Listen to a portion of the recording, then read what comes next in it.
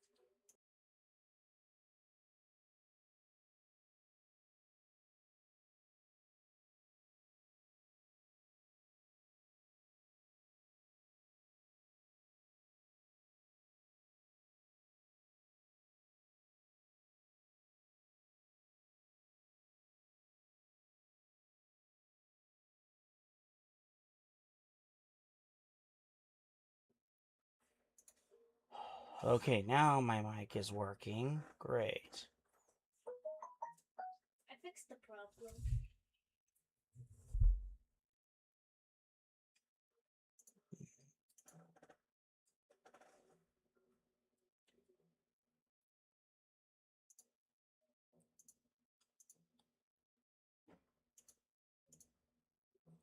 Okay, still no game audio, but my mic is working.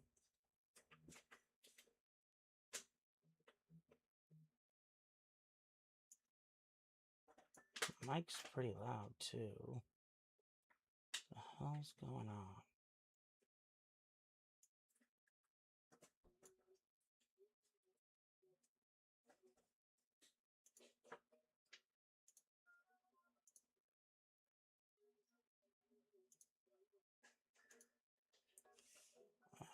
No. Set that back to default. So what happened with my video capture device then? Because the card's working, it's just not getting me sound.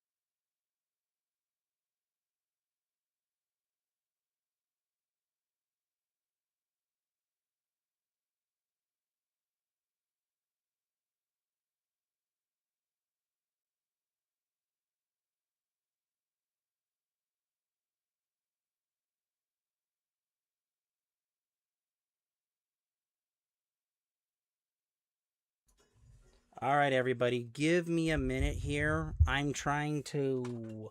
I don't know what happened to my settings over...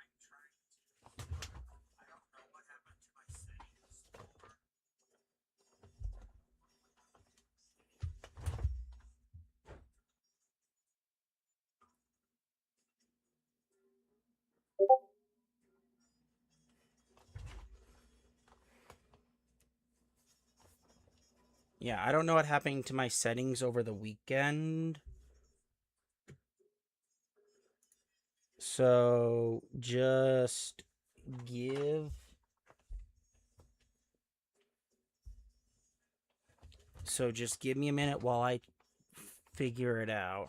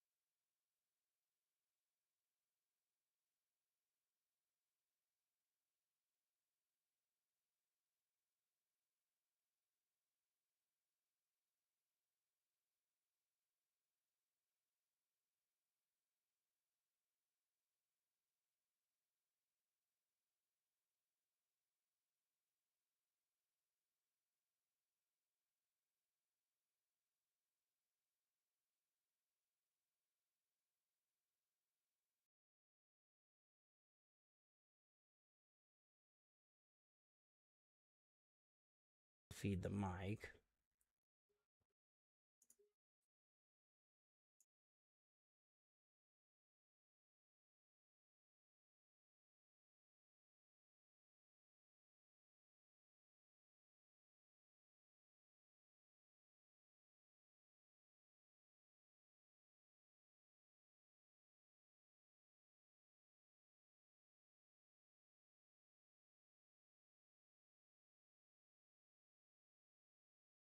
Okay, I need to reset the capture device for a moment, so just hold on a sec, folks.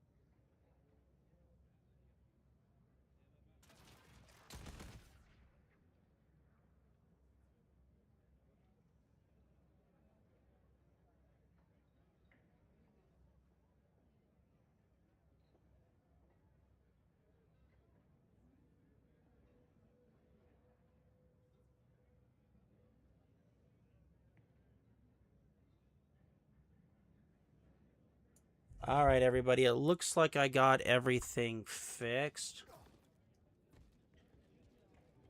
I don't know why everything went wrong. Wow, I need to turn down that mic. Wow.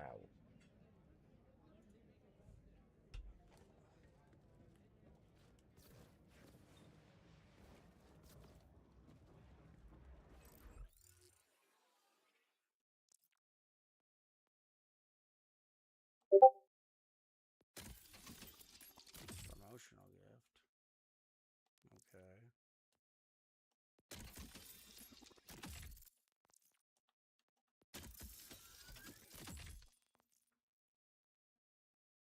Okay, let's turn down the video card a little bit more too then.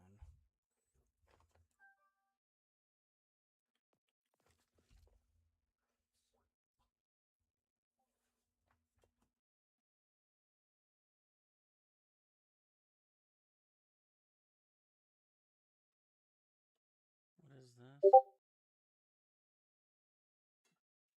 Oh, that's new.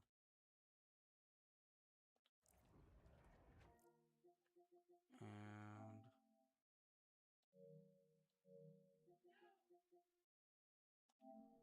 oops, didn't mean to do that.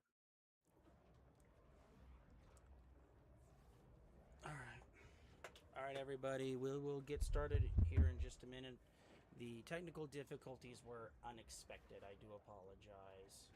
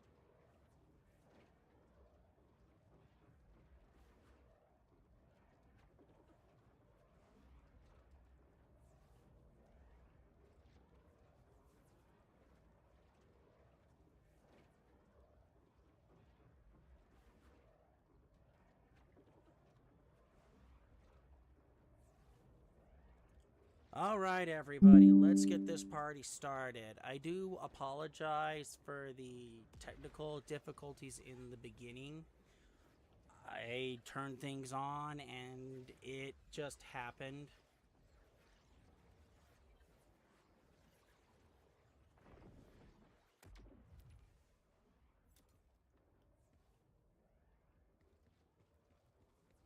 So I do apologize, and I'll try and do some testing to make sure everything runs more smoothly next time.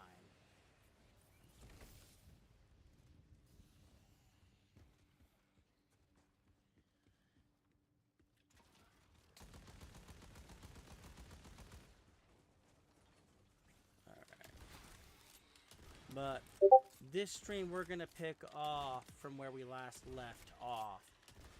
Because we were talking about communication on the last stream And then we moved over into why men were walking away from dating.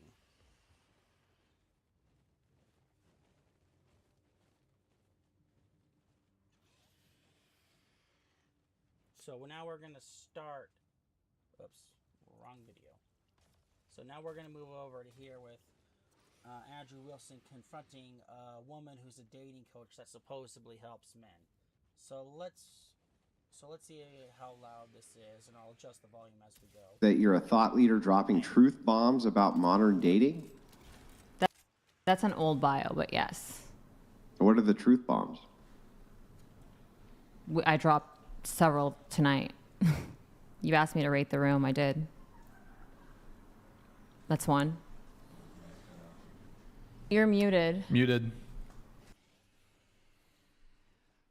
Yeah, what are the truth bombs that you drop? I mean, I dropped one earlier. I said there's an objective mating value score, and it's decided by who you're wanting to mate with. That's a truth bomb.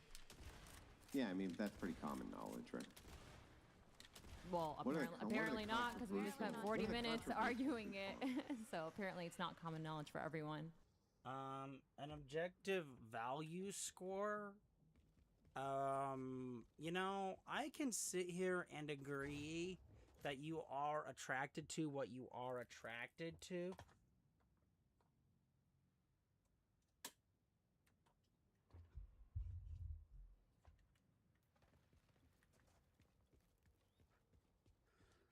But, you know, putting an actual score on anybody doesn't make any sense. Because a guy who's a chubby chaser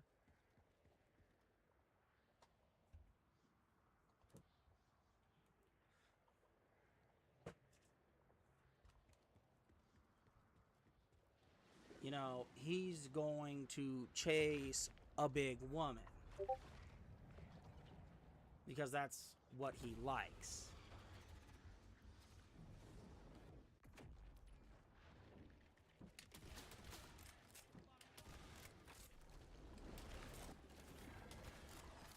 You know, I don't... It's, you know, beauty has been and always will be subjective. So, I mean, and this is not talking about the women who sit there and say, I'm a 10, I'm a 10.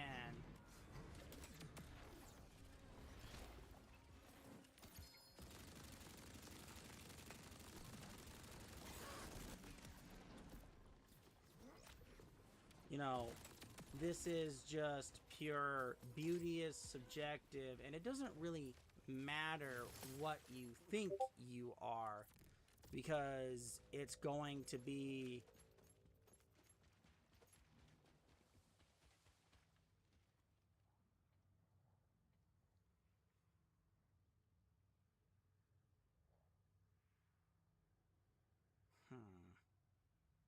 interesting. Haven't seen that one before.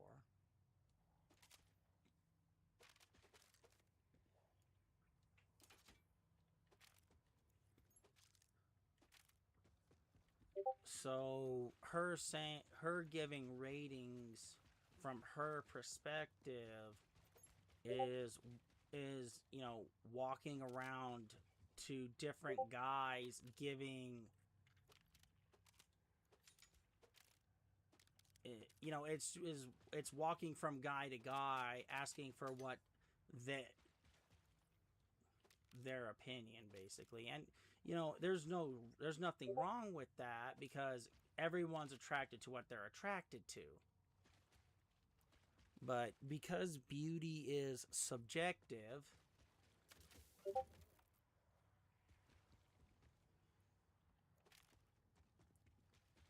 but you can't really sit here and say that one person's idea of beauty is the end all be all. Now, I don't think that that's what she means here, but you know, the impression she's giving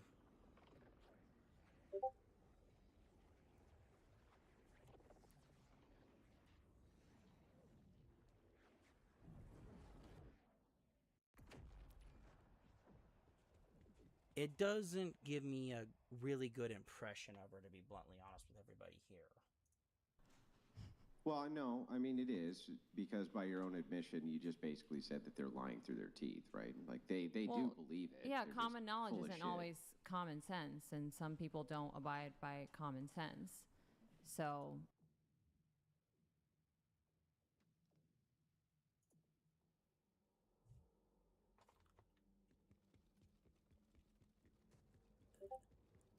That's not that's not how the saying goes. But accurate, to say the least. But again, when you're talking about an opinion,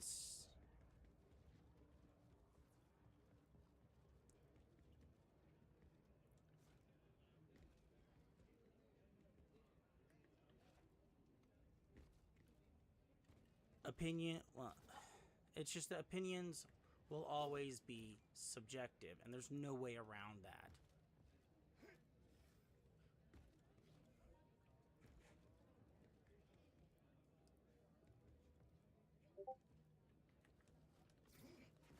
So I fail to see where her logic is in this. just because it's common knowledge doesn't mean that everyone's operating by it. Well, give me another truth bomb. I gave one earlier. I said if you had a 35-year-old woman and a 25-year-old woman side by side with all the same characteristics, the younger one would be more appealing, for obvious answers. For obvious reasons, rather. How's that a truth bomb? Because it's uncomfortable. If you say all else It's equal, will the uncomfortable. guy go for the hotter chick? If you had a clone of a chick who was 25 and one, you cloned her off of a chick who was 40, wouldn't they go for the 25-year-old? Wouldn't every human being basically say yes? No. Some No? people don't want to believe that. No, I think that most people would believe that. I think that they just kind of lie, right? They're just not telling the truth. Well, that's why just it's like called a kind truth of the women bomb. in the room, right? But that's why it's called a truth bomb, because it's uncomfortable. People don't want to hear it. Okay. Yeah, I'm just curious what the truth bombs were that you dropped. That's all. Yeah, I mean, they're things that people don't want to, some people don't want to agree are true because they're uncomfortable. They would have to mean that there is such a thing as certain people being superior in the mating market. Yeah, I just don't feel like that's, I don't know. That's not a truth bomb. That is not a truth bomb. That's a fundamental fact of biology.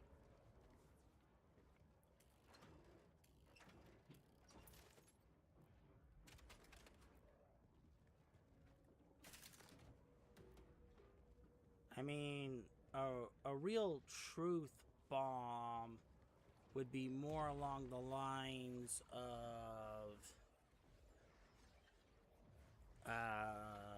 what would be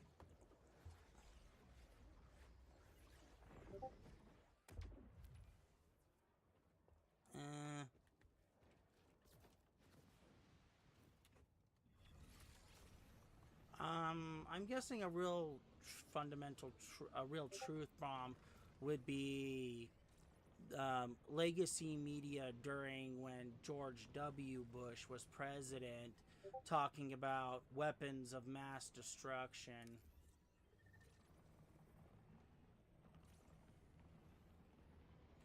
And, he's saying that Saddam Hussein has weapons of mass destruction.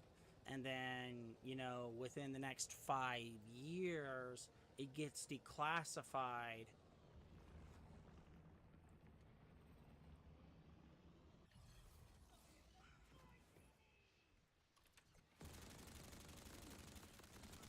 That he actually did have weapons of mass destruction. He just didn't have time to use them when we came back when the United States invaded the second time.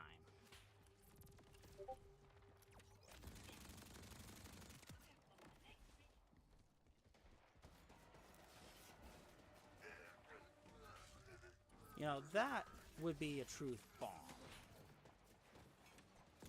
But he had them, he could use them, he just didn't get the chance to use them.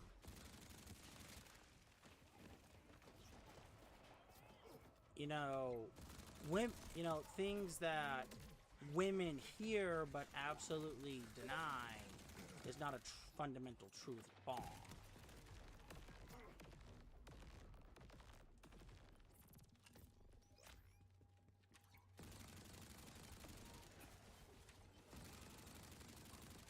And don't take me literally here, folks. That was just an example.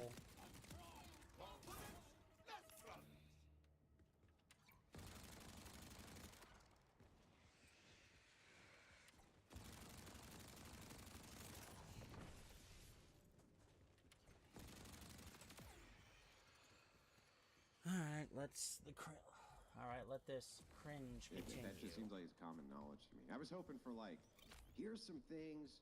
So the reason I'm getting at this, because I was hoping, you have all this experience as a dating coach, you've been in this market for a long time. I'm hoping that I can hear some new stuff, right? I've been hearing this type of, you know, kind of women like taller men, that kind of thing. It's just very basic stuff. Well, you're for married. years and years. You're married, so Warlord you're 69 not. you donated $69. To the Lebanese female, do you think females have easy here in the USA or in Lebanon? Easier how? Like, easier how? They have way faster than women in Lebanon. Is he asking, are they easier or do they have it Yeah. easier? Oh, do they have it easier when it comes to dating? Yes, you did say that about me. If I had to give a very generalized answer, I would say no, they don't have it easier because men in the Middle East are still, by large, more traditionally masculine and dominant. But that is a very big generalization, and Lebanon is a very small country, so I don't really know if it's a donated fair comparison. $25.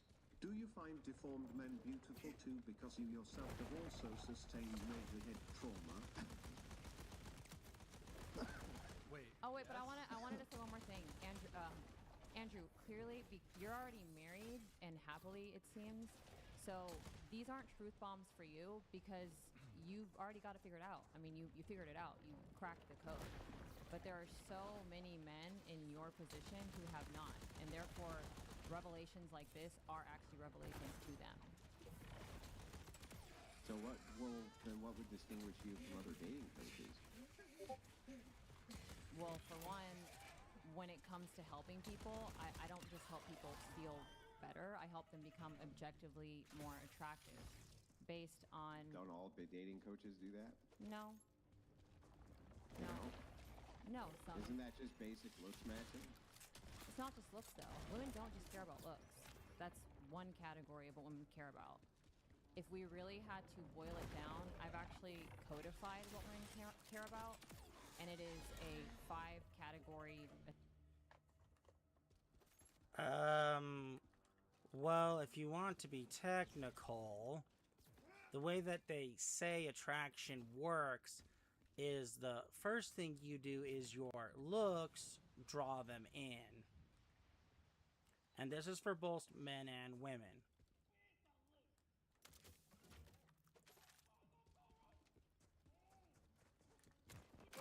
And then after your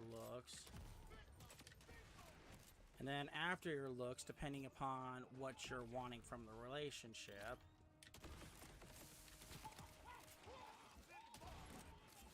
because if you're a guy and you just want to hit it and quit it, you know,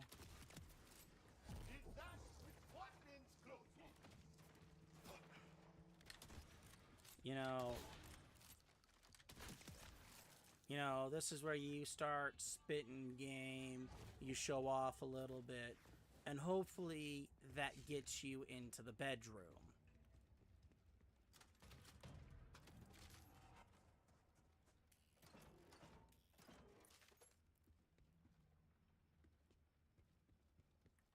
And if you're looking more for relationships, well, first off, I genuinely recommend not trying at the club. I recommend elsewhere.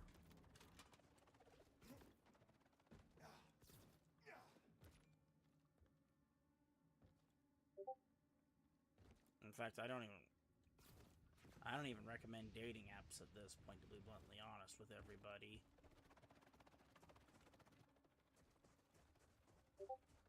I hear thump, thump, thump, thump, thump, which tells me somebody's flying. Where are you? Maybe he's stuck under the ground. Who knows?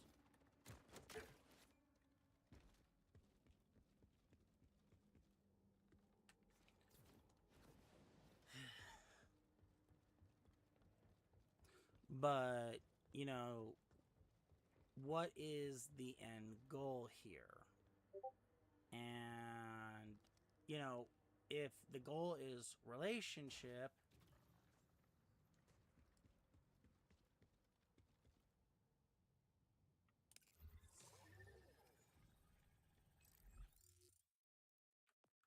then, you know, to be bluntly honest, you know, you're gonna need, if you're a dude, you've actually got to be able to prove that you can do what's necessary for said relationships, you know, kids and other things.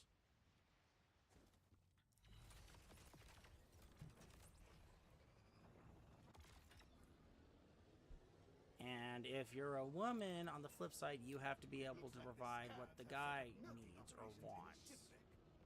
Because food, sleep, and having bedroom fun, that's only part of it, not the whole thing.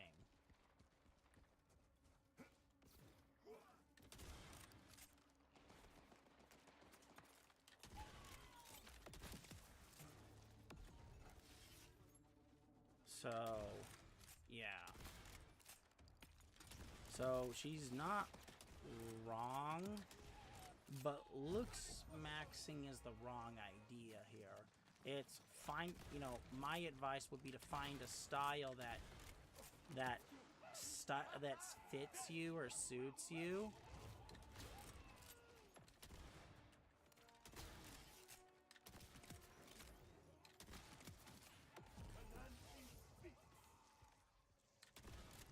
That looks good. And, you know, that can normally lead to you getting attention. And, you know, and on the inverse, you know, let's say you don't want any attention, just do the inverse.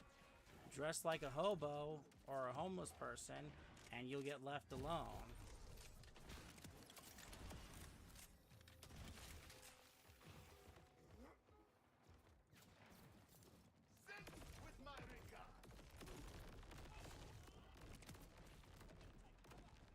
I mean, that's the reason why a lot of people say, look, why the first test is looks, not just how you act. That's the reason looks are the first test, not just how you act. Because you could have all the charisma in the world, but if you don't pass the looks test, you know, maybe 5 shots of vodka later, maybe.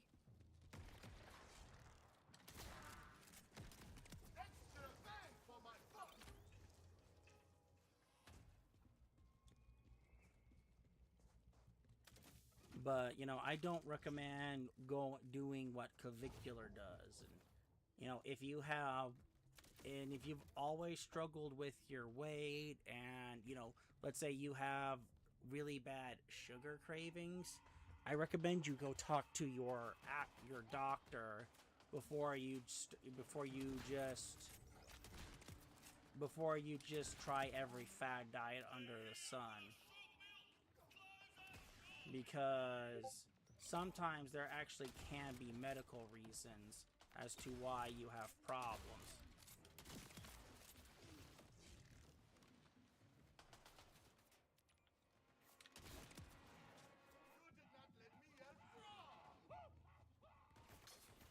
And some of it can be diet related. But again, I'm not a doctor. I'm just sharing with you what I know and stories I've heard. And going to your doctor for help can help.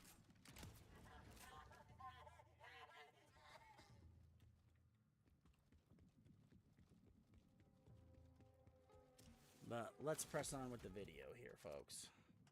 Assessment that What is it? women universally agree on. It's called the mating value score. So, Mating values. no, regardless of where a woman lives in the world, she more or less wants the same thing. Now, whether she can have that is a different story, but most women, if not all straight women, want more or less the same thing. Okay, what's that? Well, to use a story from the client earlier that I shared, he had everything, but he was extremely insecure when he would approach him, and he was very nervous. So he, he checked off a lot of the boxes, but when it came to actually how he positioned himself, he came off as insecure. And every woman on this table, I believe, or at least most of the women on the table, agree that they wanted a man who was confident. So most women want a man who makes them feel safe and a man that they're attracted to, that they can respect. Well, the question is, are we mistaking confidence? Or are we mistaking...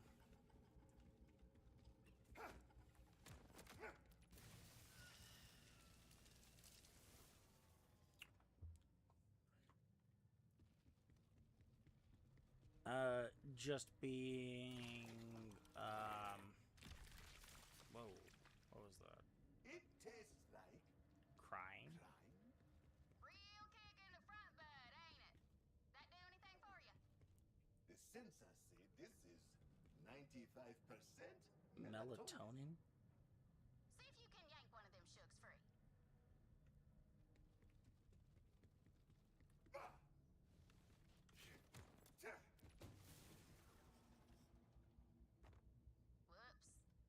Maybe we try a healthier one. Open up that tank. Sheesh.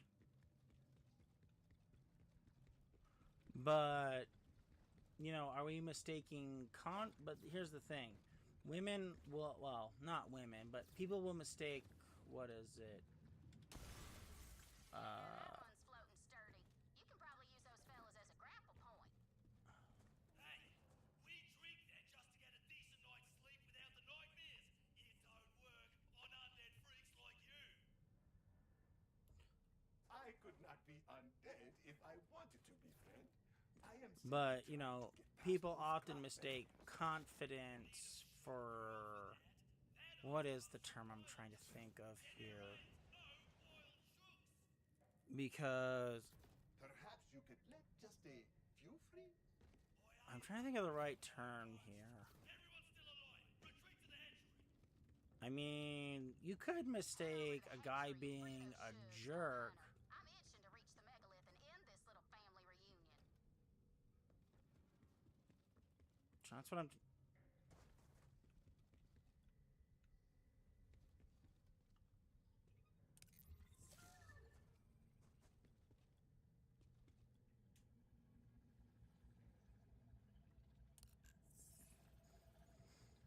Oh, go this way. But, there is a big difference between confidence and some guy who's a jerk and just does not care. And if a guy just lacks confidence,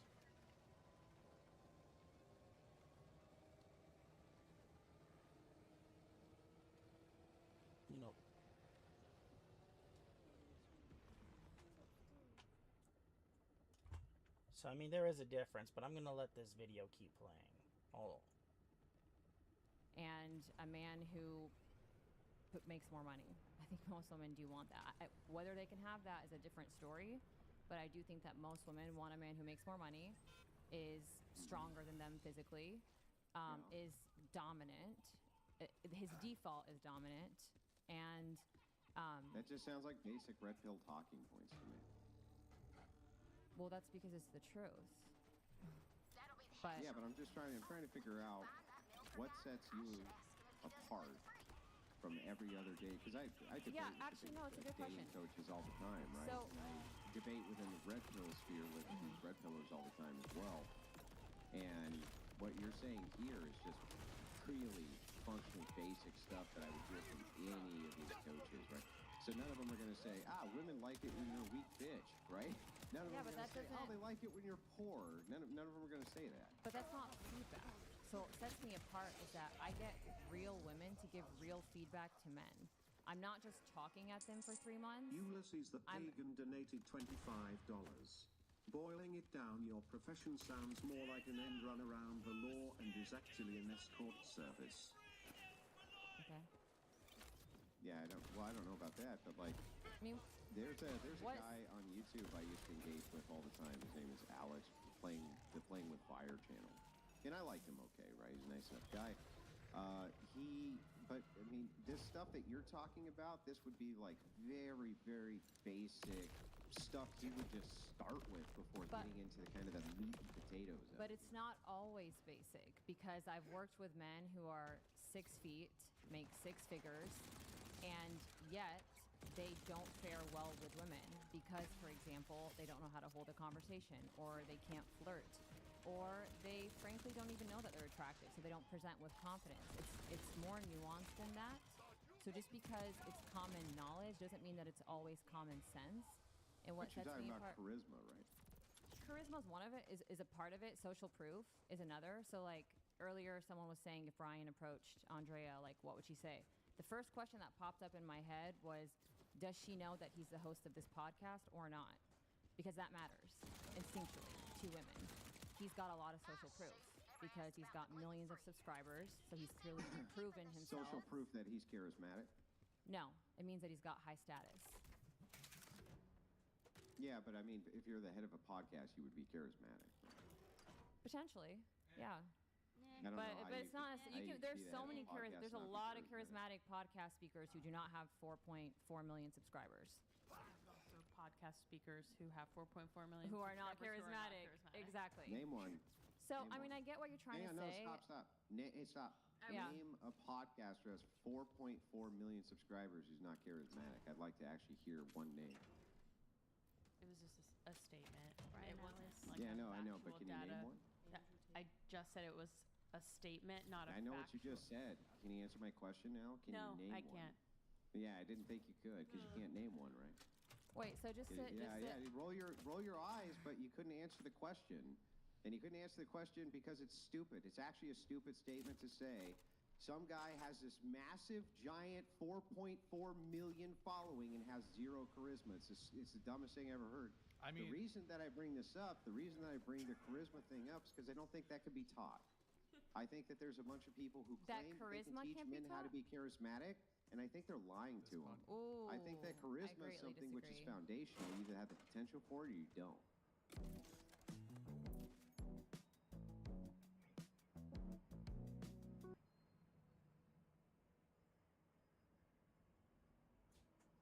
Okay. does it?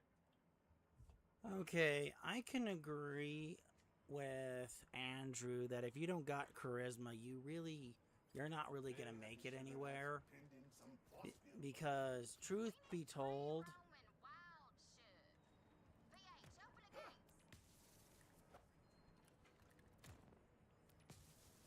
because if you can't get people to listen to you, you can't get people to agree with you, you're not gonna get anywhere. Beautiful moment. The floating bars are free. Balance is restored and all that. Good work. Now head back to the clot and get some free-range sugar pearls.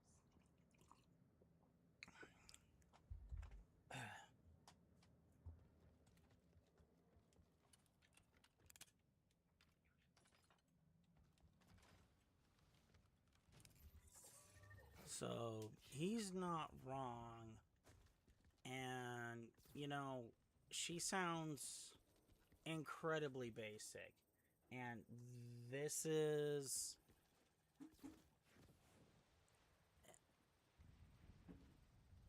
Will they return to their nests? Best guess. I was never into drugs, and Scooter told me never to go into his barn. Worth a shot, though. So, to be perfectly honest here, her advice is so basic that, you know, no wonder why guys are walking away from dating. That, you know, this is the advice from supposed professionals.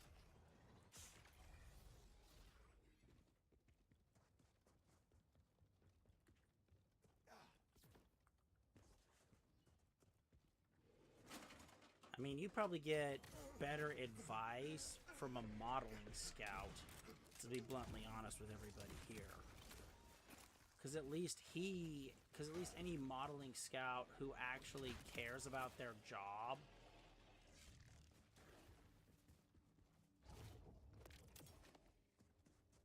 well, I mean, modeling scouts are he or she can I mean, as long as they actually care about their job, you know, good, reliable talent that's being difficult to find.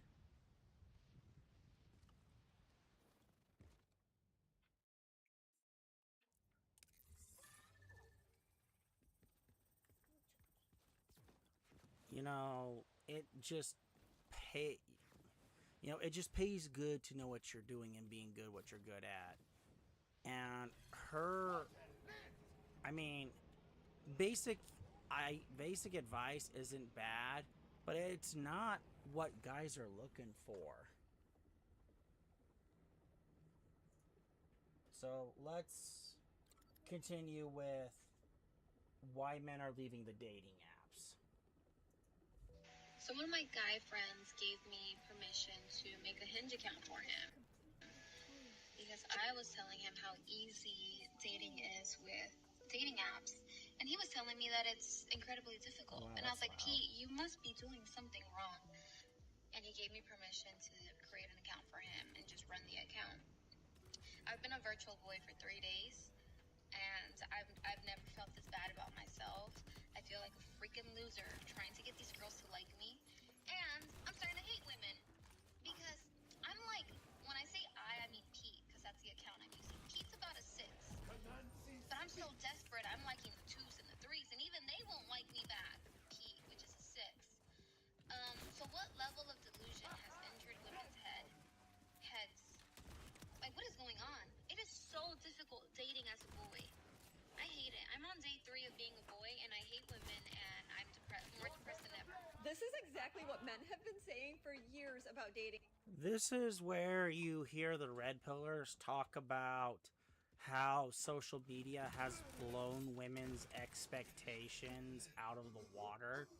Where you've got women who are morbidly obese and they expect to get, you know, their 8, 9, or even their dream guy.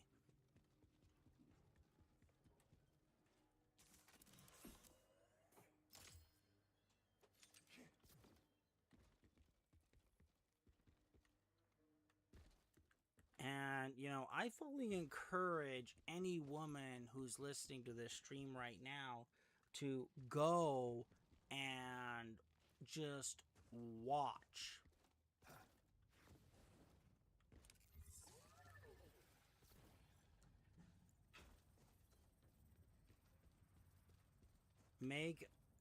Not watch, but go make a dating account on whatever, Bumble, Hinge, Tinder, whatever.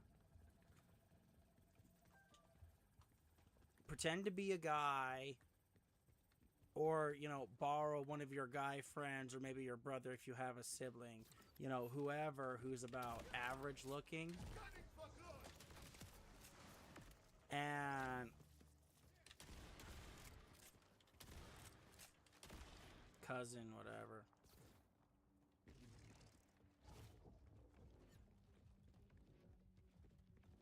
You know, just and use his best pictures for your profile and just watch as you get nowhere.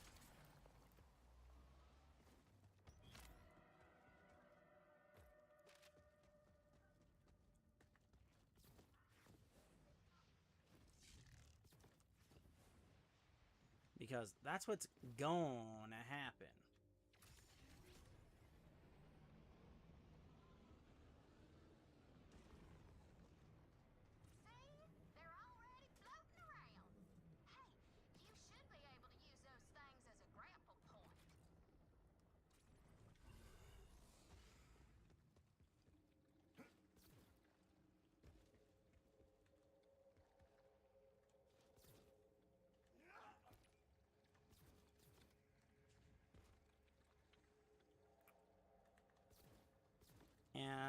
you know, there's the book and a saying, you know, don't judge, you know, the saying is don't judge a man till you walk 2 moons in his moccasins. But, you know, it's adequate. Don't judge anybody till you've walked 2 days in their shoes. Hot damn, they got to work fast. Prison life, huh? Grab that pearl. Strange.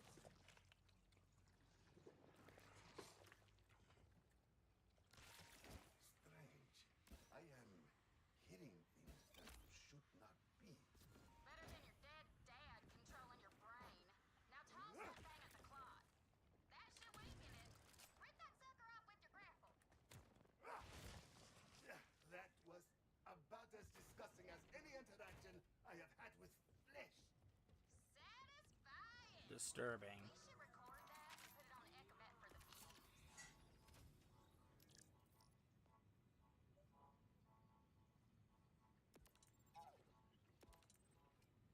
You done with this? You sure? I used to have one just like this. Shunted Without so many Ichor. weird stains. Hmm. When you need immediate medical attention on a budget, head to Zed's. But, you know, go just pretend to be a guy for like 2 weeks and go get your eyeballs opened.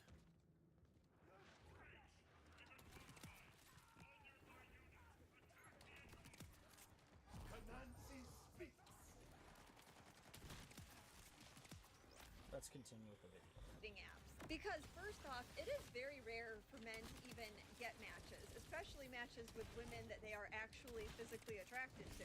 And that is not because men are swiping only on supermodels, like they're only swiping on 10s. They are swiping right on a variety of women, just as long as they think that they could be attracted to her. But ladies, you have to understand that even when men find matches, it is very rare for them to have an actually good conversation. Because usually you ladies are really dry texters and you will just ghost them oftentimes. So yeah, men have been complaining about this for the longest of times, which is why if you're a woman that is interested in a man off of a dating app, all you have to do is to show a little bit of effort. If you do that, that man is going to double down on the effort and the energy that he spends on you. He's going to pursue you and most likely be everything that you want him to be. It is like a no-fail way to end up with a boyfriend. Women on dating apps, can you explain this to me? I don't get it. When I'm swiping through and I see a picture and there's 2 girls and one's really attractive and then the other one, and I know if I scroll to the next picture which one you are, what's the strategy? Like, what's this? Am I supposed to be like, oh, thank God you're not the hot one? What? It's like I'm taking crazy pills. I mean, why is that your strategy? What's the matter? Are you upset that Aaron's not texting you back? You know the guy that you've been talking to on Tinder, Aaron? Are you talking about? He's not texting you back. Why do you think he's not texting you back, huh? What are you talking about? The guy that you've been talking to on Tinder, Aaron, you know? I mean Aaron. The one that you had a date scheduled with him tonight, but he hasn't texted you back? Is it not ringing bells? What the are you saying? I'm Aaron. That's what I'm saying. I'm Aaron. I've been talking to you this whole time. And you thought that you were going to go on a date with him tonight? Aren't you upset now? Oh boy. Oh boy, oh boy. Interloper, this is Acting Captain Willis. Let's talk warrior to warrior. What is it you want here? You know, this falls under the heading of F around and find out, you know? And, you know, I encourage people to not feel any sympathy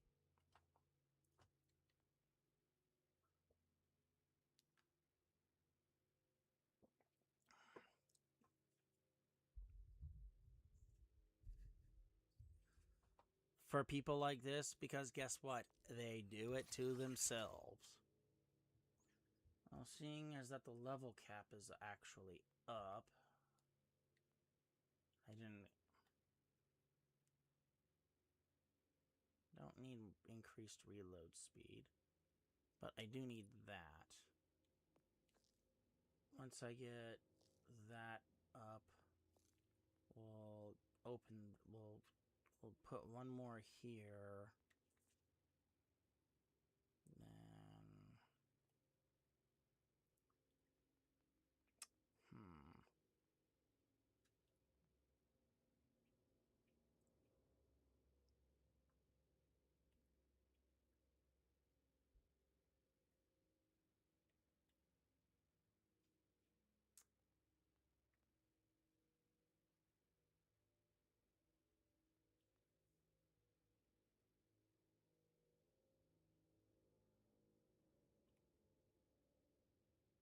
Then not a big fan of the kill skills.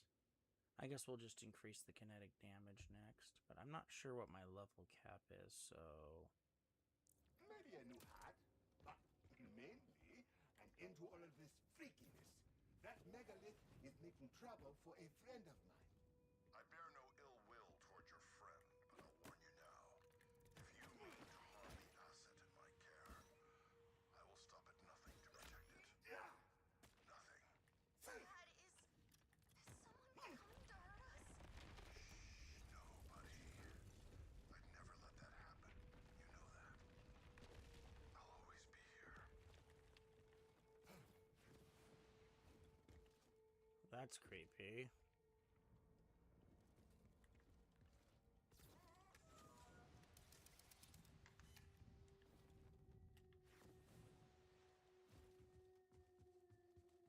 Ellie Pumpkin, is there a bite mark in your spooky necklace? Huh? Oh, yeah, that was crazy, Earl. You know how he gets around shiny things. One time, I caught him eating drill bits out of my toolbox with chopsticks, like a 20-piece omakase. Soon as he saw the necklace, Earl started chopping. That is inconvenient. Before you can be released from your curse, Mistress Ellie, that stone must be made whole. Dang it! BH, while you're finding a way through, you mind watching out for Earl and his meddling incisors? This is how you eat. Great. Looking rather toasty.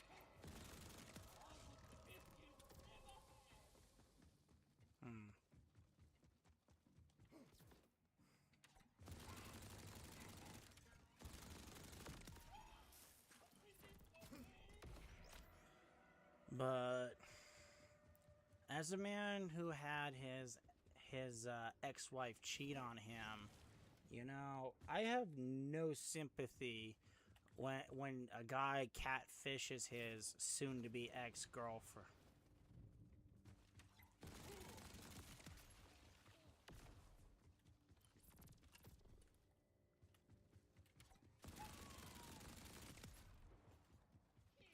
And, you know, if they burn their lives to the ground, as far as I'm concerned, here's what you should do. Depending upon the blast radius you expect,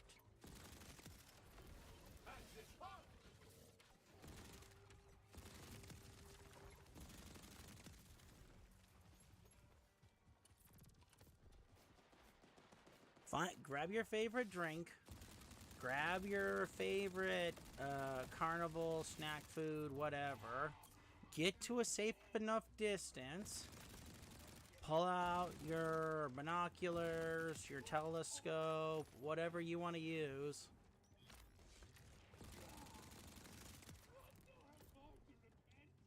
And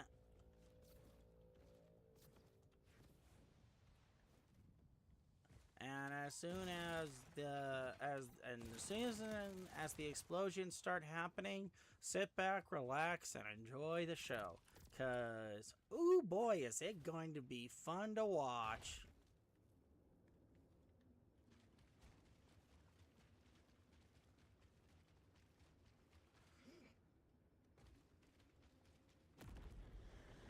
And guess what? You're owed that show, as far as I'm concerned. I imagine there'll be others that disagree.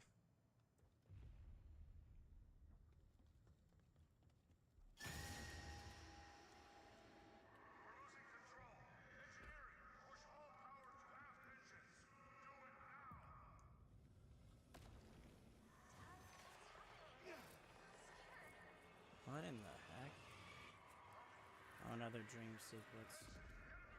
Cryo.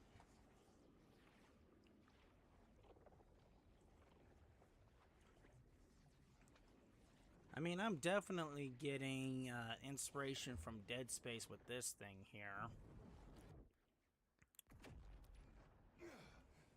Ellie, my friend, you are not the only person hearing dead loved ones.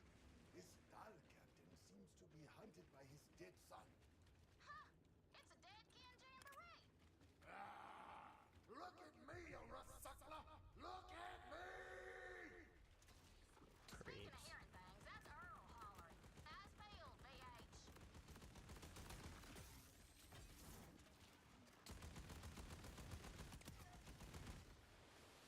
But, you know, as far as I'm concerned, when everything goes downhill for them, enjoy the show.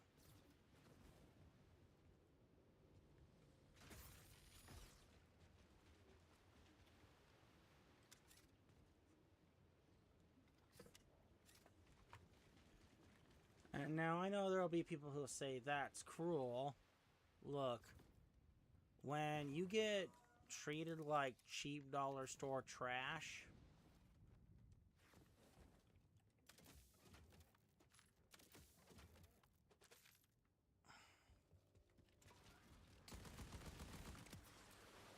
trust me, it's fair that bad things happen to people who do bad things to you.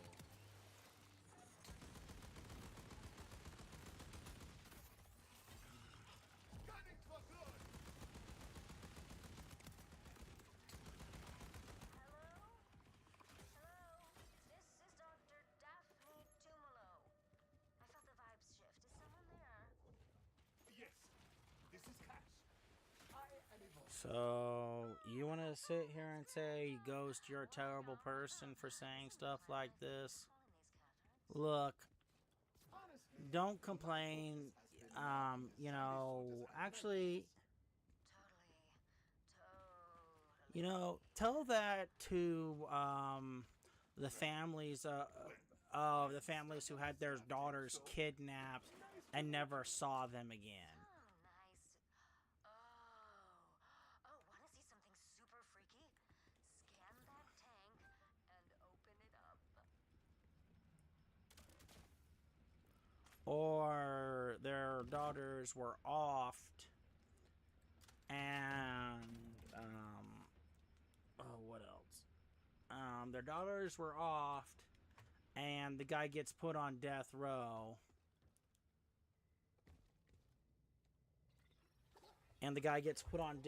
Do you think those people aren't waiting for the day that they put them in the execution chamber?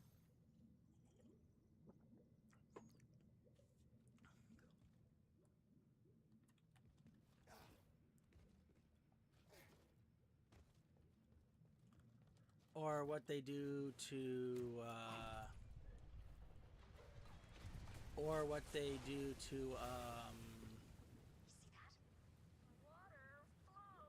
what the hell's up with gravity? I'm a botanist, by the way. I didn't mention that. Good for you, my friend.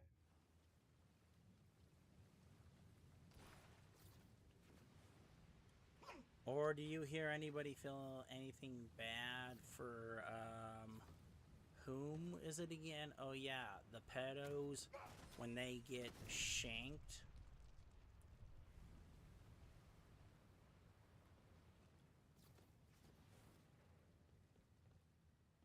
I've been studying the local flora.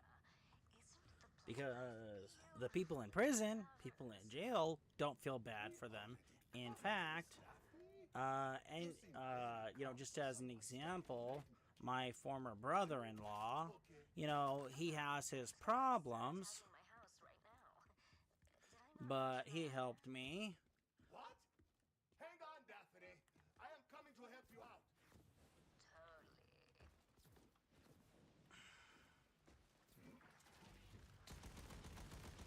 And when he was stuck in the county jail for months, there was a guy in there who had you know, the kind of pornography that will get you shanked for.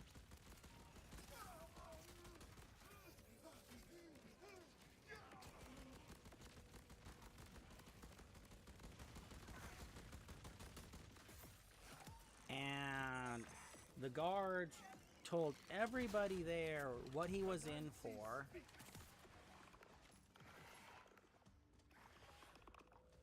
And, you know, they didn't hurt him,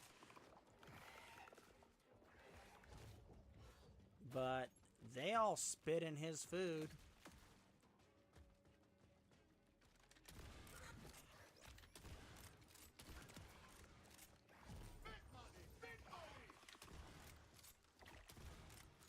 And he always complained about it, but nobody gave a damn.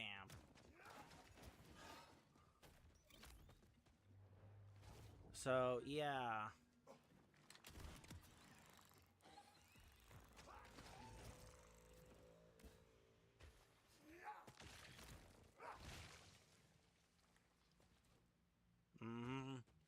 Yeah. Don't feel, you know, this is the reason why I say if you're gonna play with fire, you don't get to complain about being burned by it.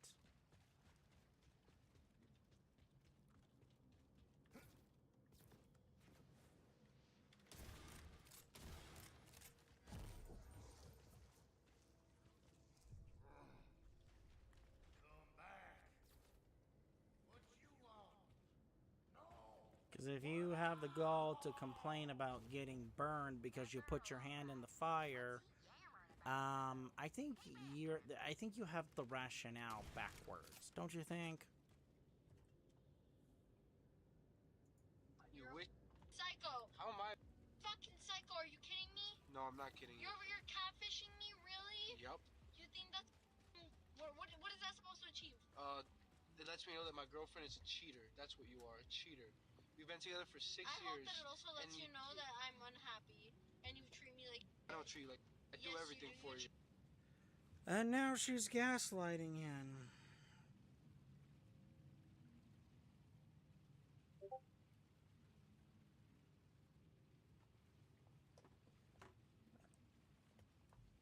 And blame shifting. Who knew that that wasn't going to happen? Oh wait, I did. Because this is what a lot of these women do when they get caught. Shame and guilt and the need to be right, as Levi Nix says.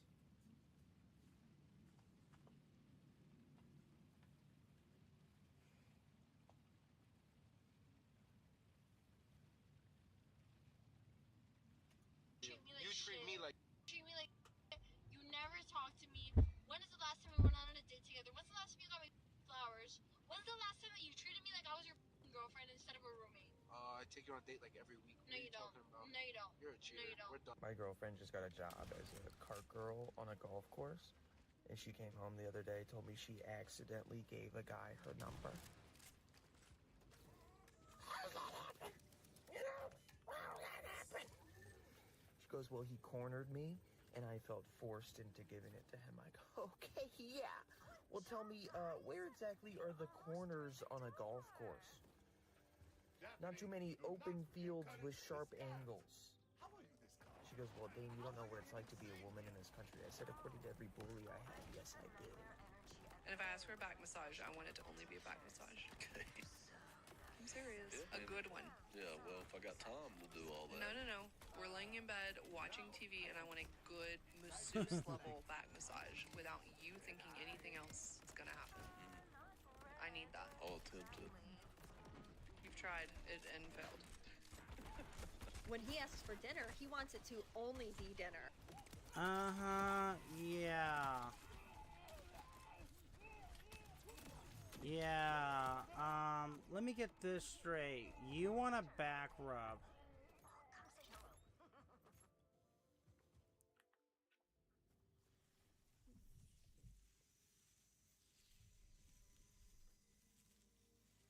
with no reciprocity. It's harsh out here.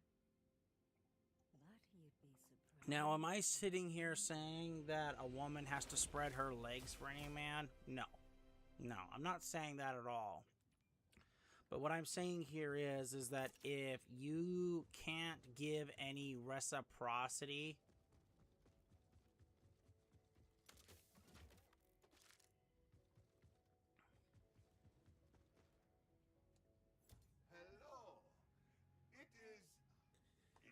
then I hate to break this to you, that relationship is going to fail.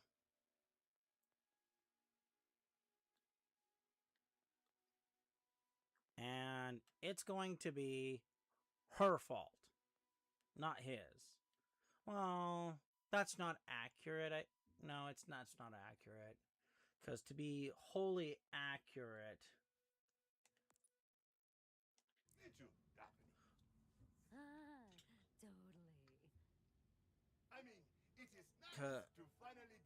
Because to be wholly accurate, I would need more context besides the fact she wants back rubs. Away, but as I said, they have some side effects.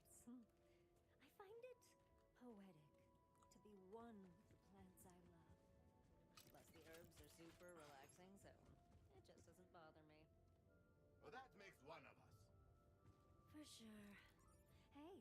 So, you know, if we're just talking, she wants a back rub every night because of what she's put up with throughout the day.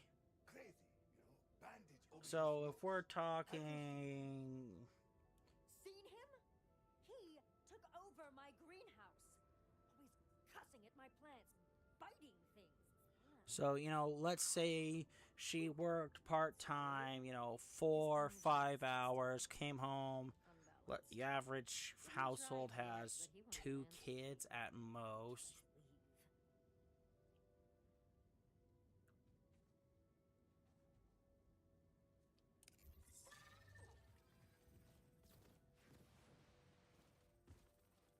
So, let's say, let's see, 2 kids at most. So, let's say that one is 10, the other's 8. And while she was gone, they were at school.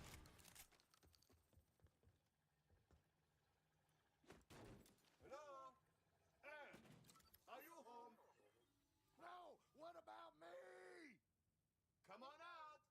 I have some fresh circuits you can eat. So, assuming that she picked them up on the way home, and I guess Earl attracts other. And you know, let's say husband gets home.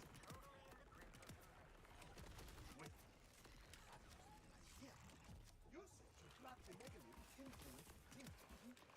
What if you gave some to her? 3 hours later, and she may or may not have started dinner.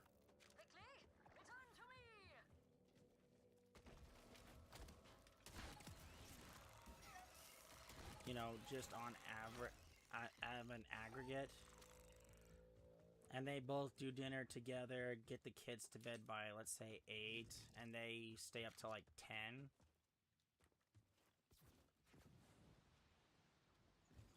And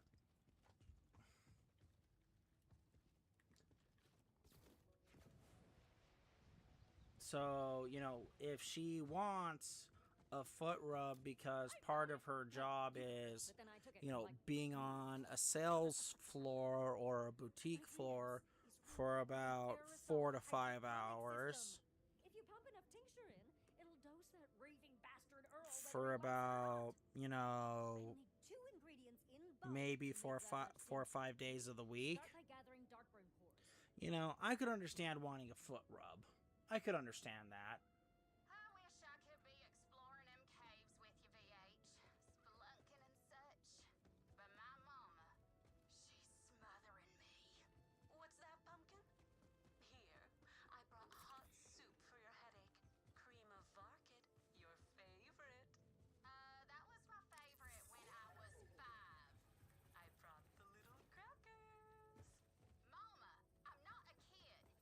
but I'll take the crackers. Sounds like you two have our soup needs under control. Just rest up while I find these ingredients.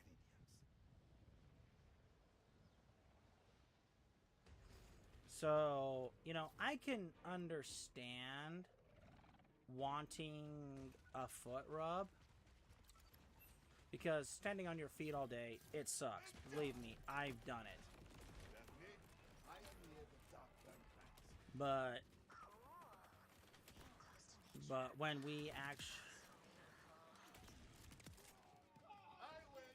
but, you know, assuming that the guy is what? At bare minimum, he's some form of blue-collar worker crawling through ducts or whatever, you know, electrician, HVAC, you know, whichever. For a moment. How do I harvest the cores? Darkburn is a cranky plant. So if you can squeeze its roots somehow, it'll spit out a core, but you need to grab it fast before it's reabsorbed. Got it. I have an idea.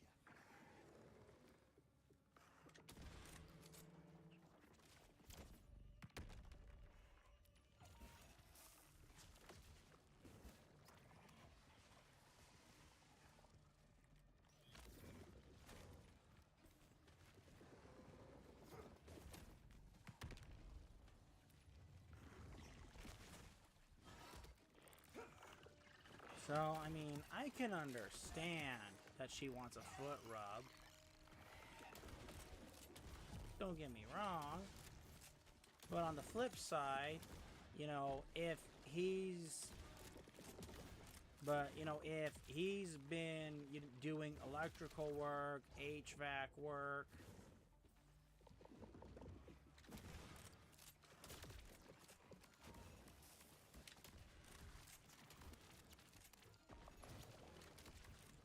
construction, you know, whatever, you know, her poor little feet that have been standing on the ground all day, you know, I get it. That sucks. I mean, it's tiring. Your feet can ache, especially considering the fact that some of those places do require you to work in heels.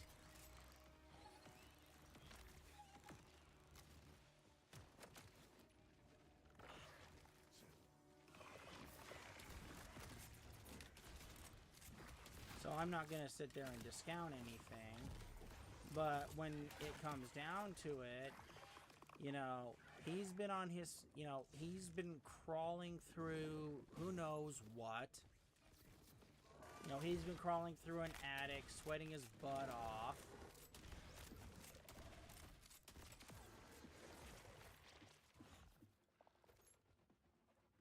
And, you know, she wants a foot rub where and he's not getting any reciprocity, you know, I'm not saying she has to,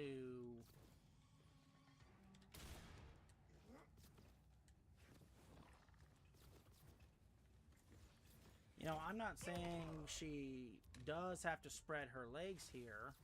Not saying that at all. But, you know, from my perspective here, it's called, what exactly is he getting out of this situation? You know, his hands have been aching all day.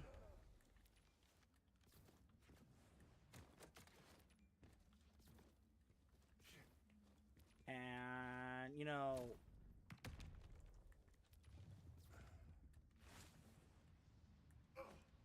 he's been doing this. He's been working longer and harder than she has.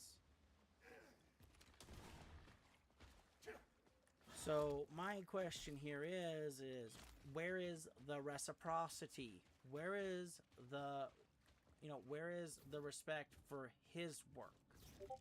Where is the reciprocity for what he's been doing?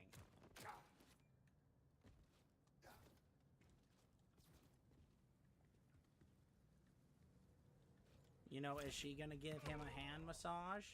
And before anyone says, yeah, give us a hand massage, I don't mean that kind of hand massage, folks. Not talking about that. Not talking about that.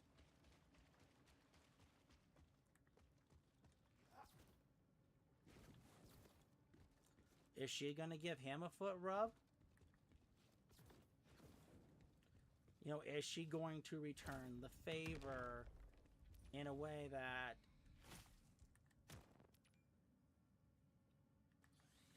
You know, that's what I mean here. Is she going to return in a way that is meaningful?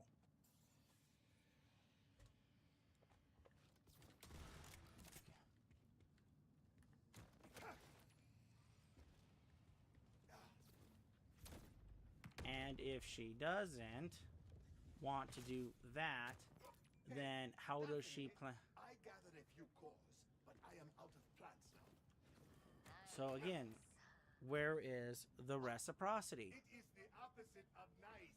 How do I get Ma? What was that? Nature always provides, Vault Hunter. Threshers love to snack on those cores. Follow the vibrations, and maybe the vibrations will follow you. You know? But let's continue. Michelin star level dinner, no yapping and no gossip about your coworkers. See, two people can play at this. I love when they think like it doesn't matter, like, oh, college. It's just like, and you know why? Because they delete. They say to themselves, well, that one doesn't count. No, that doesn't count. College, okay, senior year doesn't count. I was kind of like feeling like depressed. Just different. It wasn't, just, let's just, that didn't happen, right? What happens in Vegas stays in Vegas. Crap, right? Meantime, they can't pair bond. They're all damaged. They're feeling... They don't even understand that the love are supposed to go together. They wind up being more likely to cheat on you and stray because they've lost their essence. It's a hot mess. I'm married. That's what's relevant to me. That's what's relevant to you? Yeah. When did you get married? Approximately 3.5 years ago, almost. Wow, look how drunk and unhappy she looks, for Pete's sake.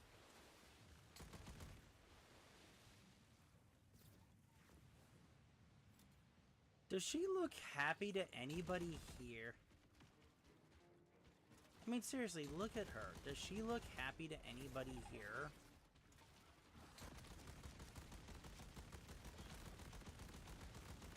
She looks sad and miserable to my perspective.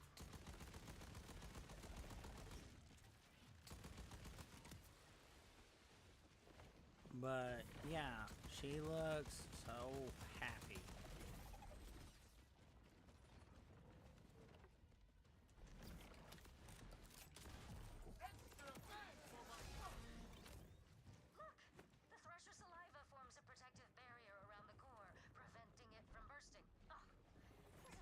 Ew.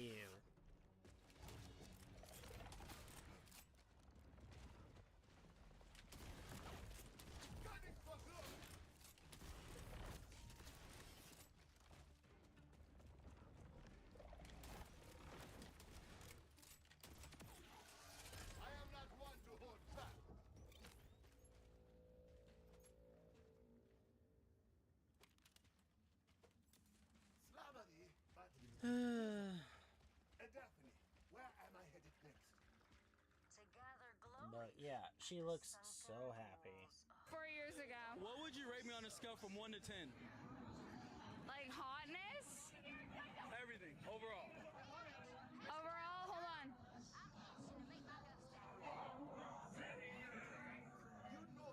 He's a 10. Can I get a kiss on the cheek? Any guy who does this is an idiot, right? No guys watching my show are doing this. We know that. After I said I would require a deposit to take me on a date to cover my date preparation costs, I'm now working with an app developer to make this a reality. This is actually happening. We are building the app. I'm not even exaggerating when I tell you this is the best dating app you have ever seen, because there is a clear difference.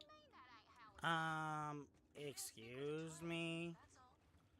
Seriously? I'm not paying for any form of maintenance before I even take you out.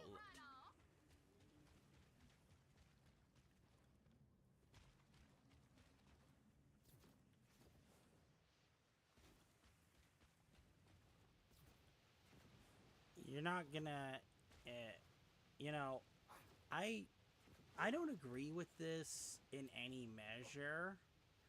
I mean, the only way I could see...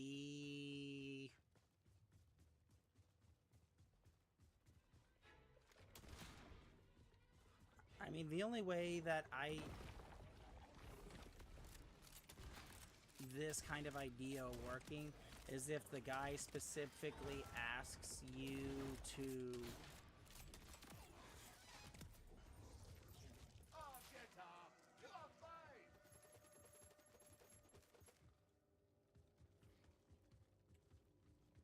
get your nails done a certain way and he pays for it because that's what he likes. But, you know, that's him paying for something for you. That's him paying for you to look a certain way at his request.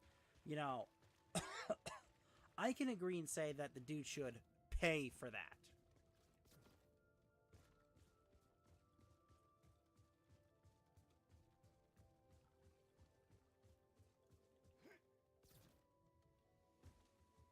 But anything else?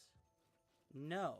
It's not a dude's responsibility to pay for your cost before you even go on a date. And I know there are women like, oh, you don't know how much it costs. My creams are this, my makeup is that. I'm not... No guy... Well, I mean... Guys want you to look good, don't get me wrong. But, you know, a guy wants to... But I want to see what you look like without the makeup so I actually see what I'm getting. Yeah, and you know what? There are plenty of guys who have that same opinion. I want to see what I'm getting without the makeup. Because if all you do is put on your face every morning, gee, are you going to roll up? Are you going to roll over the next morning and I'm screaming out of bed, screaming, who the hell are you?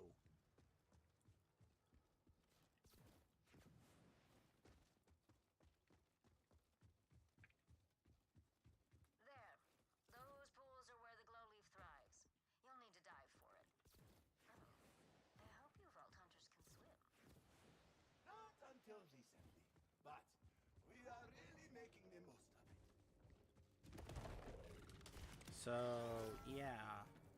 I'm not paying for any sort of extras for a date unless I ask you to do it.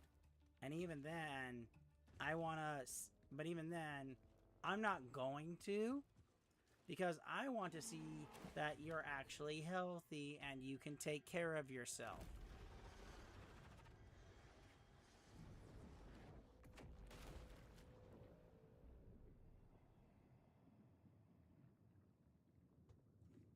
So, I'm not paying for a dime, and I think most guys would agree with me. Difference here where the woman can set the deposit rate and the man can pay for her date preparation costs. So as a woman, you're going to walk into the date already so happy, and that's going to lead to a better date and a better connection, and that gives the man a better chance of succeeding in courting you. If he has to do all that, I would like to know, what does she have to do? Does she have to be polite? Does she have to be respectful? Does she have to be grateful? I want to know. In fact, let me fix your app, honey hon. Let me fix your app. Guys have to do all these things that you decided, right? In return, you have to do all of these things that they want. Otherwise, they get a refund. Now that I know better, why not spread the knowledge? Most men suffer in silence, and they won't really tell you what they need. But don't worry, I'll tell you. Okay, so this is something that I did not do correctly in my first and only marriage.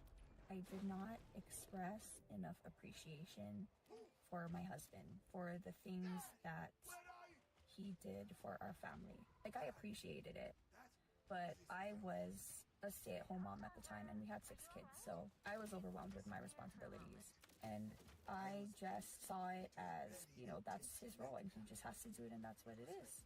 And that's how I felt about my role as well. But I didn't realize at the time, in the same way that women need to feel loved, a man deeply desires to feel appreciated. He needs to feel needed and appreciated, to feel fulfilled in the relationship. I just think we as women, we can do better. We can be better. So I'm sharing this, and hopefully it'll help someone. Make me watch this video. A black woman ordered 3 takeout meals for her 3 children on her first date with a man and asked him to pay the bills. The man cleverly dealt with the woman. The man and the woman met through a dating app and agreed to meet at a restaurant for their first date. The man said he was happy to go and expected a normal dinner.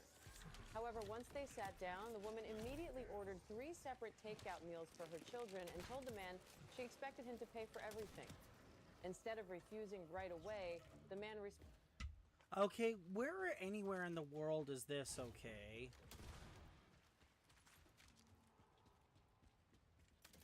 But seriously.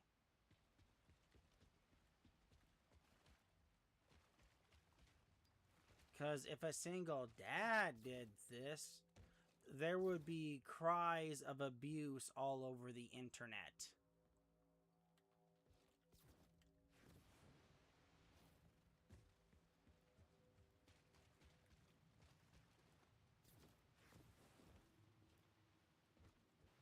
We've got to stop with the double standard, folks, because this ain't okay.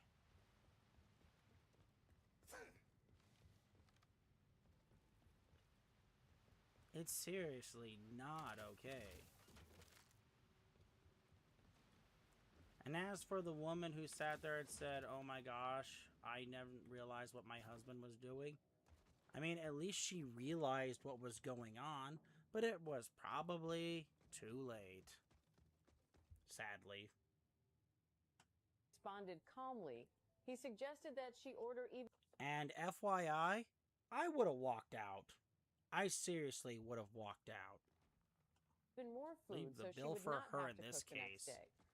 The woman appeared pleased by the suggestion and added several expensive items to the order. While they waited for the food to be prepared, the man excused himself and said he needed to use the restroom. Instead, he walked out of the restaurant, got into his car, and left without paying the bill.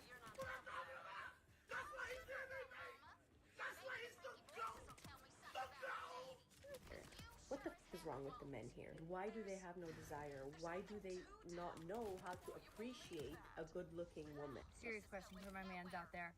Why are you guys not approaching women? What is that about? What is that about? I have seen so many hot guys lately, and we make eyes, we exchange the look, we have the look, and then there's nothing else. I'm like... One, I don't like Karen cuts. I actually like women with long hair that actually look like a bloody woman.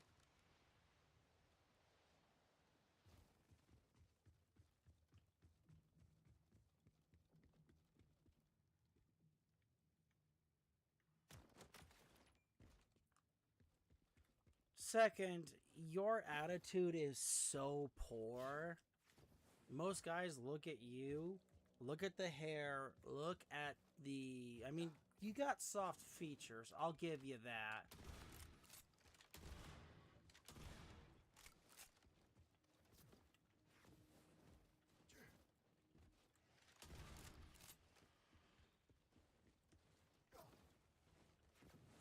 But you scream, "I have an attitude," and then you open your mouth, and it's just, why am I talking to you?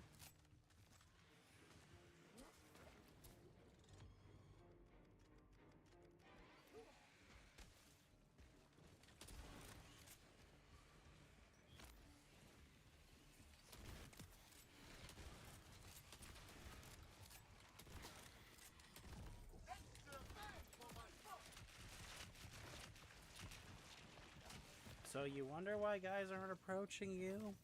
How about, you know, you want my advice? 1, grow out your hair. 2, drop the attitude. Seems your light has gone out.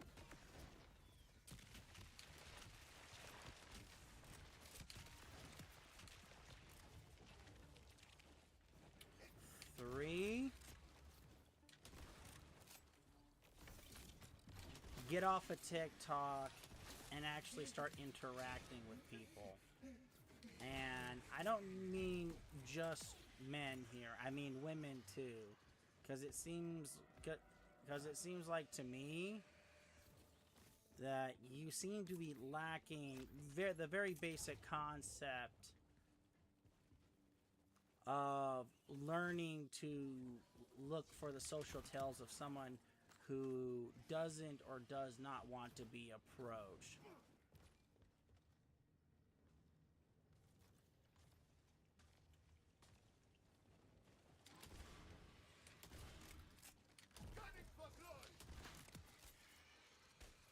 Savvy? Let's carry on. Are you gonna come approach me? Guys not making a move anymore is so frustrating because so every morning on my run I pass the same guy. He's out walking his dog. Sometimes he's with his young son, sometimes he's not, but every morning I say good morning, hey man, what's going on? And every morning he ignores me. This morning, I mean flat out ignores me. This morning I guess I passed by his house. He's coming out of his front walk. Probably because he's married, or he doesn't know if you have an agenda. I mean, I don't know, but...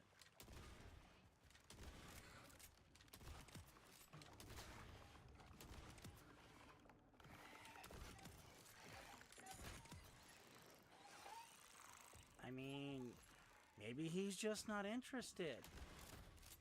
I mean, if he's got a kid and a dog... And it doesn't, and judging by what you're saying, he might have some form of shared custody with the kid, unless he's married. So, more than likely, he's either A, taken, or B, he's not interested right now because, oh my gosh, he has a kid, and that's already a big detractor.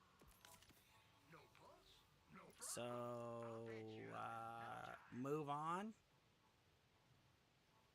Move on. Find somebody else. I don't care if he looks like a young Denzel. Move on. I'm passing by. We're closer than we've ever been, like 5-6 feet apart. And I say, hey man, good morning. Doesn't look at me, totally ignores me. Obviously, as a woman, would like the men to approach me. But nowadays, it hasn't been happening. Feels like the roles have been switched. Men are expecting women to approach them and be the first one to make the move. Last year, I saw some what? black women try to solve a problem in dating. Is that really happening though? Is that really happening? By starting to host events in person, trying to create third spaces to facilitate dating like offline. And you know what would happen every single time? The men... I'm looking at the... I'm looking at the clip.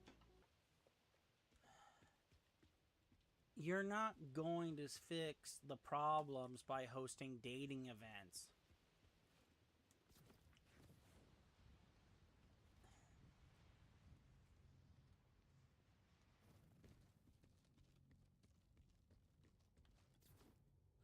I mean, if you sit there and listen to all of the dating event people, they have, 80 to 90% participation from women, but most guys don't even bother to come.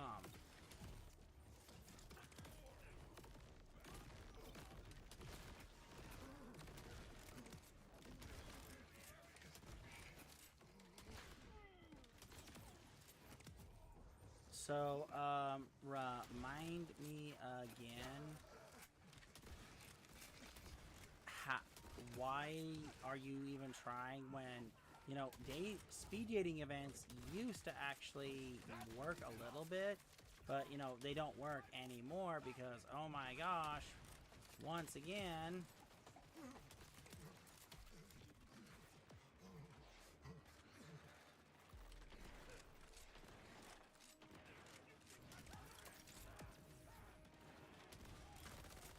Once again, you're not solving the problem of why guys are walking away, and the piss poor attitudes, or the rampant cheating, or the, oh yeah, I don't feel validated enough.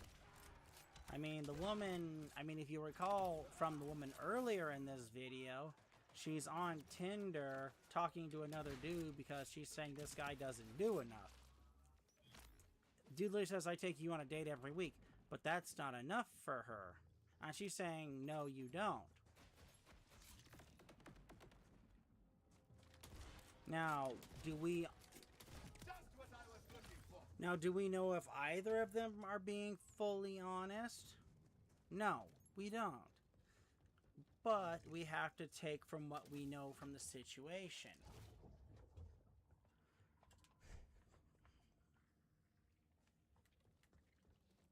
But, you know, we have to look at we have to look at the context here for what we have for clues.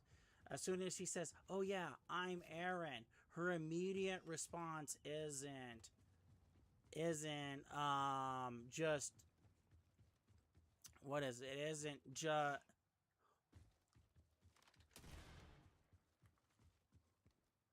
what? Isn't, what are you, what?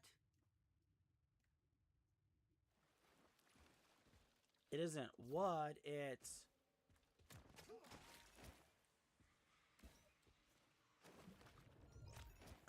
you know, it's not what the heck, it's literally,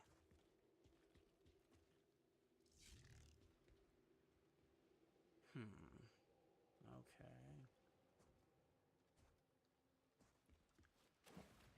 You can literally sit there and watch as she goes through, oh my god, I got catfished. Then,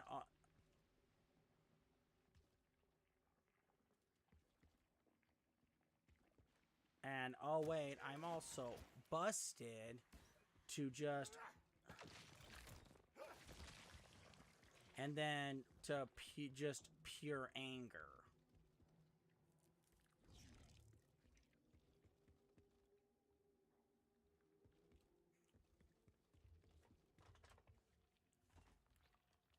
Now, I'm not saying that the guy is a saint or anything here.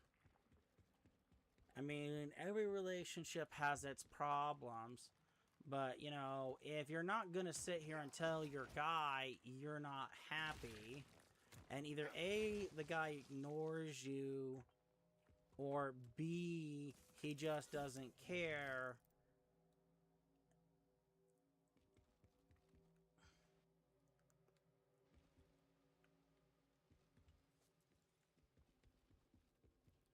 or C, he tries to fix the problem, but it just isn't good enough for you. Well, sadly, in the case of C, he's not the problem, you are.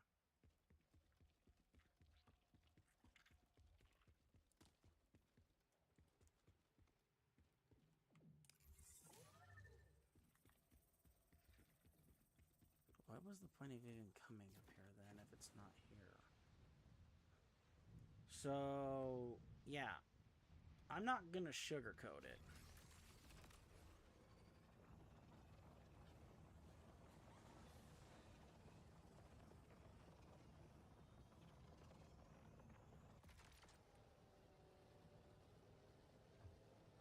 Ow. Ah.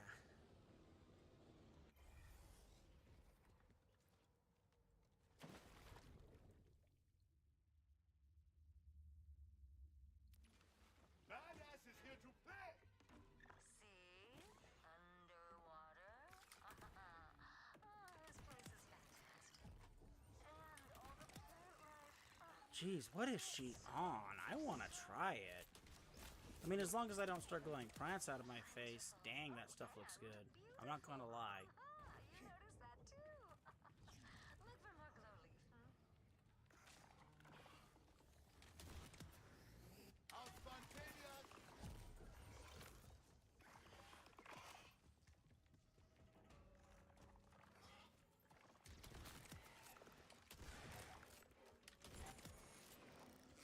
But, you know, kind of got to recognize the problem as... Ooh, loot creep. What does he got? Come here. Hold still. I'm hunting stuff. Don't you dare.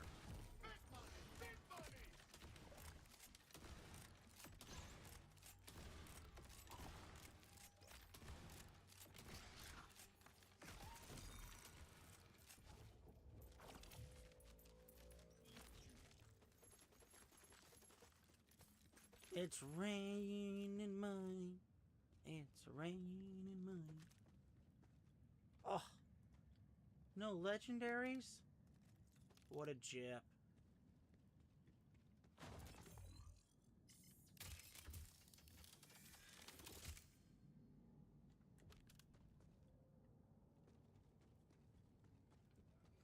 But, you know, she has a problem, and judging by the video, you know, he probably does have a hand to play here.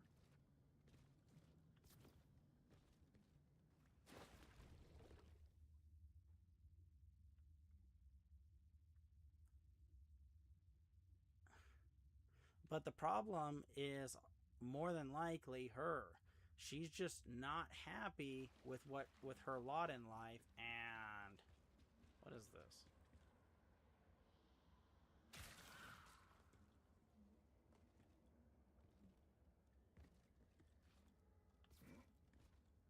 She's just moving on to the next thing to see if it'll make her happy. And, you know, this is the time where you call the qualified psychotherapist to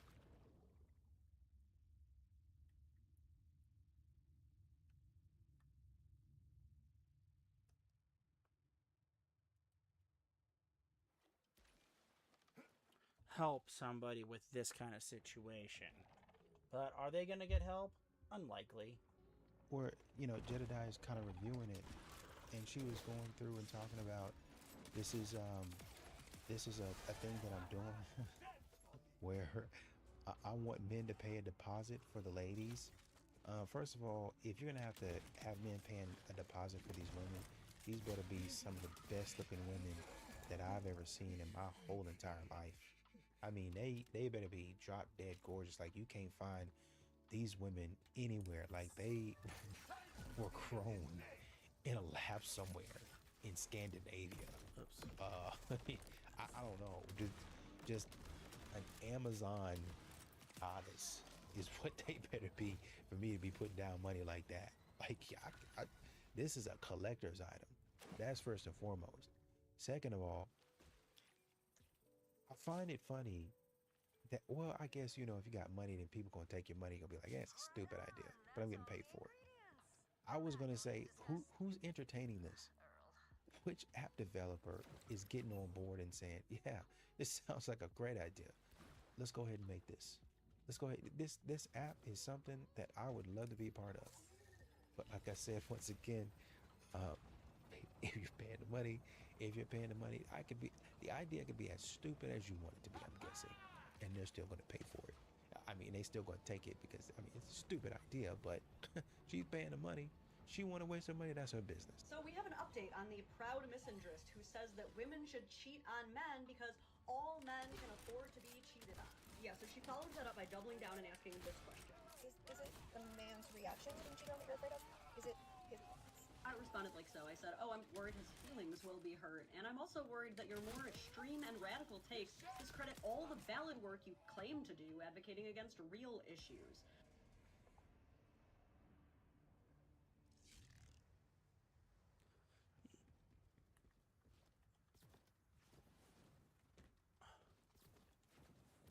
Yeah, this is the kind of stuff that just discredits everything. That discredits everything that people try and that women who have issues with just discredit it. Because, am I saying that that this discredits all women? No. But what I'm saying is that women like this who sit there and who discredit every guy's situation, let's hope that she never becomes a parent, for one.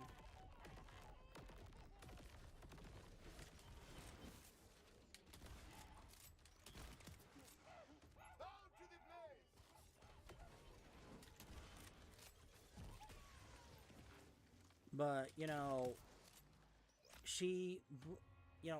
this is irrational blame.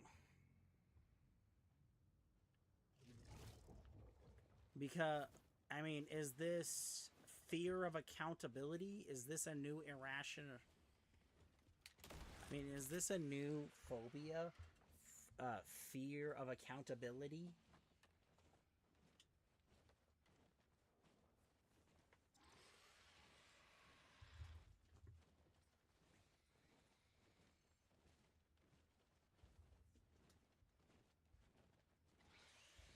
I mean, this is the kind of stuff that,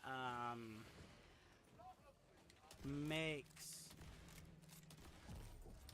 that some people say makes a kind of a monster that society makes itself. So, you know, I don't even want to finish what my thoughts here, but still. But, you know, this is the kind of indifference that harms everybody. But let's continue with the video. I've purchased 3 books from Black authors this month. I know that last part seems random, but she said at the end of her video that the only way she'll take any opinion seriously is if we show receipts that we support Black people. Anyway, she says, cheating is extreme to you. Have you seen what they do to us? To which I said, no, your take on cheating is extreme. I have. I've actually been knifed repeatedly and almost by a man. Then, dozens of other men ensured he was taken care of and punished, helped me recover, and supported me. I would not want to hurt a man who didn't hurt me just because someone else did. There are also so many other flaws in her worldview, so let's point them all out. First of all, if a woman cheats on a man with another man or several other men, then all she's doing is sexually gratifying more men, therefore serving and centering more men, which seems anti-misandry. So you're pretty bad at this. Next, you claim here that your business, because yes, this is all being posted from a business page, is a safe space for people, but per your own misinterest views, that can't possibly be true. Because you say that all men are bad because they are conditioned since birth to be bad. So even if a person who is assigned male at birth transitions into a woman, they have still spent their formative years being socialized and conditioned the same way every other man is. So per your own worldview, you are supposed to hate women.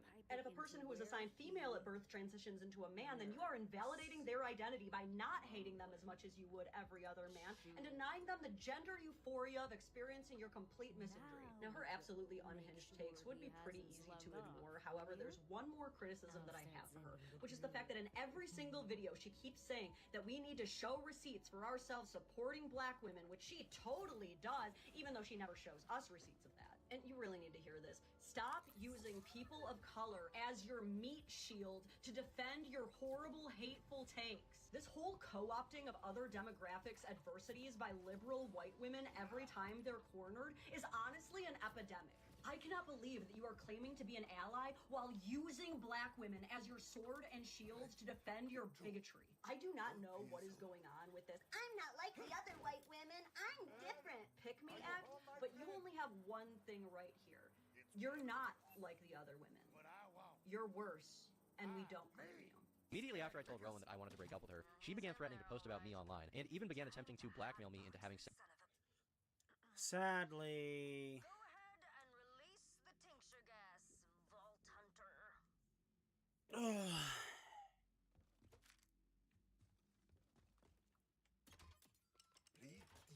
This is how these people, this is their modus operandi.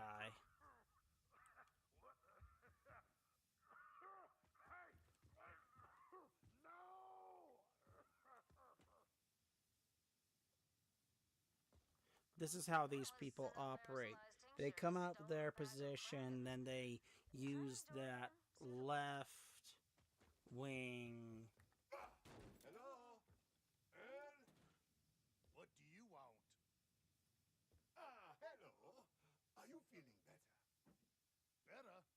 Not hardly, a turd farmer. That nightmare juice was better than therapy. It was showing me my deepest desire. Wow, okay, he's still crazy. Which is?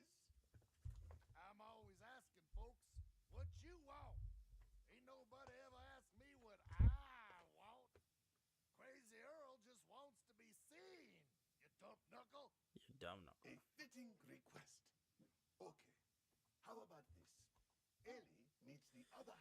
Hey.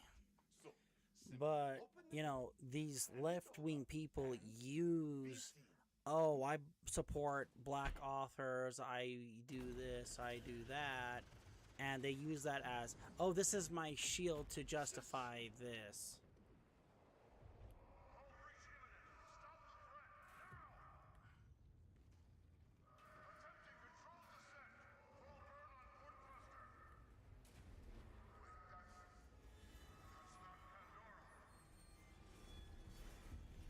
Pandora? They were on their way to Pandora?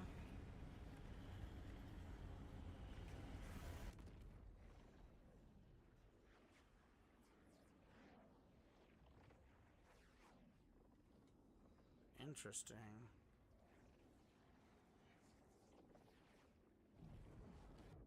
I'm guessing I did something wrong. Hunter, are you alright? Did he attack you? I am fine. It felt like the megalith was reacting to Earl getting the... Oh no. Earl! Is he dead? Probably not. I cannot tell yet. There is a blood trail here. I will follow it. Shit, I'll bite it.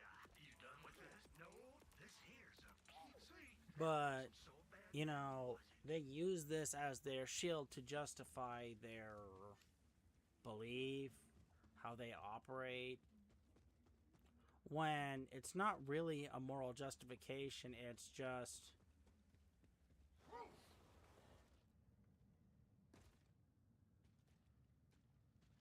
What in the heck happened here? Them spitting out their views and an excuse to treat people horribly because they dare disagree with them. There again. I don't know what you want me to say to you. I just want to move on from our relationship. We'll just break. We'll break up. No, you won't, because I'm gonna make it hard for you to ever be in a relationship. Why? Because you don't deserve one. Why? Because you're a piece of... Like, do you think we'll ever be able to see each other? After the way these conversations have gone today, I really don't think so.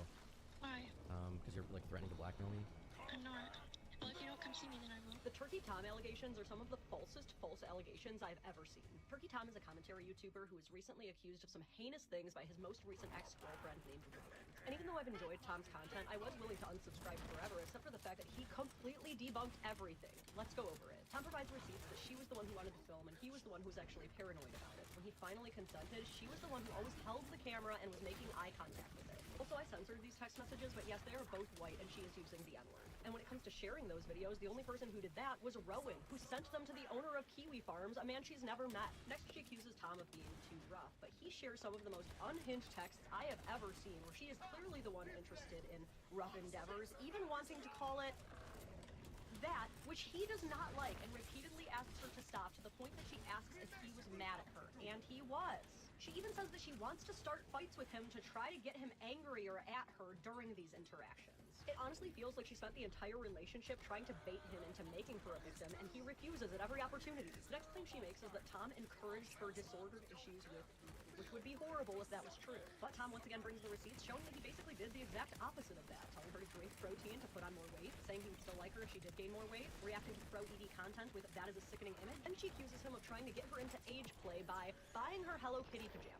This one's probably the easiest to debunk because not only is Hello Kitty a perfectly fine adult interest, but Tom's also easily able to prove that she has a history of simply expressing that she likes Hello Kitty. Also, Rowan sent this picture of her room, and if you don't know what that movie poster is, don't Google it. Just know that Rowan is very weird for having that up. There's actually a lot more to this. You can watch Tom's full video here, but just wow. Honestly, Tom is very lucky. Because he had those receipts and happens to have a very massive supportive fan base, I don't think his life will actually be ruined. But if this happens to an average guy, especially one who doesn't save texts, these would be life-destroying accusations. I think we can learn a lot from Tom here. I don't want to victim blame, but he probably should have broken up with her several red flags ago. But at the same time, I don't really think that there was any timeline of the breakup where Rowan would not have done this. And this is so incredibly frustrating because these kinds of false accusations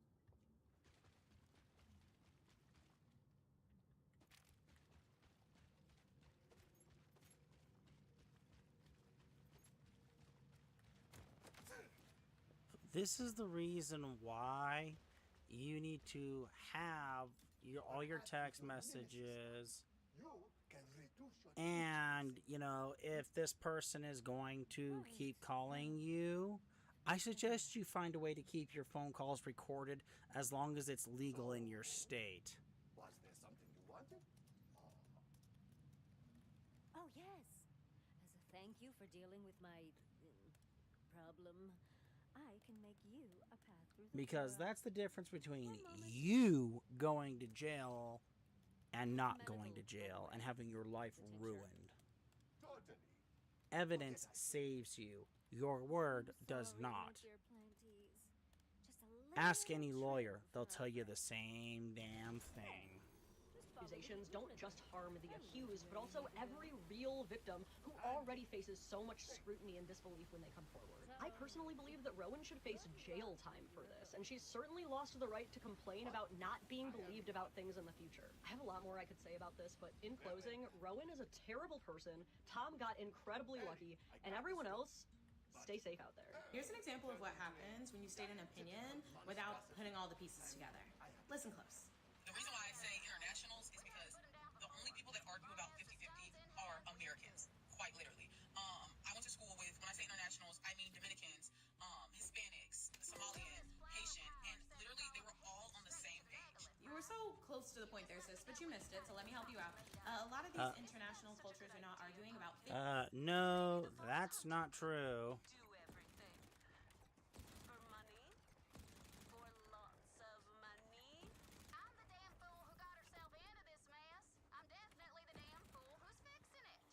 Actually, Dutchmen are far better known for being far more critical and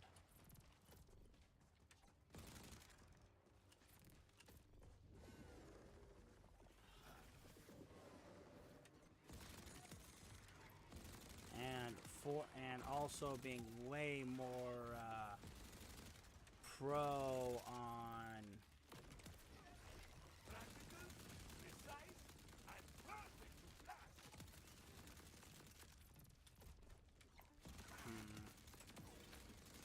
honesty.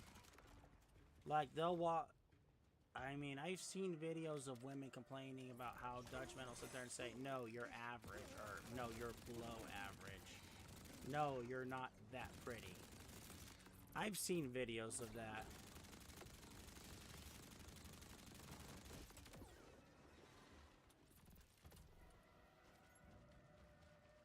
Or I've also seen the videos of the guys who are like, well, you asked me out, you pay. So, American men who actually pay for the first date,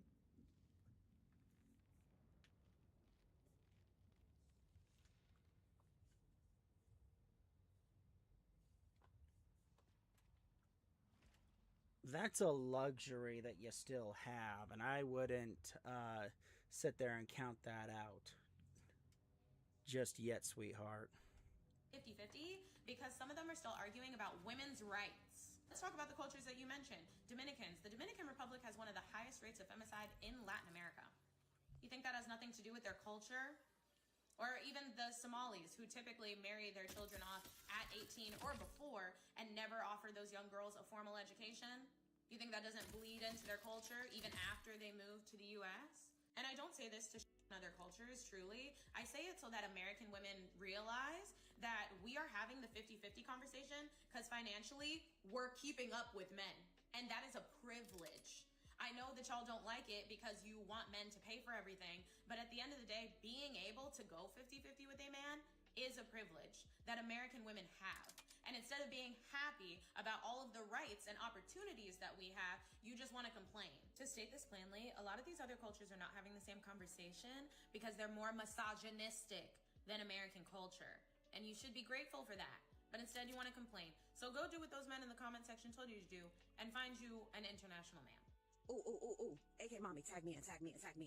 They're gonna have to tag somebody in because that commenter blocked me. She is very embarrassing. Very embarrassing. I'm embarrassing? To who? I presented several arguments. She never answered any of them. She didn't. Well, that's because I never watched the video. And she also stated bigotry against men. Get the out of here. Get the out of here. Is Is anyone else getting the feeling that they don't know what the word bigotry means? So you're worried about men's feelings. You're worried about how men view us. You're worried about how we speak out against the things that men do. I always find it amusing when someone tries to tell me what they think I'm worried about. But if you really want to know what I am worried about, it's narratives like, this is you, right? Talking about reducing the entire male population simply because you don't like them. Now that's embarrassing. We know what men will do when they have unchecked power. They will harm, they will use, and they will lie. So when I say thin the herd, I mean thin the herd. Because the only way to get rid of such an oppressive or oppressor is by making sure that they don't even come into existence. I said what I said. Yeah, they said what they said. Thinning the herd and culling people. We have a word for that, and it's called genocide, lady.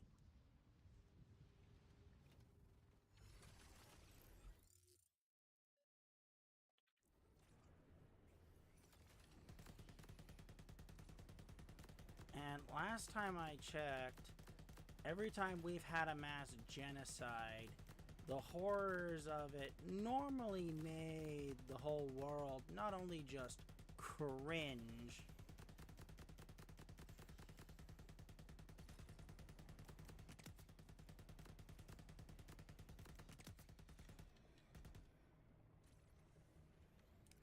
it also made international laws change. So, yeah, keep talking about a subject that makes you look incredibly unhinged.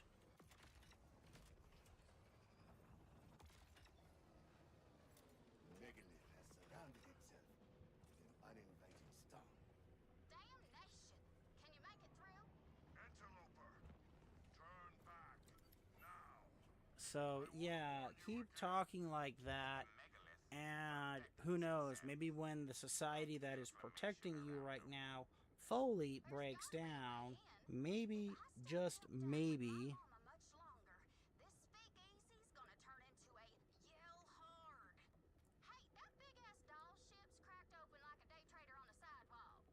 But it looks like the bow. you won't be hunted down and made out an example of. And that is what's really embarrassing. I think a lot of women don't understand that and their dynamic between a man and themselves, that they're takers a lot of the time. So that's another reason I don't want to hang out with you, because I'm always in the red when I'm hanging out with you. Like, you know what I'm saying? So it's not even like a pleasurable experience. Like goddamn, I always gotta spend. I always gotta, you know what I'm saying? Like, one thing that would make me look at a woman is like different is her willingness to try to save me money. Yes, now, sir. So like, I give you an example. Like, we go out and be like, "Oh my God, you gonna get that?" Yeah. Like, I may still get it. Yes. You know what I'm saying? Like, Yeah. let's still be lit. I done made a mental note. Because she's considerate. Yeah. You know what I'm saying? Yeah. Like, I made a mental note. Yeah. She with me. Yeah. Like, you know what I'm saying? So, but when you just cool, run that shit Run up. that shit up. Run it up. And you're not really considerate of me, so I probably won't want to hang around you that much. You know what I'm saying? After a little bit, I'm expecting you to try to be a little bit considerate of me. You know your fifth lemon drop? Your fifth lemon drop? Bitch. I could have went to the liquor store. I could have got you a bottle. And then the illest of it is, because we know financially, it's just stupid. It's not about somebody being broke. It's just stupid. Like, we could really, if you really just want to drink, we could really just get a bottle. Come on. Like, you know what I'm saying? Why are we getting $20 drink, $20 drink, $20 drink? We done already bought the bottle. You know, I really just watch clips like this and it's stupid is what it is. Just a stupid take. Idiots is what it is. Talking about thin the herd. I mean, who's actually more of a threat here? You're talking about the men are dangerous, but you're talking about this type of language is like.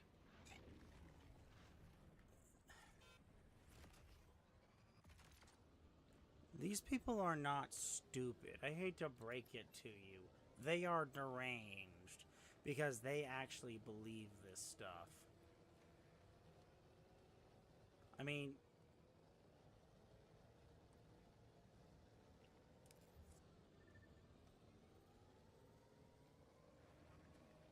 and, you know, Ron White joked about how you can't fix stupid. And frankly, the deranged, you know, from my perspective, you can't fix the deranged either.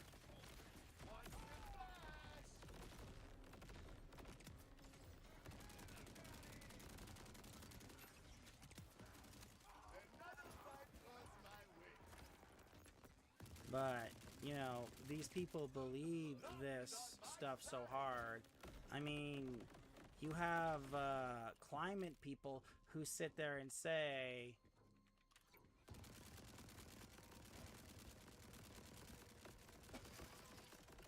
there are climate people who sit there and think, well, not say, to this day, they still believe that humans should be exterminated because they are the worst thing that has ever happened to this planet.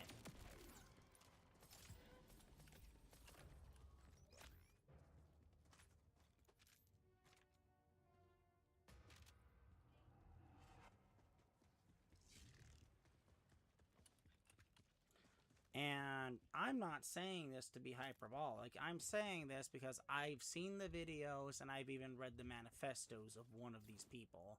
And it was just, bruh, go get your head checked.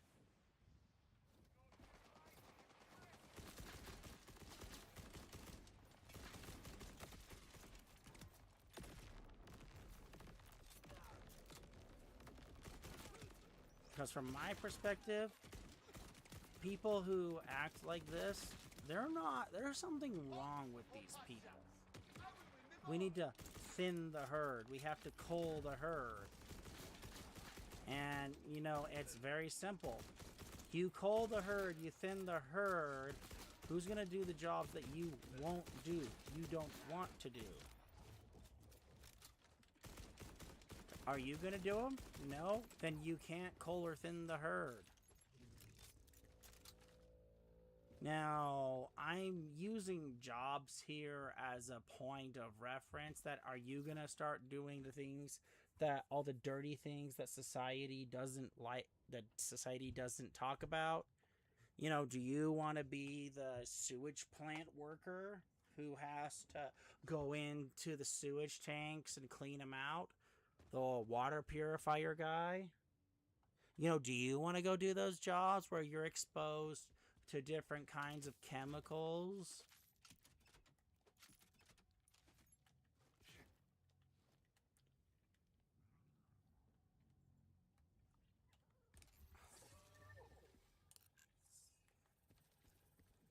So, yeah, you might want to really rethink cull the herd, because some of those jobs can be automated, but the technology isn't there yet.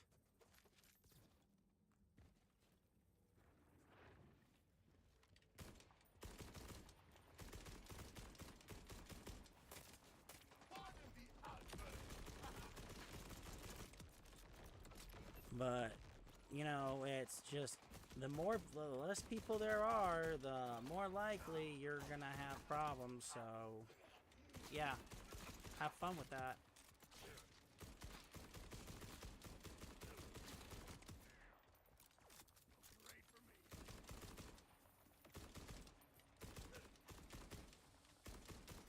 I'm not, these, just understand, from my, I don't think that these people have, what's the word I'm looking for here?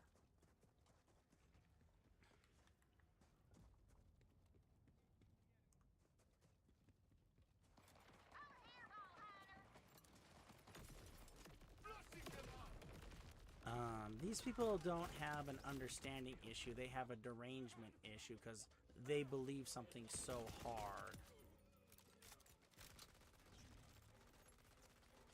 And they refuse to see, and also they refuse to believe, and they also And they also refuse to see things any other way. You are outgunned.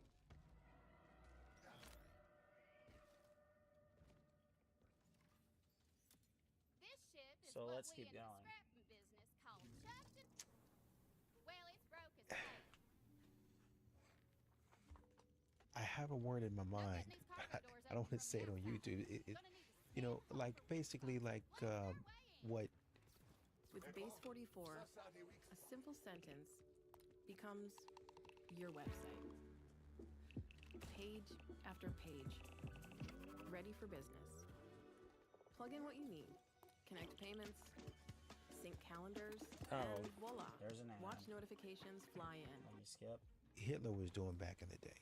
Right?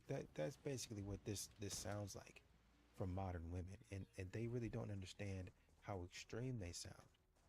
Who would want to be around that? I guess if you look at it, septum ring theory strikes again. I guess that's what we have here. The theory is striking. As I said, this is it's not in full effect here. any form of mania. Exactly This is that derangement. this beautiful life I've built for myself, like it's just supposed to be me in it alone. Like I know I have my dog and I love him so much, but like I need love. I feel like I've been feeling really like I'm in my own bubble and like nobody knows I exist. And like obviously I do have like my internet friends and everything, but like in the real world I feel like I don't have anybody right now. Like I genuinely just want love in my life so badly. Truly the only thing I'm missing in my life is someone to enjoy it with. Bye. But no, let me calm down so I don't look all crazy. Just like these past few days I've been feeling really like alone and antisocial. And I'm usually always like this, but these past days it's been like super like intense. And then I feel like I brought this upon myself because I feel like I push everyone out of my life and then I complain that I don't have any friends And I'm so sick of waiting. Like when is it going to be my turn? What more do I have to do to fix myself before I'm just allowed to be happy, before I'm allowed to meet this universe soulmate person that God supposedly has for me? 5 things I understand about men now that I really wish I had known.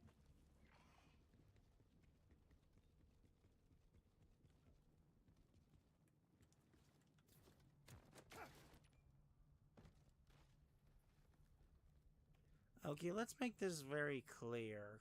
The problem is not with dudes, with men. I mean, yeah, there are some guys who do have problems. I'm one of them.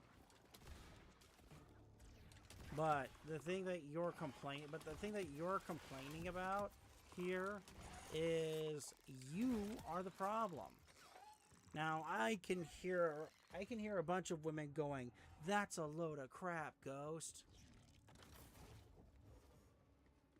I am inside, but there is no power. Look around for a circuit breaker. Huh? Yeah, okay. Daddy says it's in the control room. Look, I don't sugarcoat this stuff, and nor will I ever.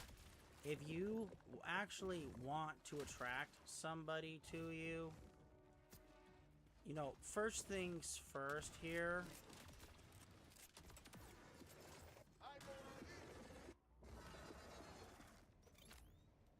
You have to be able to draw them in. And if you look good, even with a little bit of makeup on, okay, you can attract somebody. But if you can't attract anybody without makeup, you have a problem. Second, if your attitude is so piss poor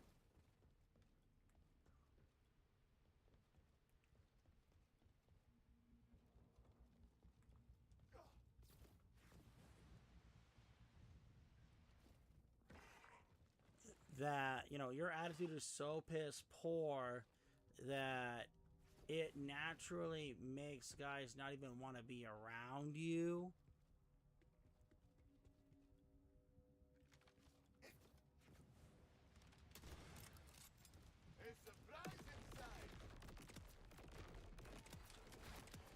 You know, that's another reason. You know, I hate to break this to women. Most men are fairly simple in what they want.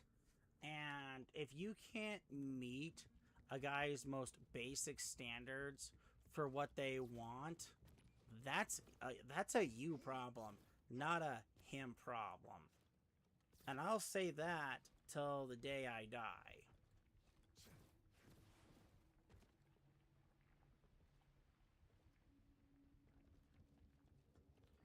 And before women sit here and say that, oh, a guy can't do this, you know, a guy can't have this or that, let me make something very clear here.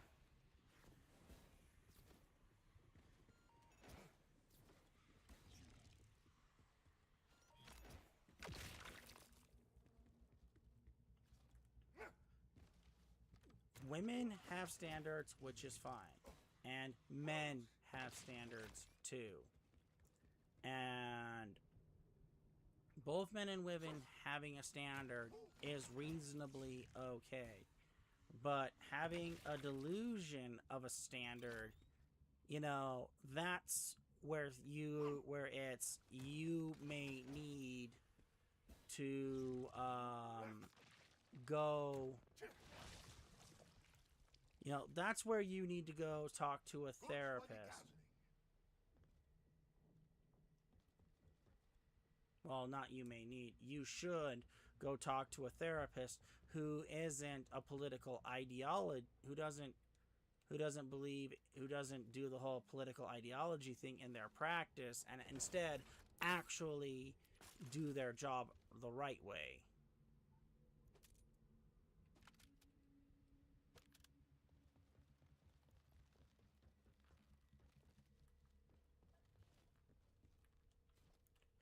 So, if you have a problem with somebody who has a standard, then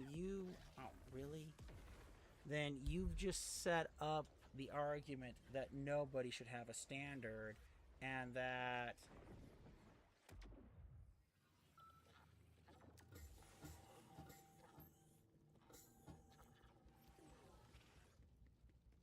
period, that nobody should have a standard, not even you, the one who is complaining about it.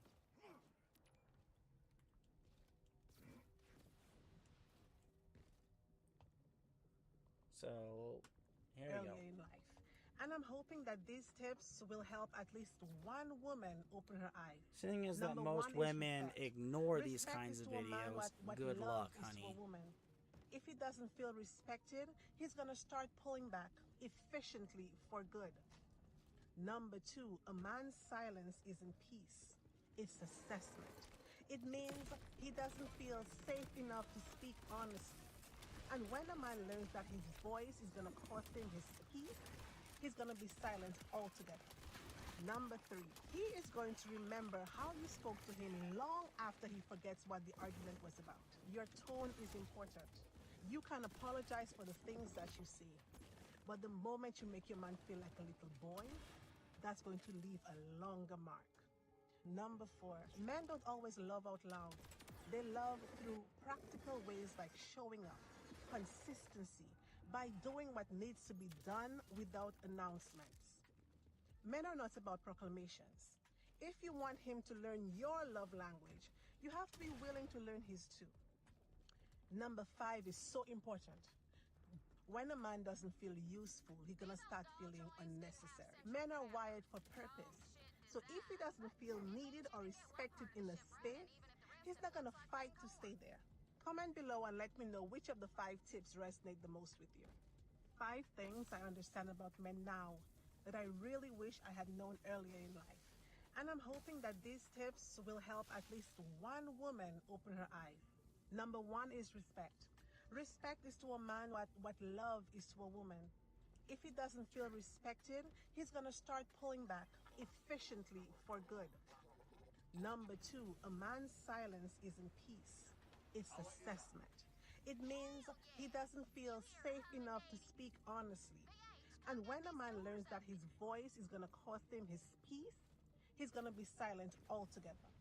Number 3, he is going to remember how you spoke to him long after he forgets what the argument was about. Your tone is important.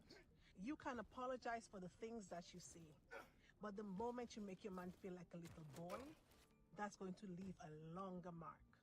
Number 4, men don't always love out loud. They love through practical ways like showing up, consistency, by doing what needs to be done without announcements. Men are not about proclamations.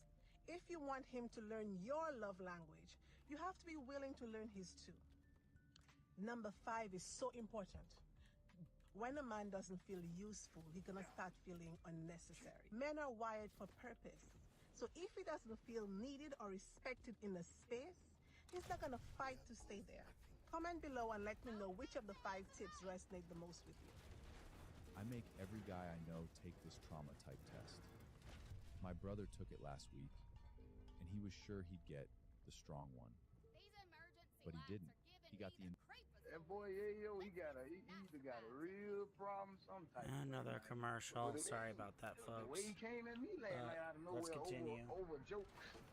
I ain't never seen a 50-year-old grown man come at a nigga over some jokes. Talking about shooting and everything. Tony, they gonna shoot me. I ain't appreciate no old man talking about pulling no pistol on me. That's all that was. What was the joke, though? What the joke 50 said last year? He said give us a box, licked his ass. And then he made a big thing about it. And I came back and asked him about it. He said, yeah. Then I asked the crowd, you know, nobody said nothing. And then the whole crowd started laughing. Oh, hell no, bruh. Hell no, dog. That's a joke. Yeah, yo, man, ain't pushed up on dog. Talking about, I don't appreciate that joke, dog. How you sitting up there talking about a nigga licking 50 ass in front of his new... What the fuck wrong with you? You ain't funny. The other comedian was funny. I said, anybody up there, look, get your head his hand up. Nobody up there.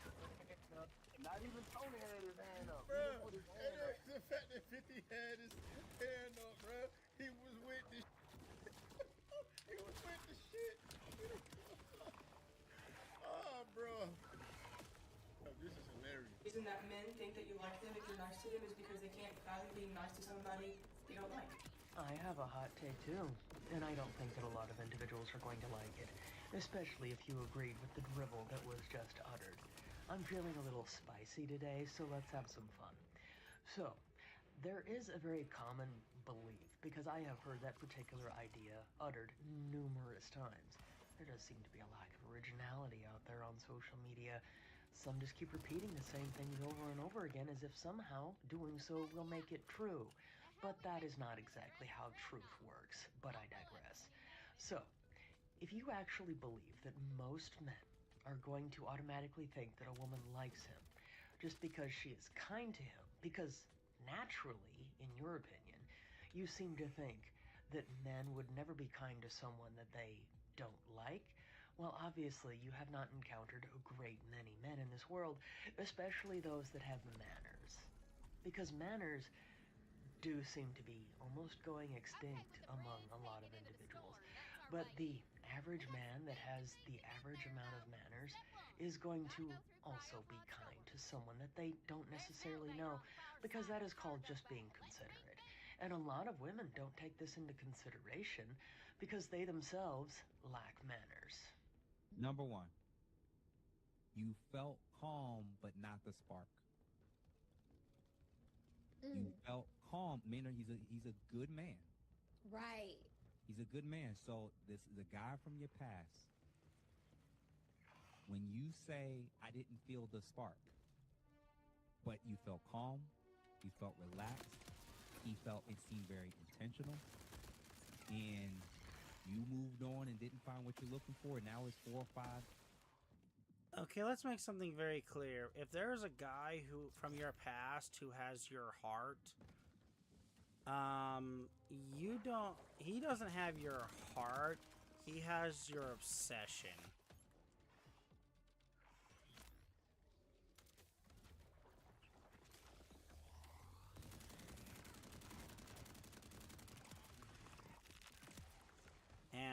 that's not healthy. Because if you would throw away whatever current relationship you have for that guy, that is obsession. Now, I've heard people describe that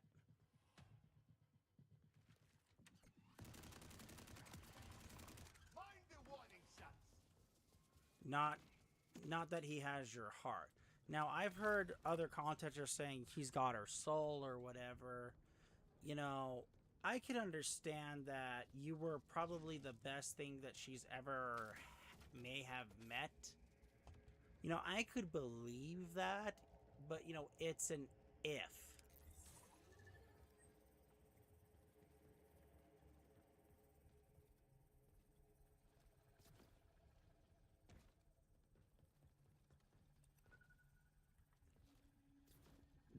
And the reason why I say it's an if is not to be contradictory. It's, you know, oh, what is the best way to phrase this?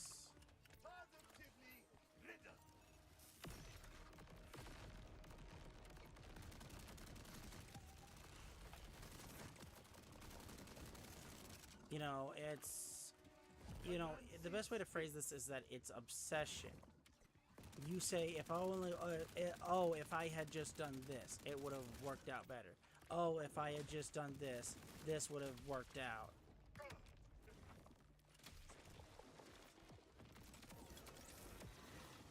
I will not vote for the same scheme twice.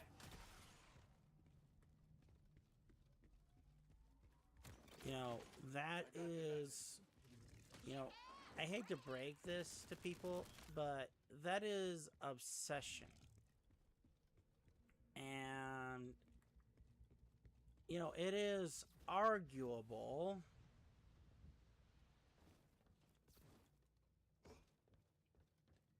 And if you truly can't let go of somebody who either left you because they were never that into you,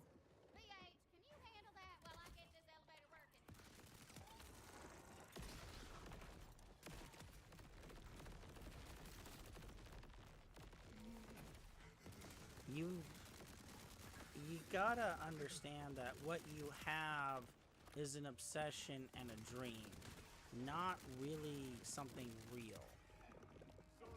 And if you sit there and delude yourself into that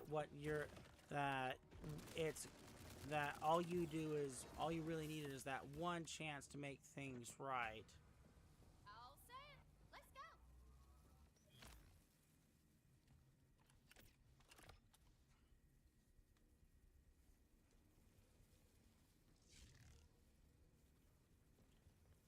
And life will be perfect and wonderful. I've got news for you. It's not gonna work out that way. It never will. She is your mother. She is going to worry about you. I could have used less worry and more listening if I had the choice. Better hope no one was in these crowd pods. So that is not, you know, it's not love. It's obsession.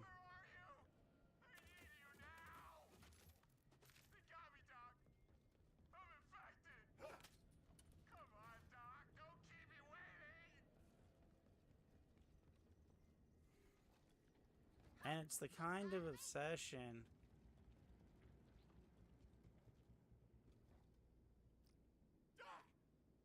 it's the kind of obsession that ruins lives.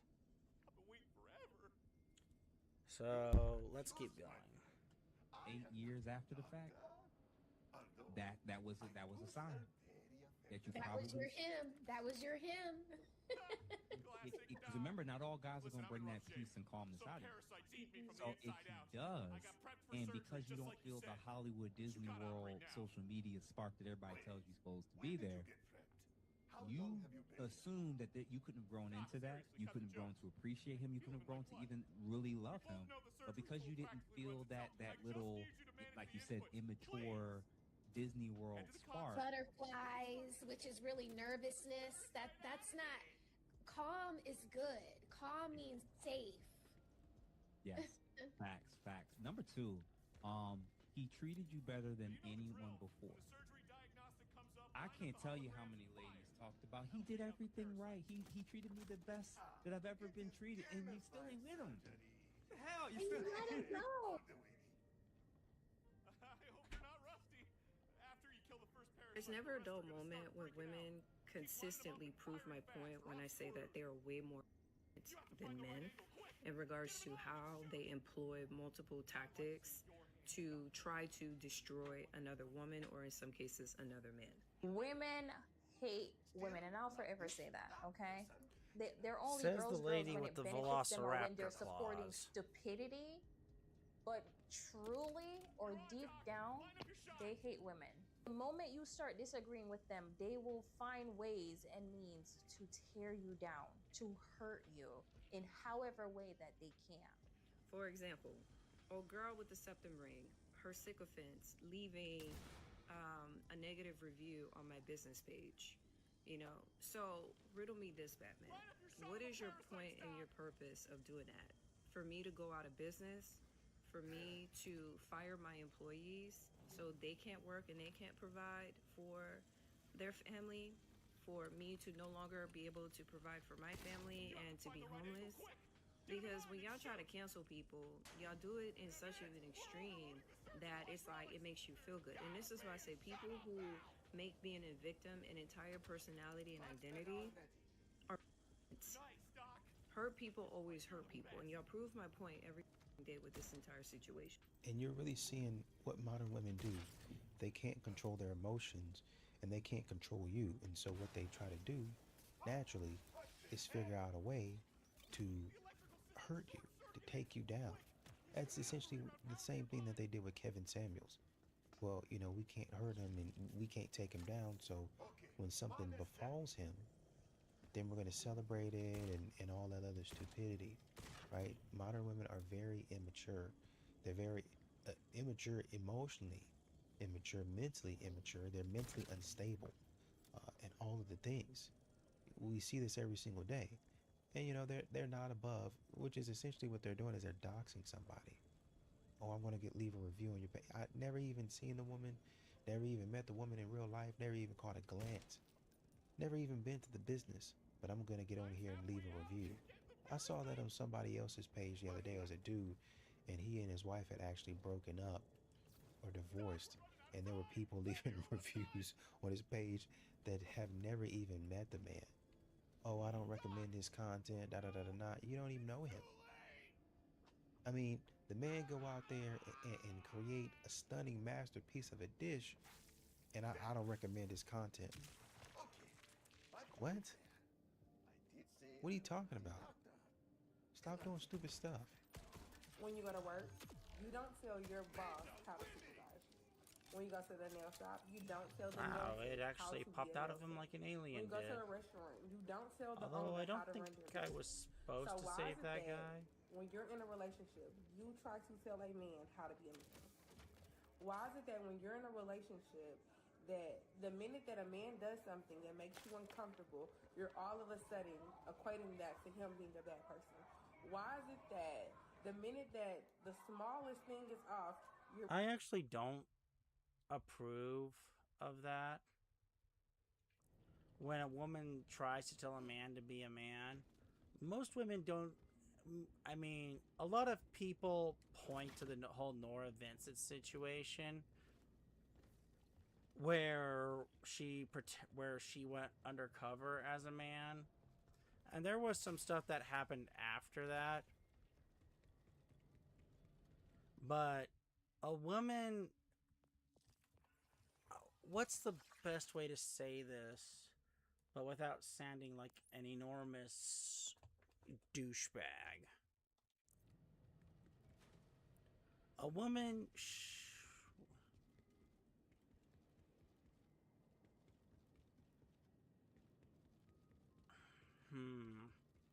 I guess the best way to say this, a woman does not understand what it is like to be a man, period. And just as how women will say that a man doesn't understand what it means to be a woman, the same context applies. Great. Nail. What's that, Daddy? Why are you yelling at me?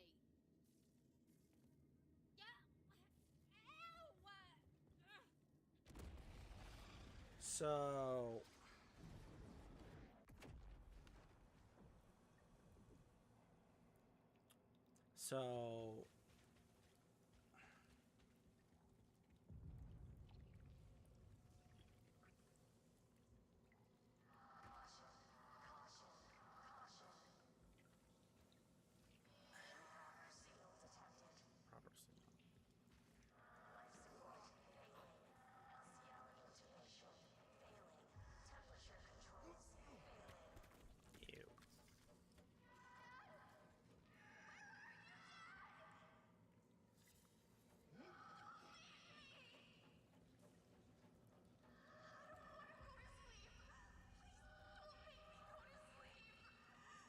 So, you know, it's... Oh, darn it.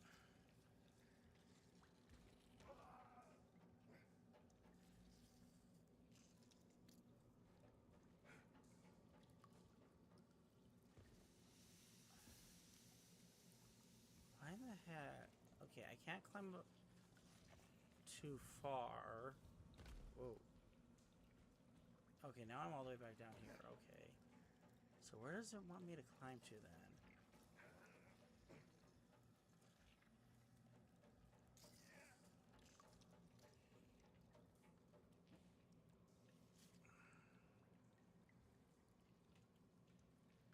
But, you know, the point is that, you know, women don't like it when they say, when men tell them what it's like to be a woman, you know? So I don't think it's okay for women to tell men what it's for what life is to be a man, because most women have never been a man, ever had to deal with a man's struggles, just the same way that a man has never had to deal with a woman's struggles. Now, single parents each deal with their own struggles, so that's different, and I will say that that's a different situation.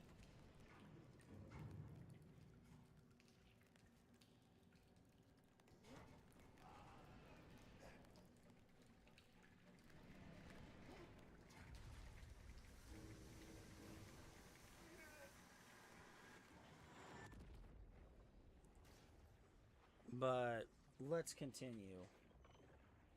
You're ready to blow it all. The nail tech can mess up your nails. You probably gonna go back and see her.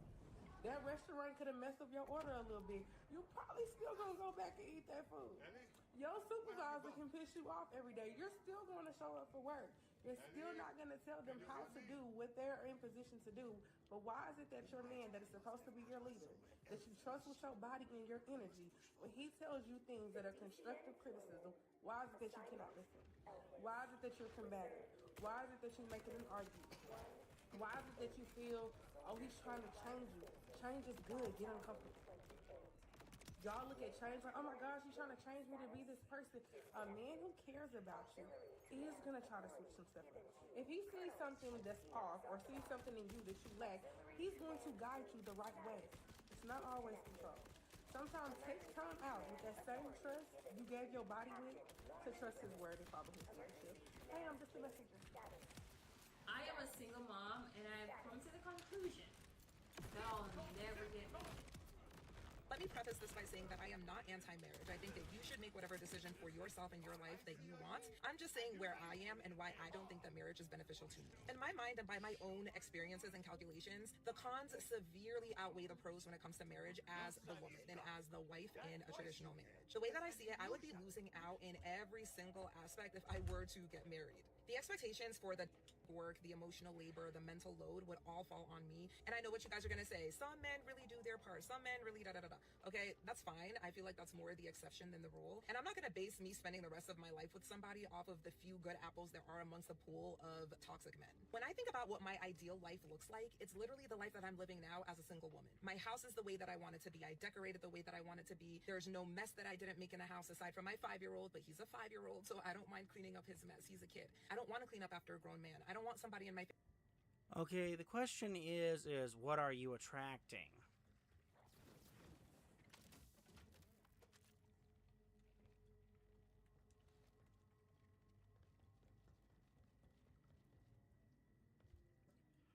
Because you're literally comparing a grown adult male to your child. And I'm not going to deny that there aren't some guys out there who just live their lives like a kid. They expect someone to take care of them. And there are guys out there who do that stuff. Not going to lie. They exist. They really do exist. However, if you have a guy who works a 12, 14-hour shift, and all he wants to do is come home, put his feet up, have a beer, and take a dang chill pill, that's different than the guy who doesn't have a job,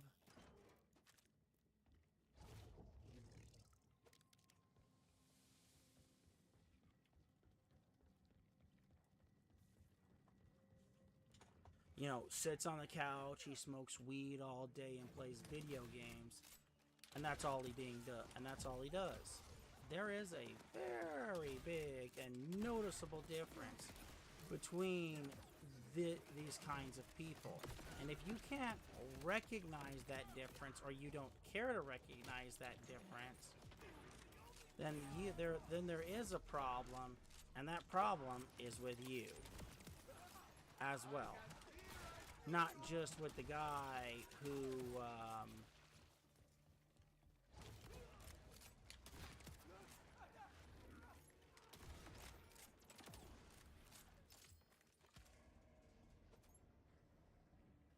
who comes home from work and just wants to take off his boots or whatever the heck he's been wearing all day and wants to do nothing more than sit back, drink his drink, and wants, 20, 30, an hour of peace, instead of you handing him the giant to-do chore list and expects you to hop right on it.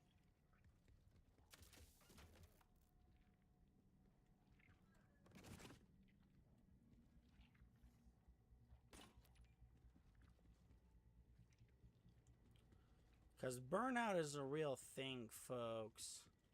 And, again, do the inverse here for a minute.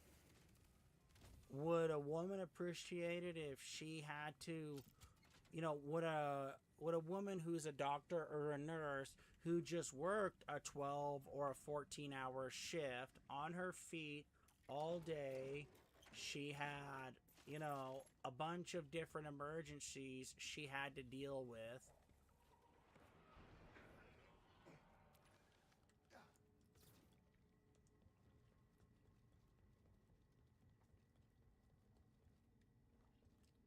and she comes home and finds that her husband has done the most minimal amount of work,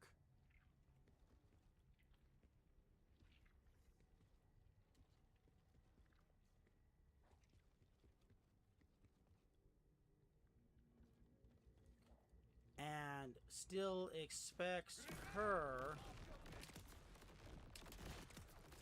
to do the rest while she's been gone all day.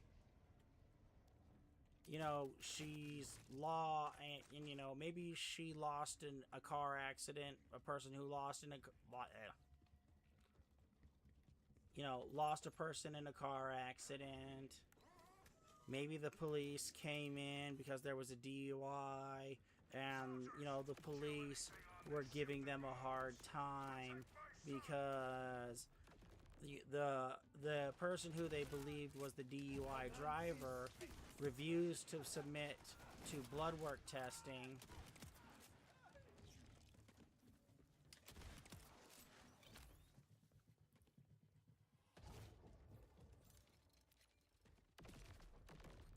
And they didn't have a warrant, and so the police sat there, gave them a hard time, or sitting there giving the nurses and the other staff a hard time.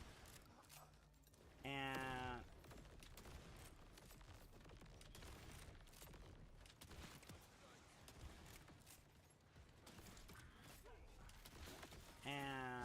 you know, the police just decided to arrest her friend, you know, whomever, and she comes home, you know, the house is clean enough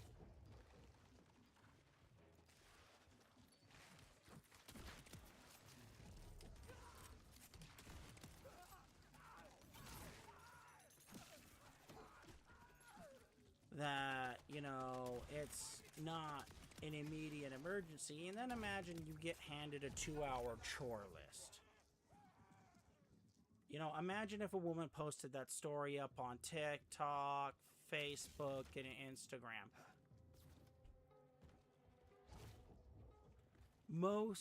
I think I can sit here and agree that most women would be up in arms.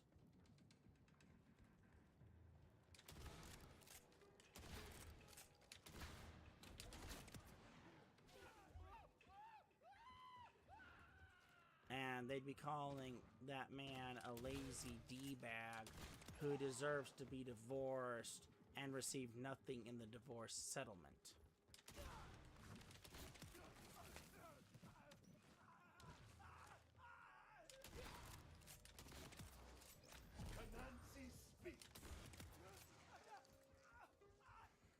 Because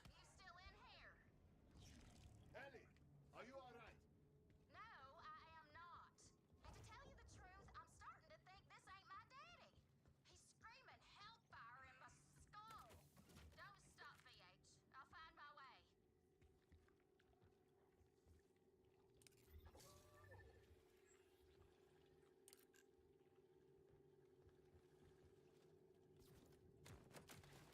so, yeah. When we apply the same standard that a lot of modern women have to what they expect out of men, not only is it not fair here, folks,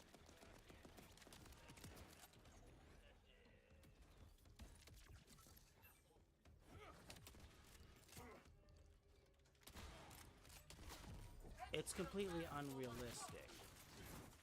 Because if they got the same treatment, they would literally go to the internet and scream how much of a terrible person this man is.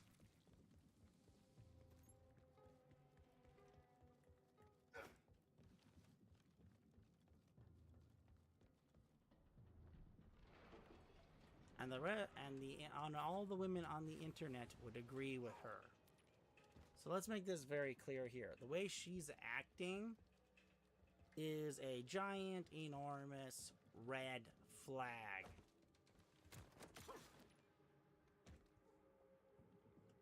Face every day asking me what's for dinner. I don't want the expectation that you're going to be folding me like a pretzel every night. I don't want to feel the responsibility of having a partner who has high expectations but is not contributing an equal amount.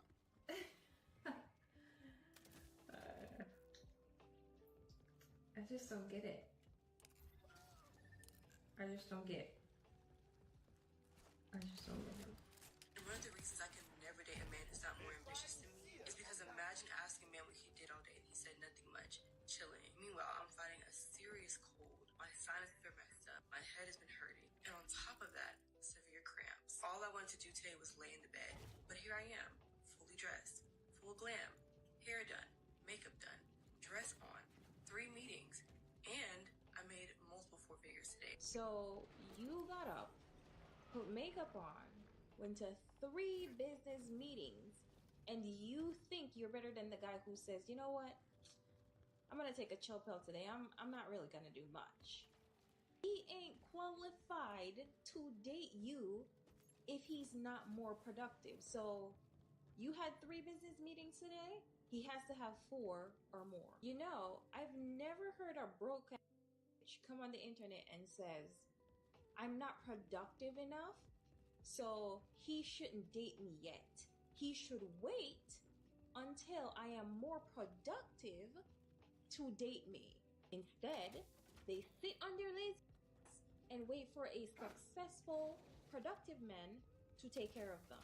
But now when she's quote unquote leveled up, she can't date a man unless he's more productive than her. Not a lazy man, because he could be working, he could be doing it. No, that's not good enough. He has to be more productive than me. What separates me as a misandrist from feminists is that my hot take is that you cannot cheat on men. This has to be rage bait, right? No one could be that truly special.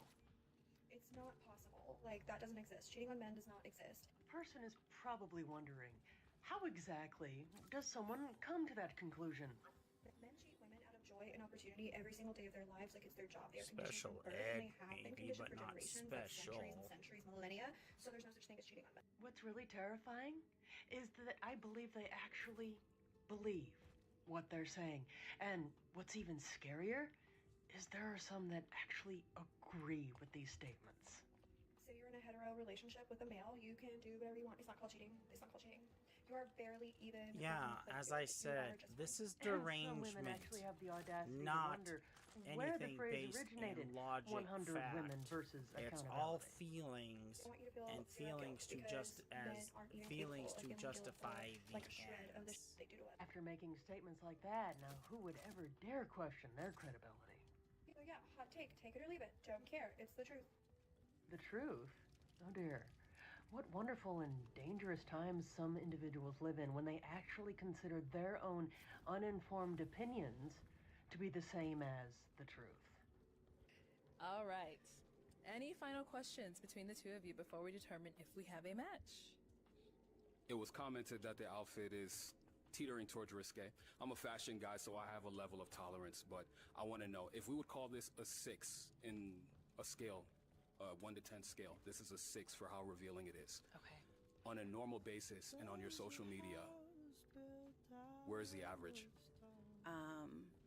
I'm gonna keep it a buck, probably about a 6. This is probably as much as it gets. Yeah. You know what? I'll take it up a 7. Yeah. So I'll let you decide.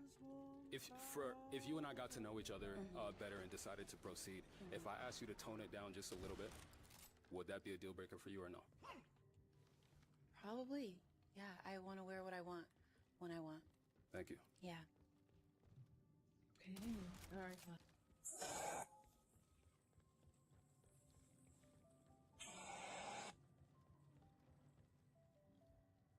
Why did you break up?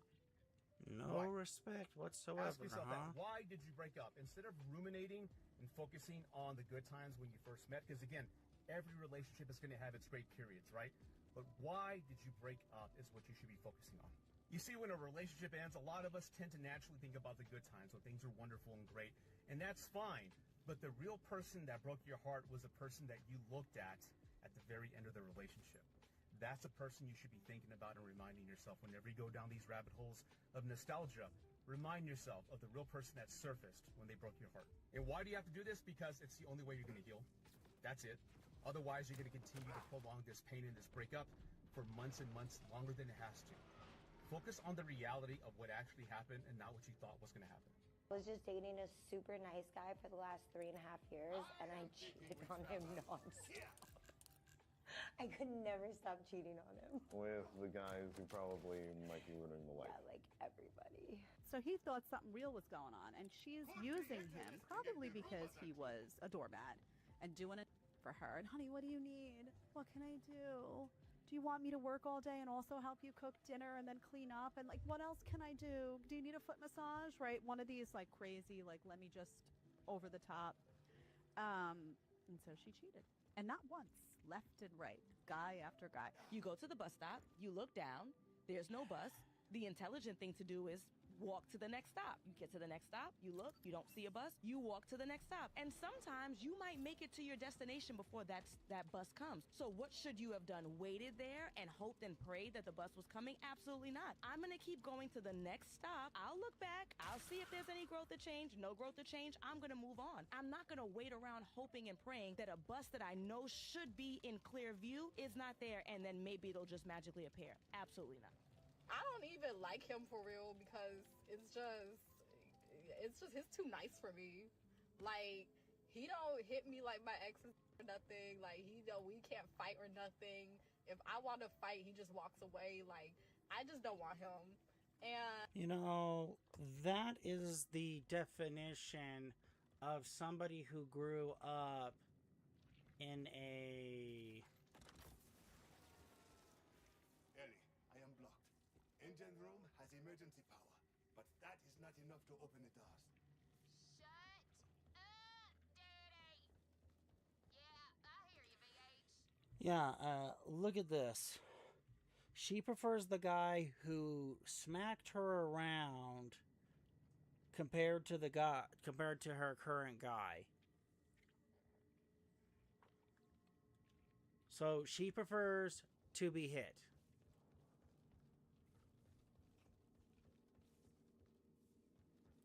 How is this healthy in any fashion, any function? Make this make sense.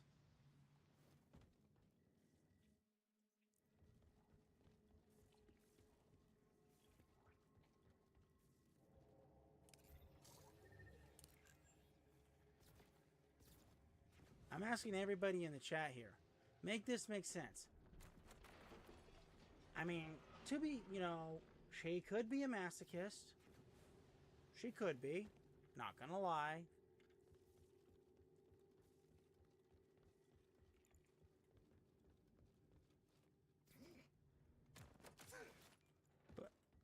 But still. Who says, yes, I want to be smacked around all day, every day. It just makes me feel warm, fuzzy, and it gives me the tingles all over. That is not healthy in any measure, period. And women wonder why guys have walked away.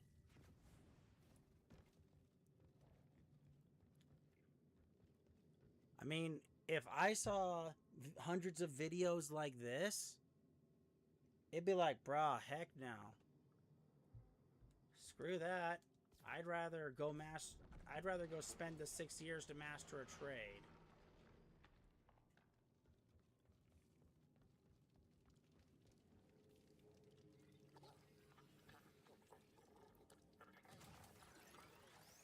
Than deal with a woman like this. And that's what guys are doing.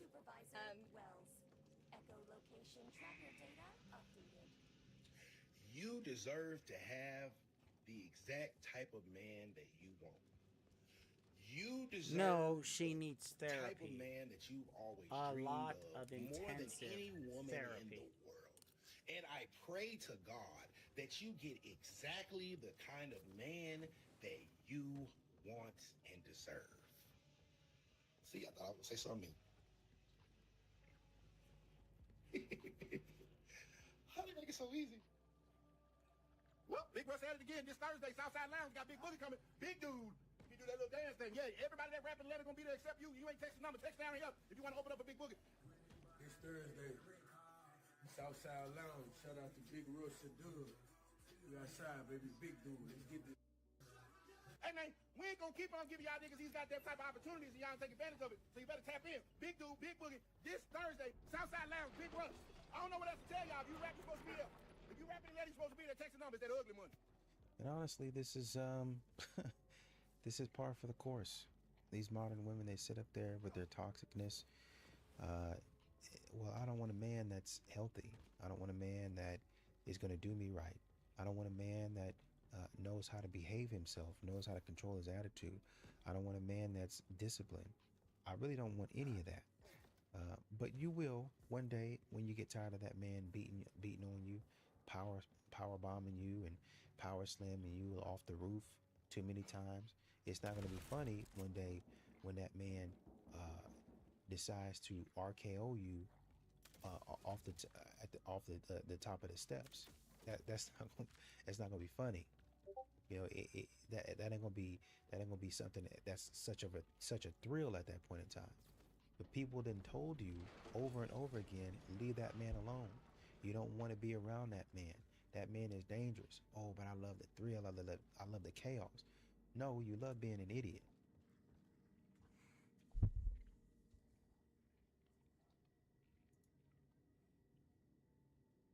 Yeah.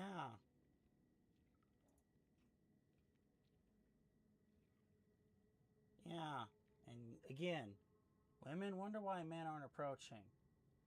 It ain't because she's a psycho. It's because he doesn't want to be dumped for the guy who backhanded her because he felt like it. And for these next two videos,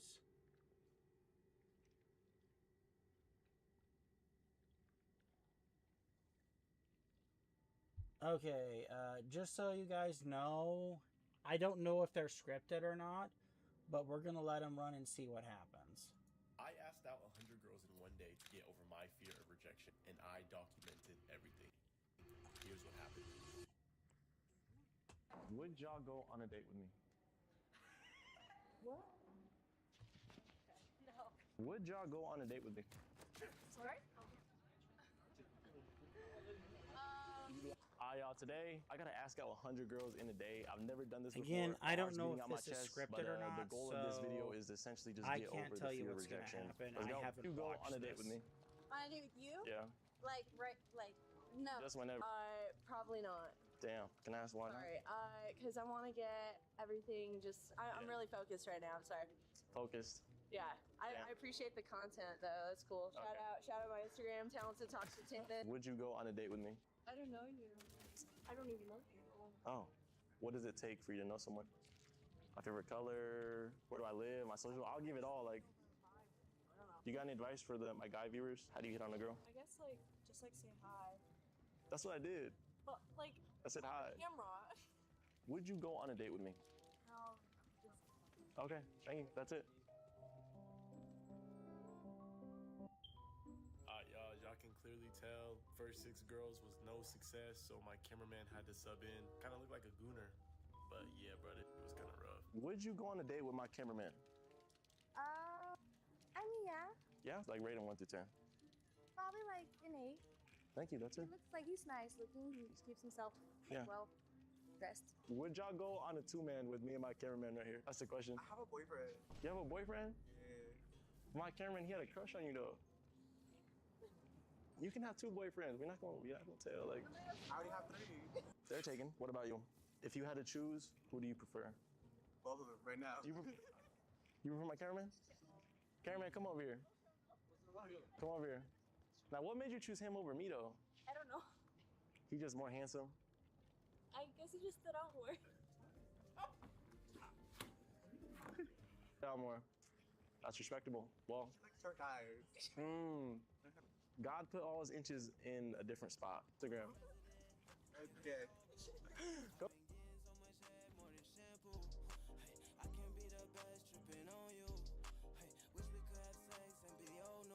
Y'all, at this point, the homie Aries pulled up, and we decided to take a quick little break. Who's the most attractive between the 3 of us? Cameraman. Including cameraman. Don't forget cameraman. Me personally would be like. Cameraman, okay, he's got 1 point. Cameraman, he's always winning, bro. Oh, cameraman's always winning. Okay. Okay. What about you, bro? Who's the most attractive out of all of us? Who would you, if you was a girl, who would you let crack? No, not like full gay shit. Nah. Yeah, no, you gotta have gay shit. Y'all got it. If you was a girl, who would you let crack? You got it again. You serious? Yeah, you got it. I've been losing all day. You got it, gang. Like, he's been winning. Cameraman's the winner here. It's just a camera game. Cameraman gets all the hoes. No, he does get all the hoes, I ain't gonna lie. Would you go on a date with me? Sure. Let's go. Let's go. Okay, appreciate it. One yes out of... Really? What makes you say yes? Because you don't know someone until you meet them. Oh. I don't know, you can't judge a book by its cover. Okay. Two well, thank you. yeses You're looking lovely. after And what? yeah. 10 or more rejections? Okay, sorry. I'm just really nervous right now.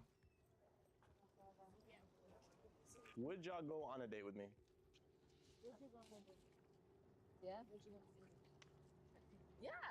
I bet. Let's all go. Let's all go. Come on. I'll take us all out. Where are we going? I know a very special spot. It's called McDonald's. Very fancy. What? Are you cool with McDonald's? Take 4 girls, 4 women. Yes. Take them to McDonald's. I'd say probably no. Okay, that's fair enough. I would be like really good friends with you though. Yeah. Yeah. I don't know. Would y'all go on a date with me? You can be honest. I think Yeah? Can I ask what makes you say yes? I think you're nice. Yeah. You're not shy. But you don't know me though. What if I'm a killer? Oh, your personality, like. What if I'm toxico? Oh. Like, what if y'all don't know that? Like, It looks like you're funny. okay, thank you. I think you have like a good approach. Yes, if we all pitch in, we can really make something happen. Okay, we have to pay too? Yeah, if we all pitch in, we can make something happen. Where in the heck is this key? I'm gone and... Would y'all go on a date with me? With you? With me. Just based off vibe, appearance. You can be honest. I checked most of the Probably. corpses. Yes. I don't Off of see your it. vibe, yeah. Between the three of us, who was the most attractive? Including cameraman. But you gotta be honest though. Okay, if I were to choose, I'd say you. Thank you. Do you have an Instagram? No, I don't. What do you use? You use Gmail?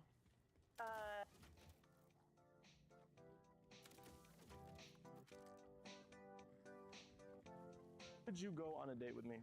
I would not. I have a boyfriend. No, I have a boyfriend. I don't have a boyfriend. Damn, what's his name? Well, I have a boyfriend. Thank you. Ew, Yeah. September. Too old for you. Really? How old are you? 26. Girl, I'm 40. But you are looking lovely though.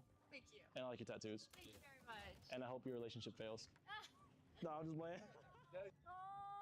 I would. Why not? Okay, thank you. What about you? I got a man. Damn. What's his name? Luca. No. Damn. What can I do to change your mind? I'm just gonna be forever chopped then.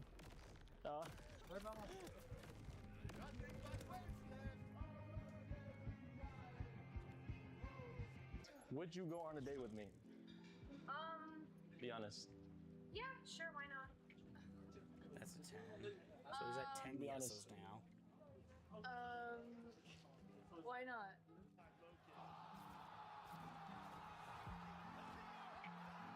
Really? Yes. What's your Instagram? Would y'all go on a date with me? Sorry? Oh. That's the question. Can I ask questions before I choose? Yeah, okay, for sure. You like... I'm an asshole. I hate everyone and everything, so. Oh, okay. Yeah, I'm very aggressive and I'm just, Not me, just... not mean, but just, I'm very territorial. So if you're mine, I'm just gonna keep you in the basement and you're not going nowhere. Oh, with you? With me. No. If I was single, Mm. maybe. Thank you. I don't think I would just like up and go on a date with you. Just like came up to me and asked me. So what would I have to do? Like backflip or some shit or? Just like know you. Oh, okay. Yeah. What about you, bro? Fuck yeah, bro. Yeah, bro. All right, let's go. Sorry? The question is, would y'all go on a date with me? No. No. Can I ask like why? So I have something. I respect that. Same here. Sorry. Would you go on a date with me? No. Damn. I'm married. Oh, okay. I respect that. What would it take for you to change your mind? I'm just not on the market. Mm. Yeah. I respect it. Hope y'all are having a lovely day. And yeah, would y'all go on a date with me? On a date. They just started laughing at me, bro. Sorry, it caught me off guard. It caught me off guard. Can I see your face? Yeah, I mean, you're a nice, good-looking guy. Okay. Are you funny, though? No, That's he's hilarious. I'm an asshole. I like assholes, so it's okay. Okay, so we're compatible. Okay. Oh. Me too. It's yes or no? It's yes or no? I can't do yes or no. No, you can. No, I can't. It's not that serious, I promise. No. No, okay. Can I ask why?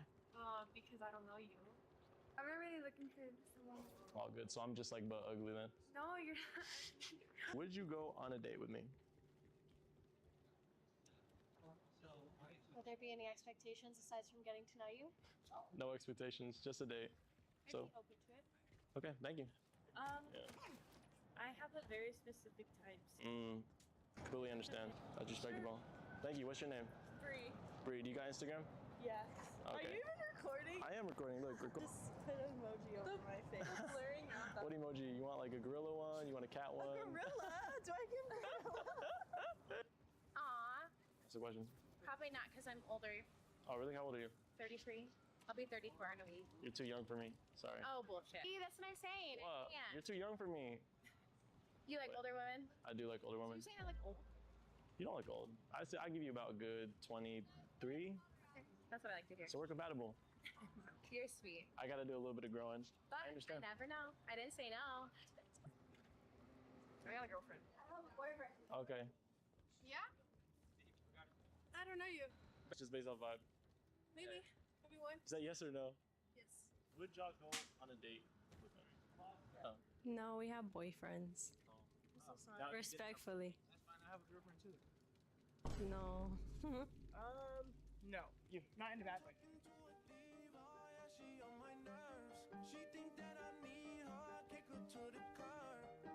One day later. Day 2. Yesterday we got around 60, but some of the clips were just not good, so we're gonna scratch them, and we're gonna knock out 50 today. So let's go. Let's get this shit over with. Come on. Would y'all go on a date with me? What? Would y'all go on a date with me? So, I know. I'm currently talking to someone right now. Okay, that'd be a no. Okay. so spoke to about 60 yesterday, and out of 60, he got what? 19 yeses?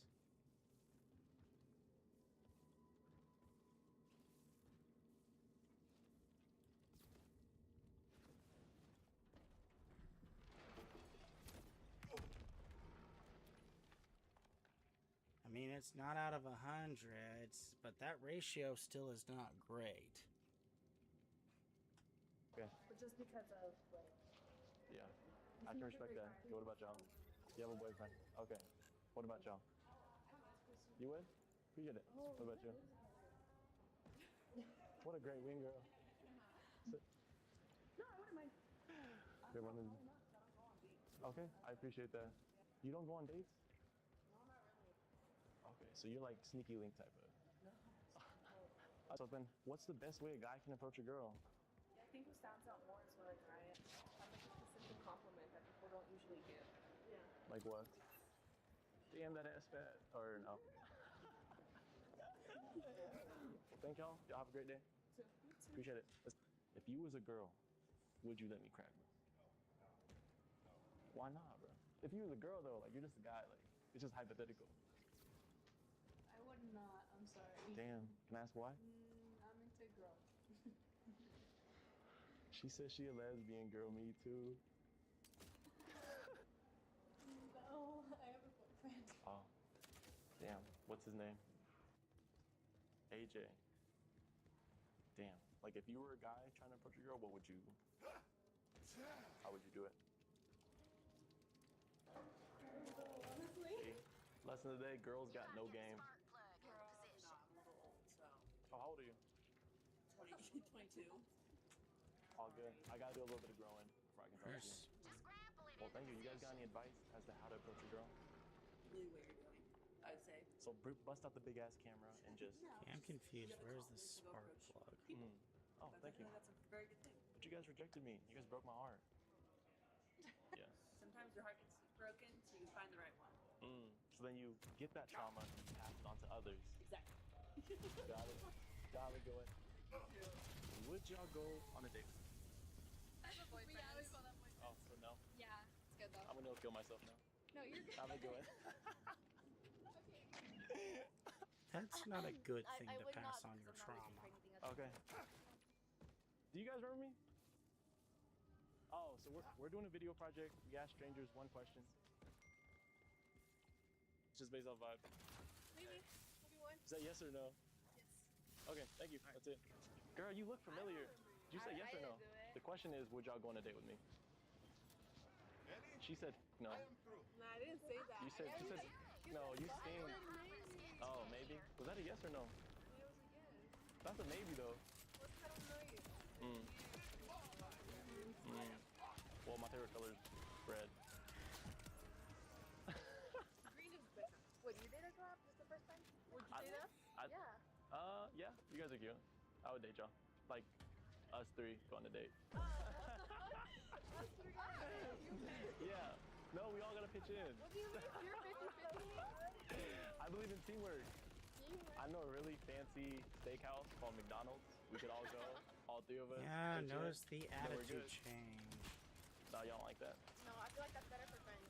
But we're a team though. I mean, like, we can be like, We're a- friendship is like, that sounds cool. We're a throuple. No. Y'all don't like throuple? I know, I said I don't Y'all aren't a fan. We can't make it happen. No, unfortunately. Friends, you have a nice personality. Damn. But... Are you changing the outfit every day or like how does this work? No, I wear the same. I wear the same every day. No, you do And you look different. You remember? yeah, when she said no, I'm sure you do remember. You remember her saying that. I do. It hurt my heart. I literally stopped filming for the next 2 hours just crying. Like we said friends and you're like throuple or like I thought we gotta try new things. Like you guys gotta be open to new things. Have y'all ever been in a throuple? No. Well, now it's time to find out. No, but she's my friend. Like I don't see her like that. Oh. All good. Well, if y'all want to be tagged, you can check out the Instagram. You can type it in. What's your guys' name? Fatima? Fatima. Let's see if we got mutuals. This is where the red flags pop out. We don't. Yeah, I'll tag y'all. 30,000 followers? What the hell? That's. How many throuples have you been? How many girls have this worked on, be honest? I've never. I don't really talk to girls. I'm scared of women. You scared of women? Oh yes, you just talked to two? What do you mean?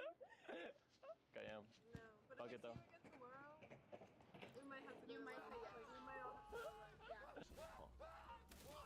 Spicy meat. Yeah, boy. Are y'all busy? We're going back. We're going home. Studying? Y'all don't study. No lie. Y'all don't study. Don't lie. You can't choose one of us anymore. That's You guys are off the limits now? If you choose me, you're gonna hurt her. Yeah, that's Mm. Well, I'll leave y'all to it. Fatima and. No, I do know you. Your favorite color is green. What was your name? Don't be like that. Melissa. Layla. You have a good one. My name's Hubert.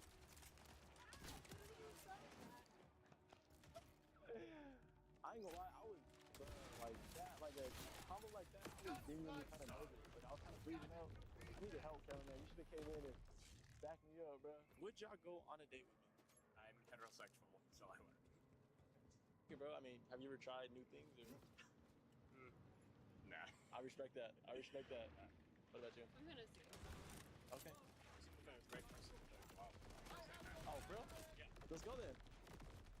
Let's go out, bro. I'm just messing with you. Have a great day, y'all. Thank you. Yeah, warm my heart. Would you go on a date with me? I have a boyfriend, so no. Yeah. I have a question for you. Okay, Ben. Okay, you want to get plugged into a Christian group on campus? I'm sorry, you actually just asked me that. We're trying to get rid of our fear of rejection. Like we're trying to get rejected. Excuse me, real quick. We're doing a video project. Oh, I recognize you. Oh my god. Do you I recognize you. We're doing a video project. Would you be down? Yeah, sure. Excuse me? Excuse me? Real quick, this is so random. Are you Asian? What Asian are you? This is so random. I'm Taiwanese from Mongolia. Taiwanese. Okay, I never see Asian girls. So. Come again? Chloe. Chloe. So me and Chloe, we got a little bit of history. She hit on me one time and I said no, obviously. I hit on you. Gotta be respectful. The question is, Chloe, would you go on a date with me? No. Oh. I'm still Damn. in love with my ex. Damn. I'm sorry. Well, can I help you get back with him? Like, what advice do you need? Is he toxic? Is he Asian? Is he a white guy? Yeah. What's up with Asian girls and white guys? You're... I've been colonized. I feel. Is he a skater boy? What's up with Asian girls and white guys? I don't know. Is that like a fetish? It's Reverse fetish. Like, don't like guys like Asian girls. So you don't like Asian guys? I like Asian guys. My ex beforehand was Asian. And He why? did me so dirty. I was like, yeah, never again. So you like toxic guys? No. It's not. That was a lie. He did me dirty, and then I was like, okay, no. Then I'm in love with my ex. Well, what's his name? If we find him, we'll be like, hey, Chloe, she wants you. His name's Andrew. Shout out Andrew. Where's he at? I don't know. He's in class. When you see him, do you say hi? Yeah. We carpooled here together. Well, Chloe, I hope you figured out. Andrew, you better get back with her because she misses you. You got a message? You got a message for him? He might see it. Yeah, I'll probably send it to him. Hey, Pookie. Yeah, Okay. dear Riz, my Well, bad. it was good seeing you, Chloe. Nice seeing you. You have a good one. Consensual this time. Motherfucker. TikTok or just Instagram? My TikTok got suspended, so we're gonna run everything back up. I was like, we should do a collab. Okay, just hit me up. I got you. That's crazy. That's good vibes though. She's chill. She's chill. I'm as these two right here. The Are you gonna question. be like famous or? He's famous. Me. You know Rice Gum? I don't. Oh, would y'all go on a date with me? Probably not. Okay. Seeing someone. I can but, respect that. You know, I hope you find someone Thank you. fabulous. What about you? I'm also kind of seeing someone too. I respect it. Respectfully. Would you go on a date with me? I'm lesbian. You're Sweden? I'm lesbian. Oh, you're lesbian. Well, I wish you the best on your lesbian journey. Thank you, brother. Yes, sir. Have a good one. I am lesbian, technically, if you think about it. I got a boyfriend. Okay, I appreciate it. What about you? I'm a lesbian. Me too. So the question is, would y'all go on a date with me? Are you recording? Yeah. Yeah. That What's is such your a name? weak joke. Play now. What about you? I have a boyfriend. Oh, so no. Can I just have my Instagram? Yeah. With your consent, of course. Oh shit, you doing a little stalking? My bad. You doing a little stalking, my fault. Appreciate it. We got mutuals, Elena. Who? Who's Dummy Boy 369? Wait, how do you know them? I don't know. They follow me though. I don't. They're from where I'm from, like in the mountains.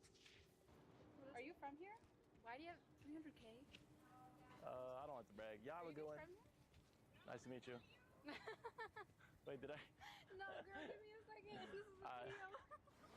Would you go on a date with me? Would I go on a date with you? Just based off appearance, vibe. Yeah. Appreciate it. Okay. That's it. Thank you. Bye. You have a good one. Fuck, I fucked up my chance, y'all. I kind of froze up. I didn't expect her to say yes. I ain't gonna lie. Would you go on a date with me? No. I'm so late to class. All good, no worries. But if not, I would. Yeah, you have a good one. If I was single, I would give it a try. You seem pretty approachable. I appreciate it. What about you? I don't swing that way, bro. All good. I like girls too. Y'all stay up. No. Oh, can I play? I have a boyfriend. I respect that.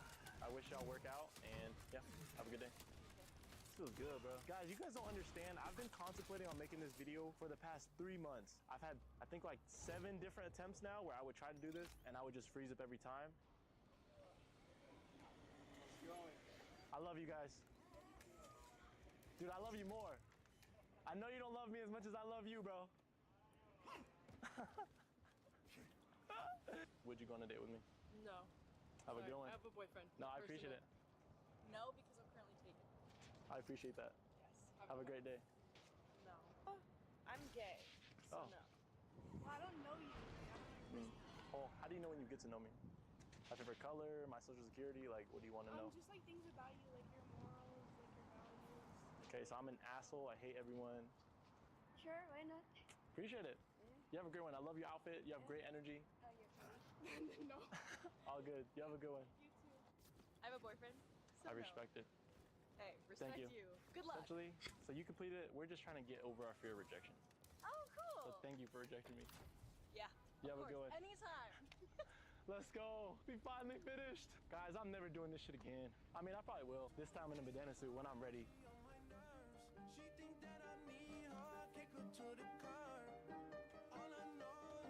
So are we gonna get a breakdown of... And at the end of the day, bro, the world is so small. We're just a small floating rock in the middle of a vast, big black space. Like, go talk to that girl, bro. Don't be scared. Just shoot your shot.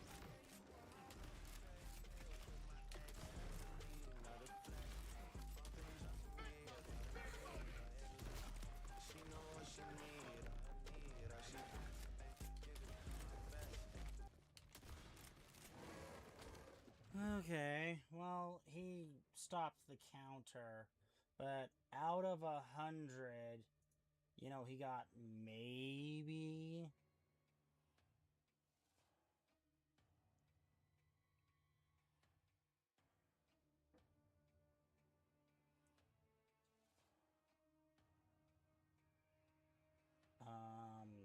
if I had to say, maybe 25. So maybe. Alright, well, we're gonna skip this one for the time being, and then we're gonna move to this one. If we have time, we'll come back to this one, but we're gonna move on to this one. This one's funny for men, not necessarily for women, but here we go. No one says to men, your last name is not really your last name because it just came from your dad. That's because we know and we're fine with it. And those who aren't fine with it can legally change their names. So, once again, you lovely ladies are creating imaginary problems just to talk crap on TikTok. But people will look at a man and a woman, brother and sister, same last name, and say to the woman, that's not really your last name, it's just your dad's last name. The man will never be subjected to that. That's because only women make an issue out of children getting their father's last name. He gets an identity, the woman does not. If you think women do not have last names because they come from the paternal line, you're saying women are just transferable property for men to exchange throughout their lives and stake their claim on.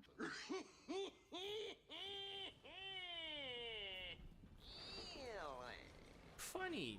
That's exactly what happens when women ride the carousel all through their 20s and 30s. They get passed around from men to men, and a lot of these men do stake their claim on those women, which is why you have a lot of single moms with several baby daddies. A lot of people got something to say about the fact that I got 6 kids with 6 different men. So I'm just gonna tell y'all why it is better to do it this way. If I had 6 kids with all the same dude, I get 34% of his income, which is only $680 a month. If I got 6 kids with 6 different dudes, I get 17% from each one of them, which is $340 a month from each one. $340 a month times 6 baby daddies is $2,040. So why don't you have 6 baby daddies? Ugh. Brother, ugh. What's that? What's that, brother? Proper garden tool. When women are born, we get our last names the exact same way that men do. We are birthed, someone writes it on a piece of paper, and now it's ours. It does not matter how many men before me gave me this last name. Now it's mine. You gave it to me, and I can stake my claim on it. Or I can refuse to give you my last name until a paternity test proves you're actually mine. And if you're not, you can take your mother's father's last name, and your mother gets sued for paternity fraud. Some men like to frame divorce as women being the root cause of it all. Considering that you lovely ladies initiate 80 to 90% of divorces, yeah, you are the root cause of it. They even like to cite statistics that will support it and will, like this comment shows, have the statistics around lesbian divorce. And strangely, every time they cite the statistic, it's very different. It's always very high, which is fine. And they think it's some sort of a gotcha moment. Because it is. The common denominator in the highest and second highest divorce rates is that both lesbians and straight men are married to women, which correlated with the fact that women initiate 80 to 90% of divorces pretty much confirms that women are predominantly the cause of divorce. This chain of logic is correct, and what is correct is sacred. But it's actually a gotten on moment. The only thing these statistics prove, or the only thing they show, is that men will sacrifice their happiness over comfort. Men will lower their standards for comfort. Men will settle. That doesn't make any effing sense and has nothing to do with the point of the comment you're replying to. No, not all men. It's definitely not all men. And look, women know this. Women who have been in romantic partnerships with men have learned this oftentimes the very hard way. These stats that some men like to use don't actually show men as the victims like they hope to be.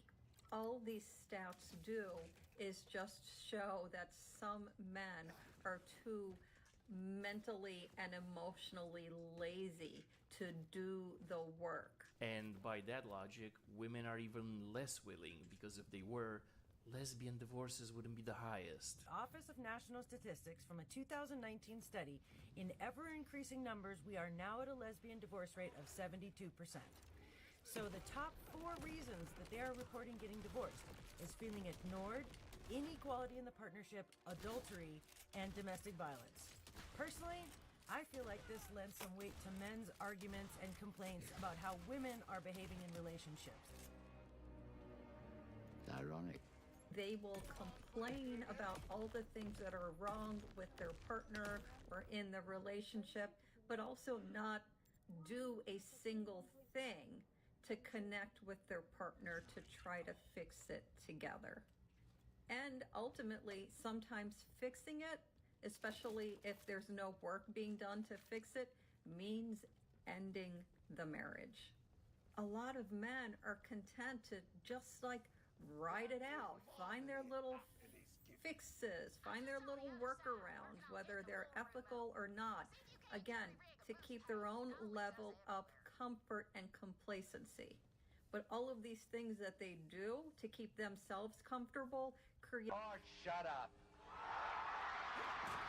So basically, you started this video with a statistical fact that lesbian divorces are the highest, heterosexual divorces are the second highest, and divorces between gay men are the lowest.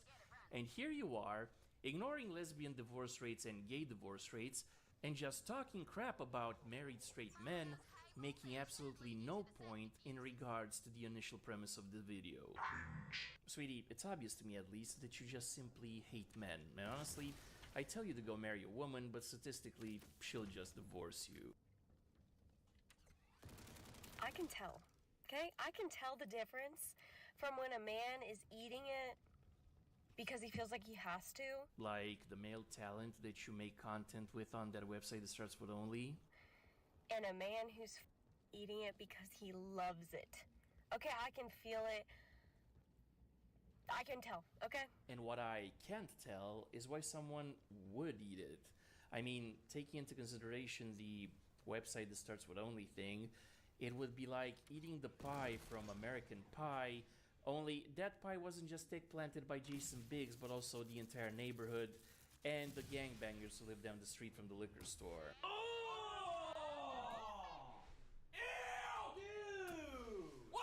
Honestly, I'd rather eat rocks. And another thing, as a man hater, I hate men. And my Flammenwerfer Werfer's Flammen. It also keeps man-hating women away from my stuff. Nah, but all jokes aside, when women openly hate men on social media, and not only is that not frowned upon, it's encouraged, the only reaction you're gonna get is misogyny. Action, reaction, cause, and effect. Genuinely, they all disgust me. So when I do like a man, the very rare circumstance that I actually like a man, I take it way too far. And I start, I'll know you for literally 5 seconds, and I'll be like, did your last name sound good with my last name? We should have 3 kids. I think we could live here. We should get married in this many years. I think we could design a house together. And I'm like, pause. What the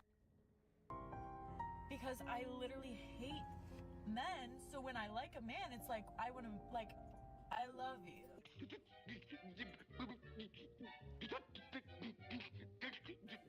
Sweetie, you need therapy.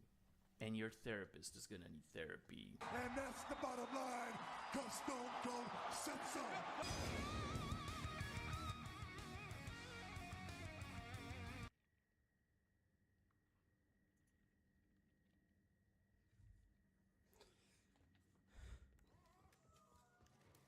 Yeah, that kind of sums up a lot of guys' what? I don't want to. Antipathy's not the right word. Just like this. Just without so many. You want this back? You just let me know. You sanitize this, right? This. You don't think I'm out like that'll no. You won't. Hey, this here's some shit. I'm guessing the right word we're looking for here is I don't want to touch. You don't stick your thing in crazy. I'm guessing is the right word we're going for here.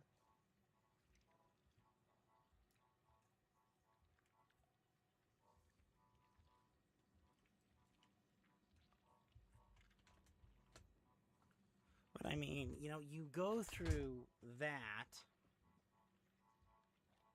and, you scratch as a man, you go through that and scratch your head. And scratch your head and like, is this what I want? Is this what I signed up for? And most guys are like, no, I didn't sign up for this craziness, period.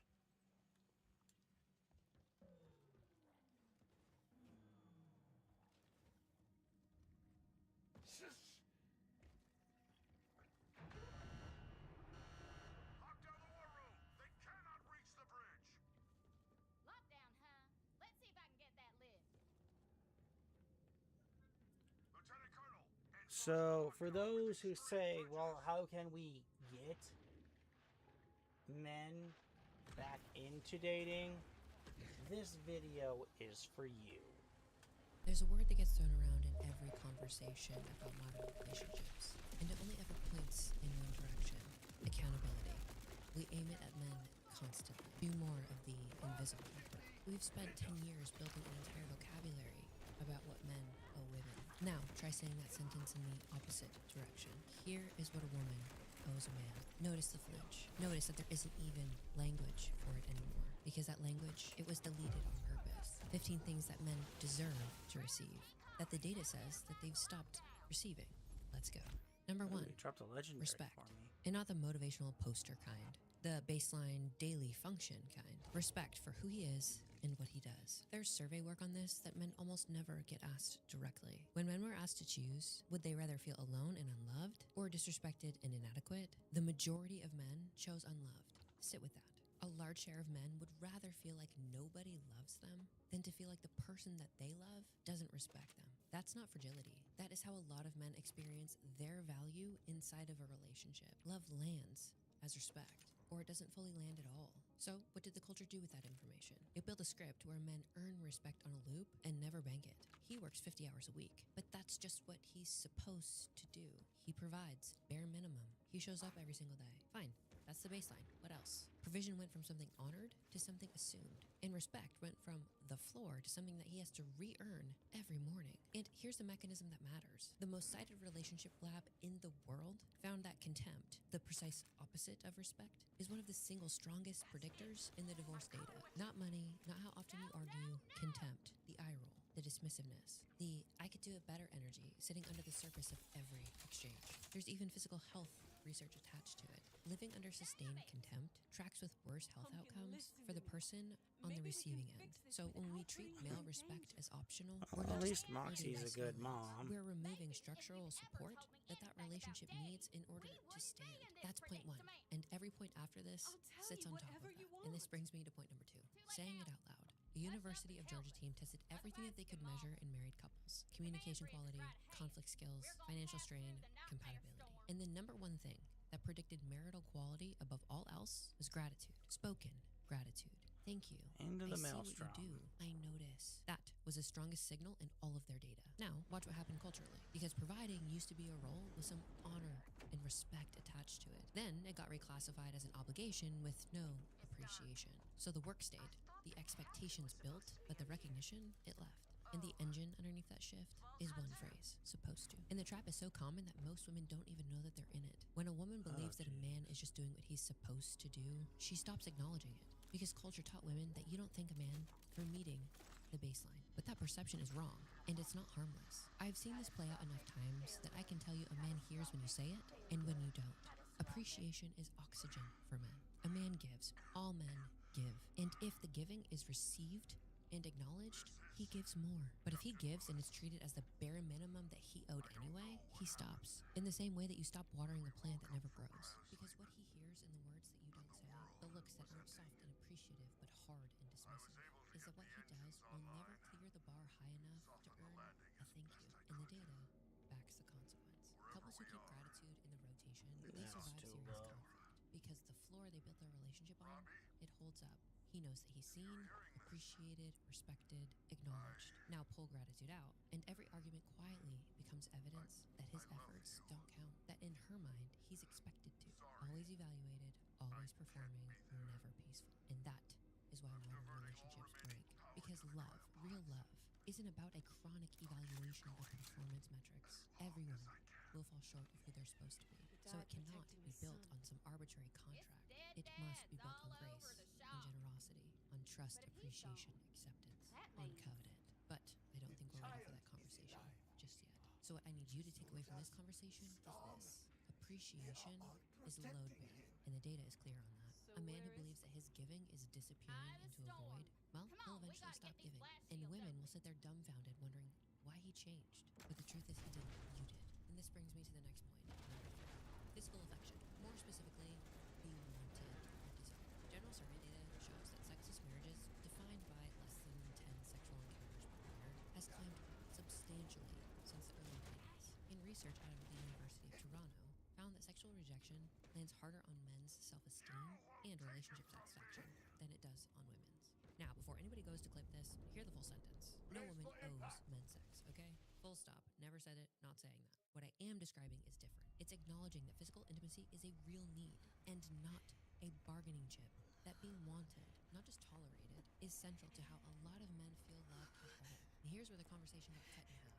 Intimacy went from a thing that two people tended to a thing framed entirely as her decision to grant or withhold. He's not entitled to your body.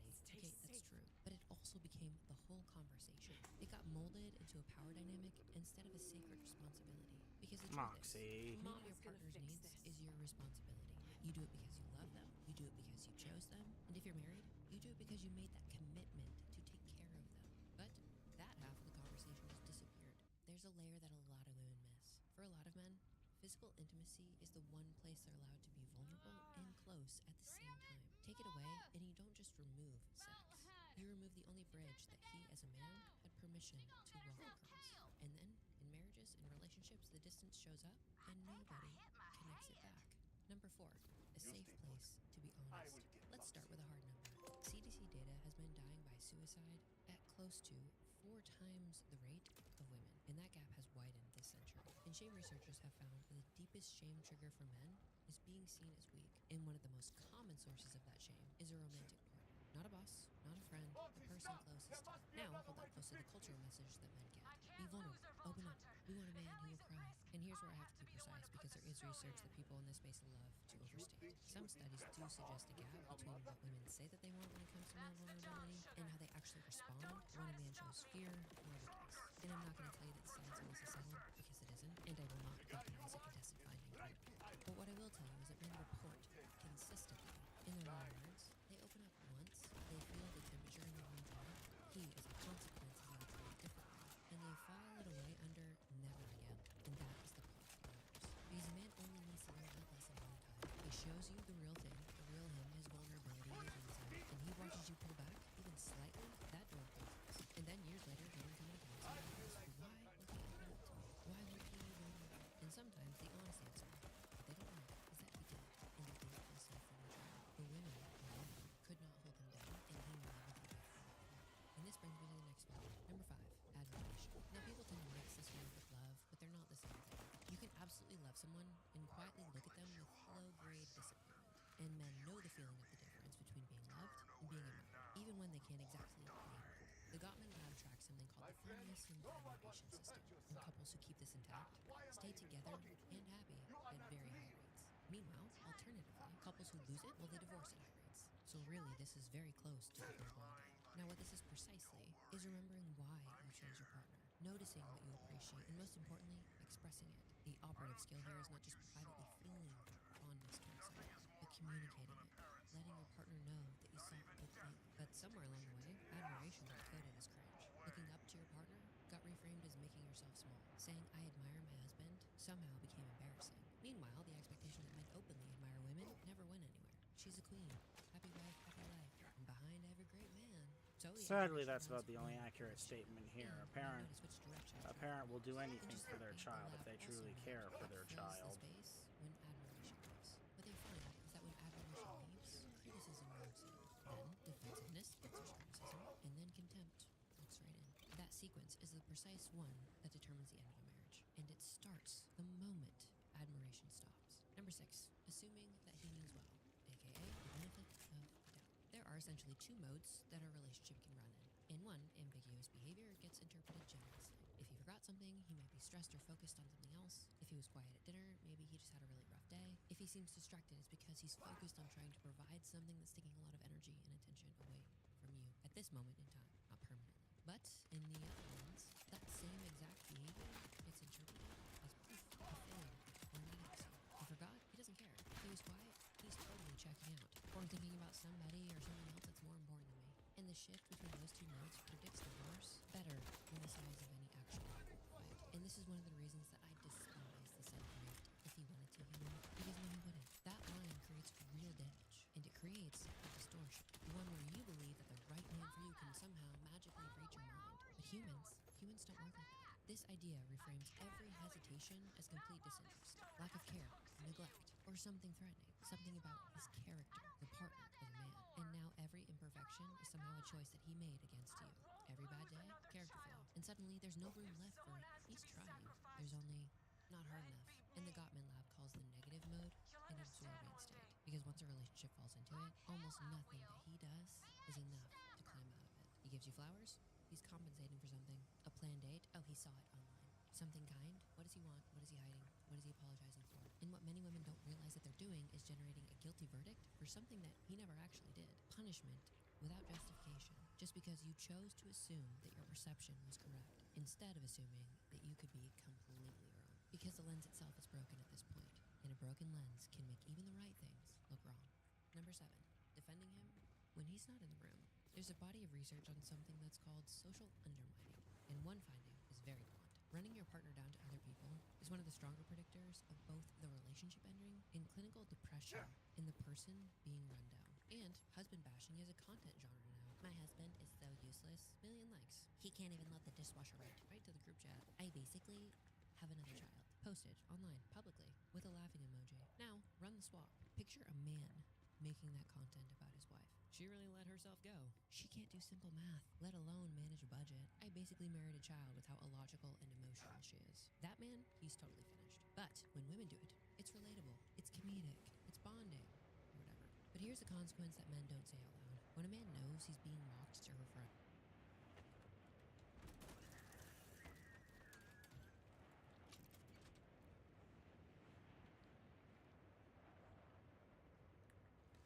That's the exact reason why I sit here and say, if you put up a mirror to their face and let them see it, they won't like it.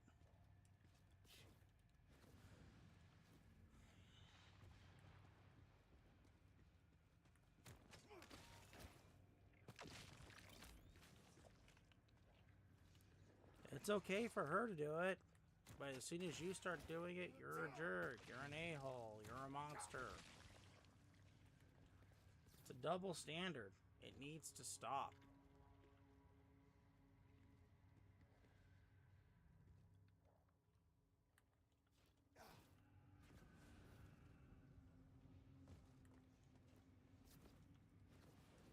Because all it is poison. Or in another way, it's gasoline, and all you're doing is pouring it on the fire.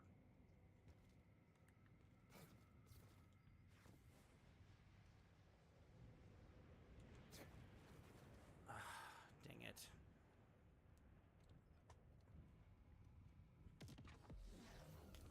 But it's okay for women to mock. It's okay for them to do it. It's not okay for every bum-ass loser to do it. Mm-hmm. Double or nothing.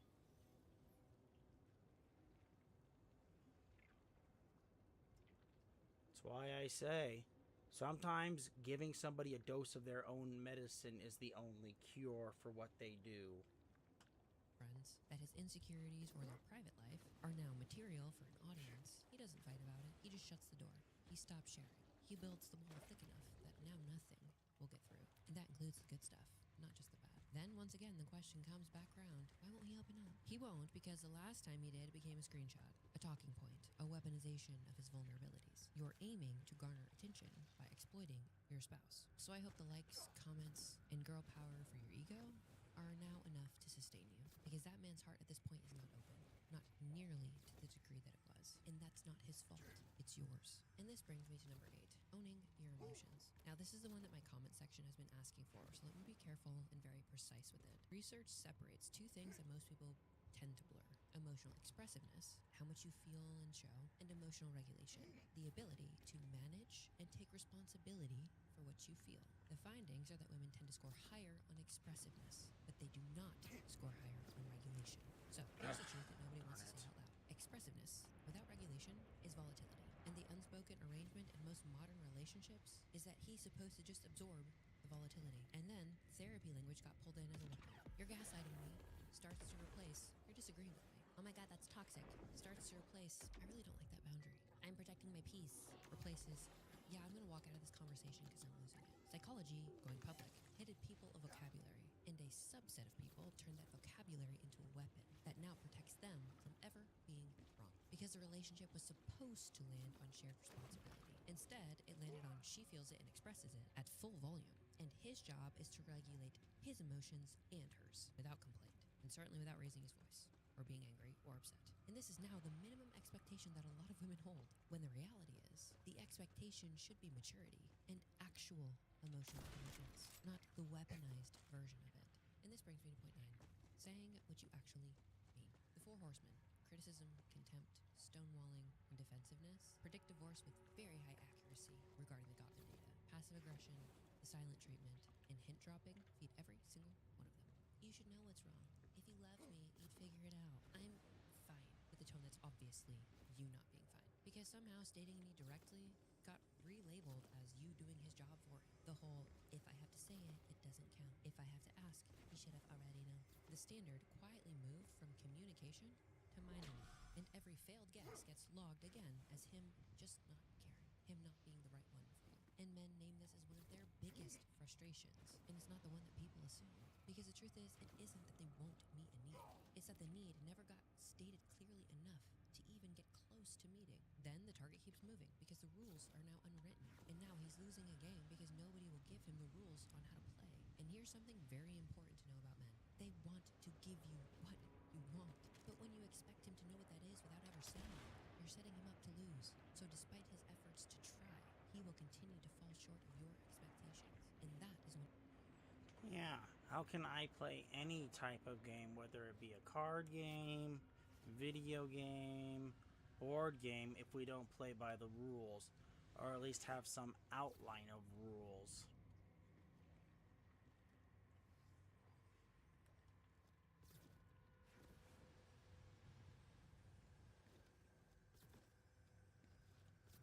I mean, imagine trying and playing Uno where one person can arbitrarily change the rules.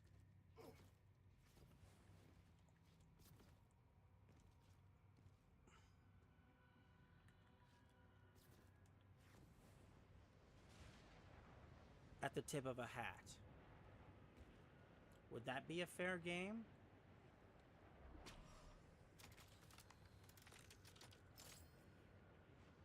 It wouldn't be a fair game at all. In fact, so many people would be complaining. It'd ruin it for everybody.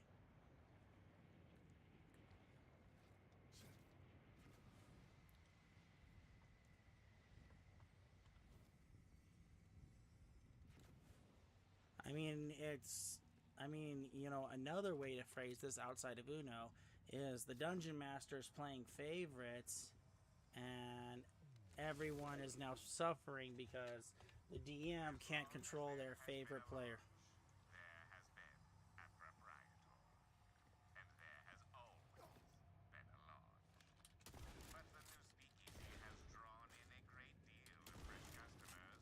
And they won't stop giving them the good loot.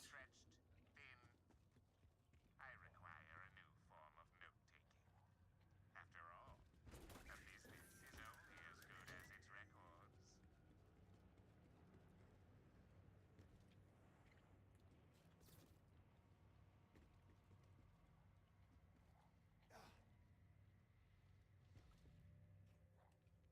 So, yeah. Whoa. So, yes. Do things that arbitrarily change the rules and watches people leave. She's dead on. And I know this is a game analogy applied to relationships, but it's...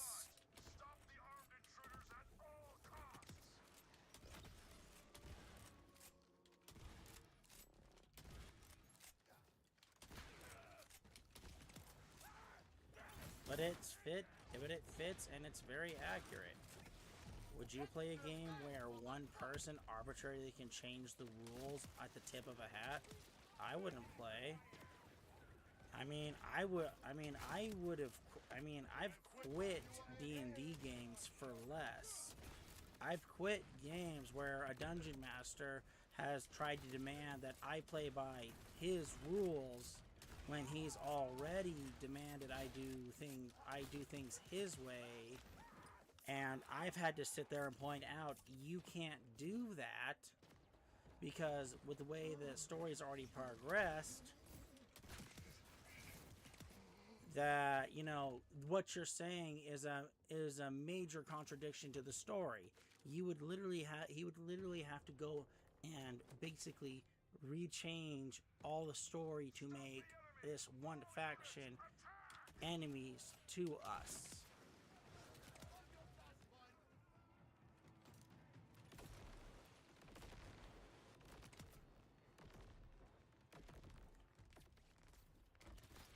And he kicked me from the game, but I was gonna quit anyway because I wasn't gonna sit there and basically get told I'm the problem when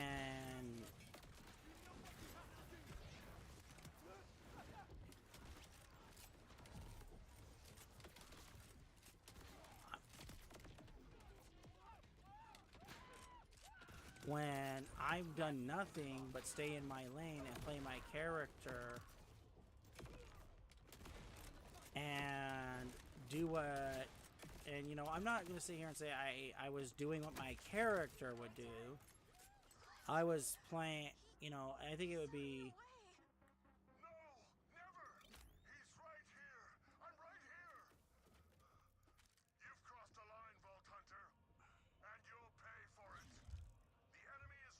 I believe it would be more accurate to say that I was in character and I was trying to beat what would that character think. That character thinks. No, you are not. Listen, boy. That vice is not your father. Hold off and try to resist it.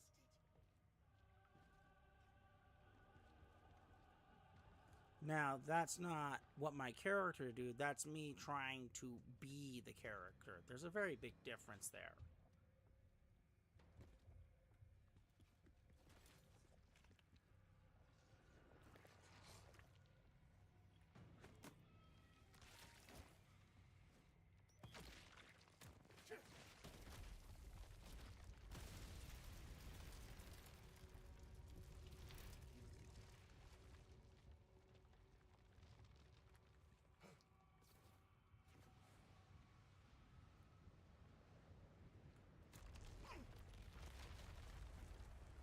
So, yeah, that happened. But in the terms of a relationship, I can't read your mind. You know, I might be able to guess from body language.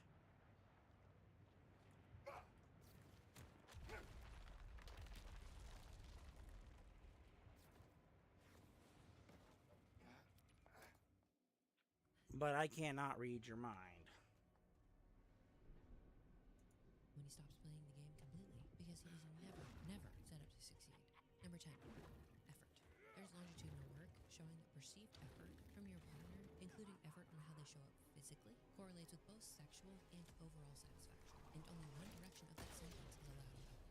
If a man says directly that he wants a wife who Gotta takes give it to care of herself, Moxie. it's She's a automatically good more than gunslinger. But a woman who says she wants a man who takes care of himself, she's got standards. And the double standard isn't hidden. It's built into how we allow people to talk.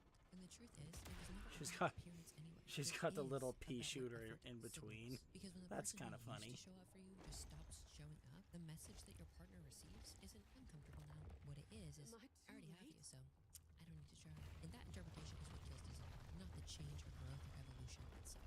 Because effort is a proxy for investment. And when it disappears, so does the feeling of being chosen on purpose. Yesterday, today, and every day. Because that feeling, that trust, that knowing, it's the best feeling in the world. And truly, it doesn't require much. Love, partnership, long-term satisfaction. It's not built on grand gestures every once in a while. It's built on the random Tuesdays, the little things, the effort consistently and perpetually. And that has to go both ways. Number 11, being his partner, not his manager. Research on male relationship needs puts recreational companionship right near the top, perfectly alongside respect and intimacy. And separate work on shared leisure finds that when this disappears, marital satisfaction rates drop and divorce risk increases significantly. Here's the drift a lot of marriages take. Your wife slowly turns into a project manager. Did you take out the trash? Did you call the doctor? Did you book the thing? And every exchange now becomes a task list. And every conversation is now a performance review. And men describe living inside of that dynamic as feeling like a utility. She needs what I do. She doesn't want who I am. When the only time that she engages is to either assign work or flag a failure, he learns that his value here is functional, not personal function. And functional things get replaced when cheaper or better options show up. Personal things don't. Now I want to pause here for a second to make something very important land. We talk a lot about relationships like they're a contract, a transaction. I do my list, you do your list, and if the ledger somehow comes up short, we'll just dissolve this thing and we'll walk away. That's the language that we've been handed. That's the language that we've now been handed. Partnership as a business arrangement, and you exit when it stops performing. But that was never what this was. A contract protects two parties from each other. A covenant binds two people to each other. A contract says, here's the least I'm obligated to do. A covenant says, here is everything that I'm willing to become for the betterment of us. One is built around an exit. The other is built around staying and growing and becoming and solidifying. And whatever you believe about where that ideal says, here is everything that I'm willing to become for the betterment of us. One is built around an exit. The other is built around staying. Alright, just give me a quick second here. And growing and becoming and solidifying. And whatever you believe about where that Okay, I want everyone to think about that list between the Covenant and the... And I want everyone to think about that for a minute.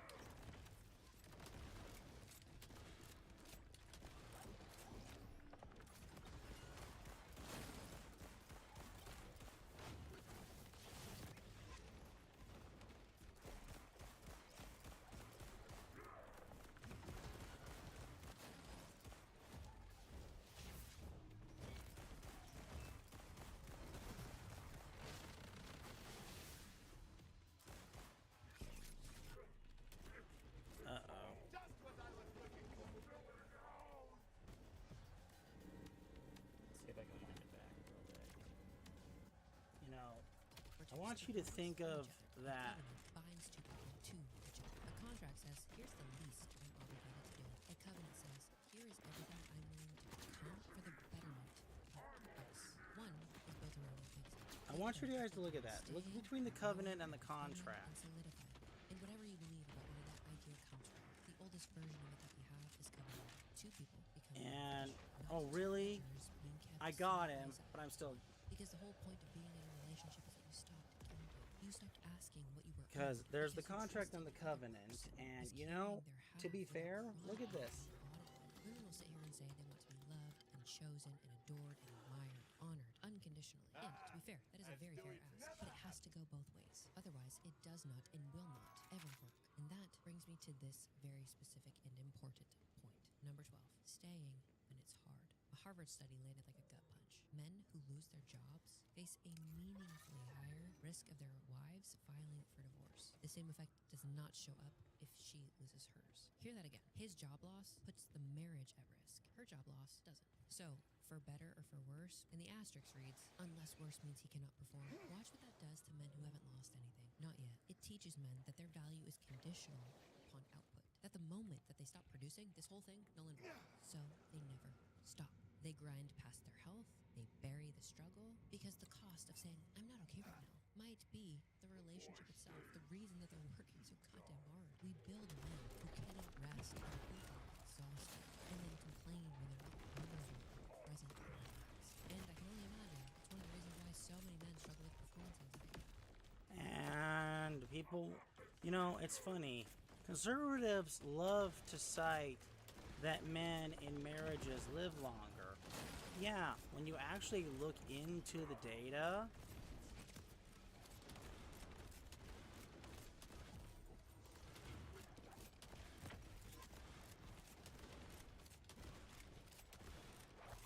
they're healthy marriages where the people support each other. They fulfill what they're supposed to do. When they don't do that,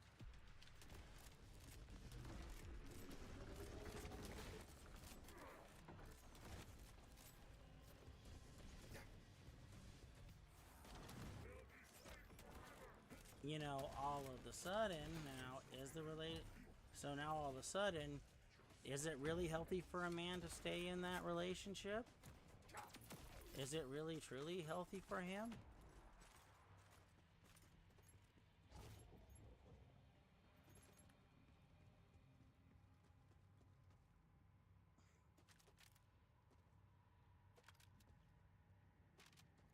I mean, think about it for a minute. I mean, considering the whole rate of self-ending and everything. Moxie.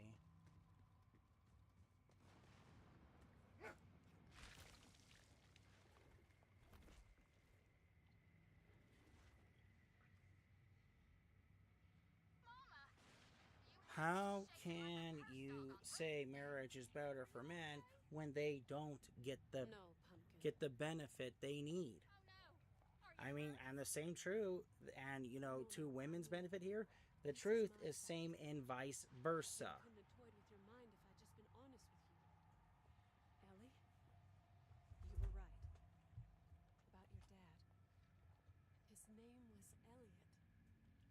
He wasn't just some flame. Let's continue. Again, we're not ready to have that conversation. And on top of that, modern women being so self-absorbed and arrogant, they don't pause to consider what role they've played in all of this. Just simply concerned with how they deserve better. And unfortunately, the group that deserves better isn't theirs, not behaving like this. And men are waking up to it. And this brings me to number 13, respecting what the money costs them. Survey data still has men covering the majority of dating expenses, even when both people work full-time. And money conflict sits near the top of divorce predictor list, behind only contempt. But the financial conversation went fully one-directional too, because her spending now, well, it's self-care. His spending, irresponsible. She deserves nice things because she works hard. And the truth is, even if she doesn't, men want their women to be provided for, to need for nothing. So he rarely will even say no unless he truly cannot provide it. Meanwhile, his financial stress stays completely invisible because providing is just what men do. And nobody talks about the weight of being the financial backbone, especially in this current dynamic.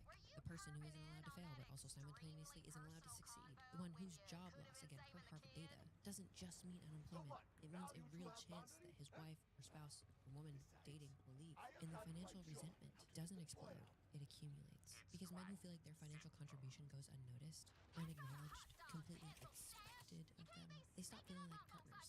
And they start feeling used. And that's not insecurity. That is an accurate read of a one-sided arrangement. Conditional.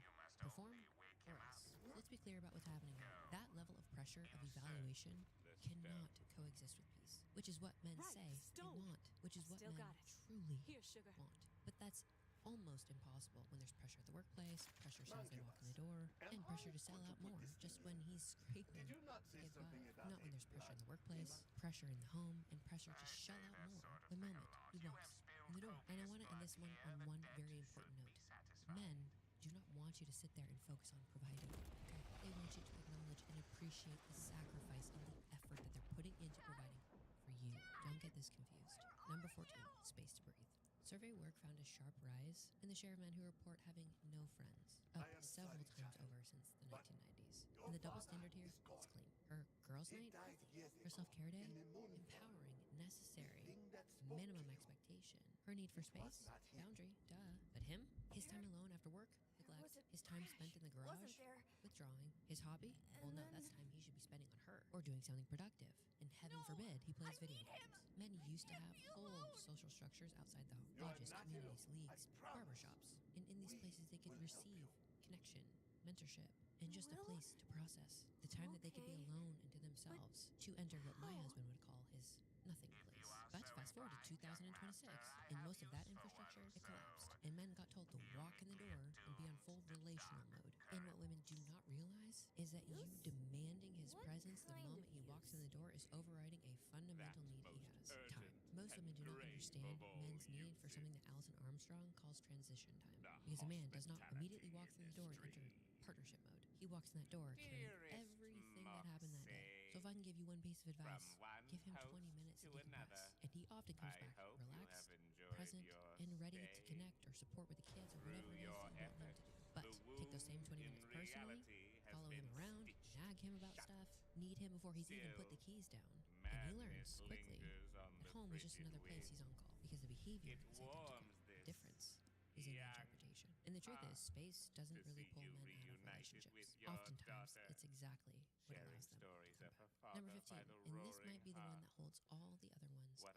Researchers who basically built the modern science around gratitude found that it's one of the strongest predictors of relationship well-being that there is. Stronger than compatibility, stronger than communication style, stronger than how often you fight. And on the other side, entitlement, the belief that you are owed things with no reciprocal obligation. That not only tracks with higher dissolution rates, but with narcissistic traits. Know your worth and stuff. And to be clear, those three words that I just said could have been used for good. In the right hands, they meant don't accept abuse. Don't settle for someone who mistreats you. And that version of it was necessary and correct. But if we're truly being honest with each other, that's not what they turned into. They turned into, I deserve a man who, followed by a list that no human being could actually satisfy, inside of a lens, inside of a frame where she evaluates and he auditions. And the word reciprocity, it never shows up. So the questions that used to be normal somehow became offensive. What are you bringing to the table? What are you offering in this partnership? What does a man actually gain by choosing you? Ask those questions out and you get, how dare you? She is the table, obviously. And I need women who genuinely want good relationships, marriage, family, commitment, long-term happiness to wake up. Because no, she's not the table. She's a person sitting at a table that two people are supposed to be building on. Because if only one person's building, that's not a table, it's a pedestal. And pedestals, they hold statues, not partners. Entitlement runs on that same supposed to engine I mentioned earlier. He's supposed to provide, so providing earns nothing. He's supposed to lead, so leading earns nothing. Every single thing he does gets pre-classified as the bare minimum owed, which means there's no action left that could ever be appreciated. And that is what entitlement actually is. A permanent state of being owed with nothing ever being marked as paid. And a man who's living inside of that does the rational thing. He stops. Because giving into a ledger that never actually credits him is just watching himself disappear. And that's not love. That's a parasitic relationship. Now I already know some of the comments that many of you are going to leave. Men owe things too.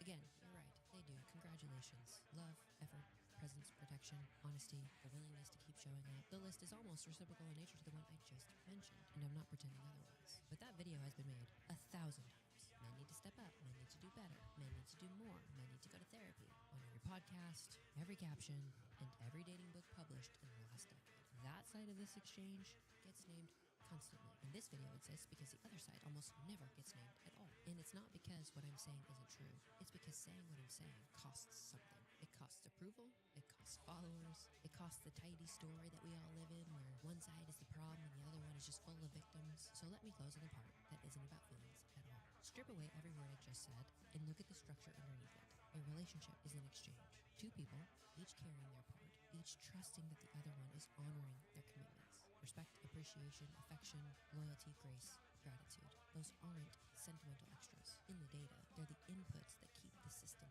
standing. When one side is told to give everything and another side is told they're owed everything, you don't have a relationship. You have a system with all of the load on one beam, and there's only one thing a structure built like that ever does. It collapses. Not because anyone's intentions are genuinely evil, but because the weight has nowhere to go.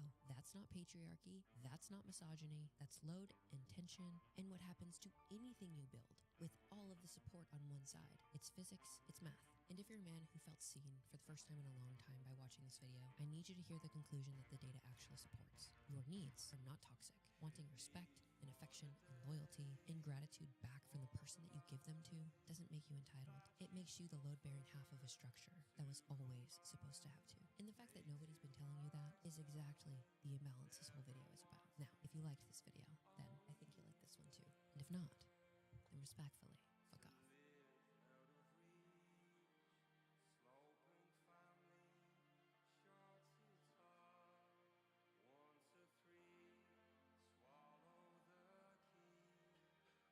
All right, everybody. As you can see here, that is the first steps that if women want men to get back into the dating market, that they should do.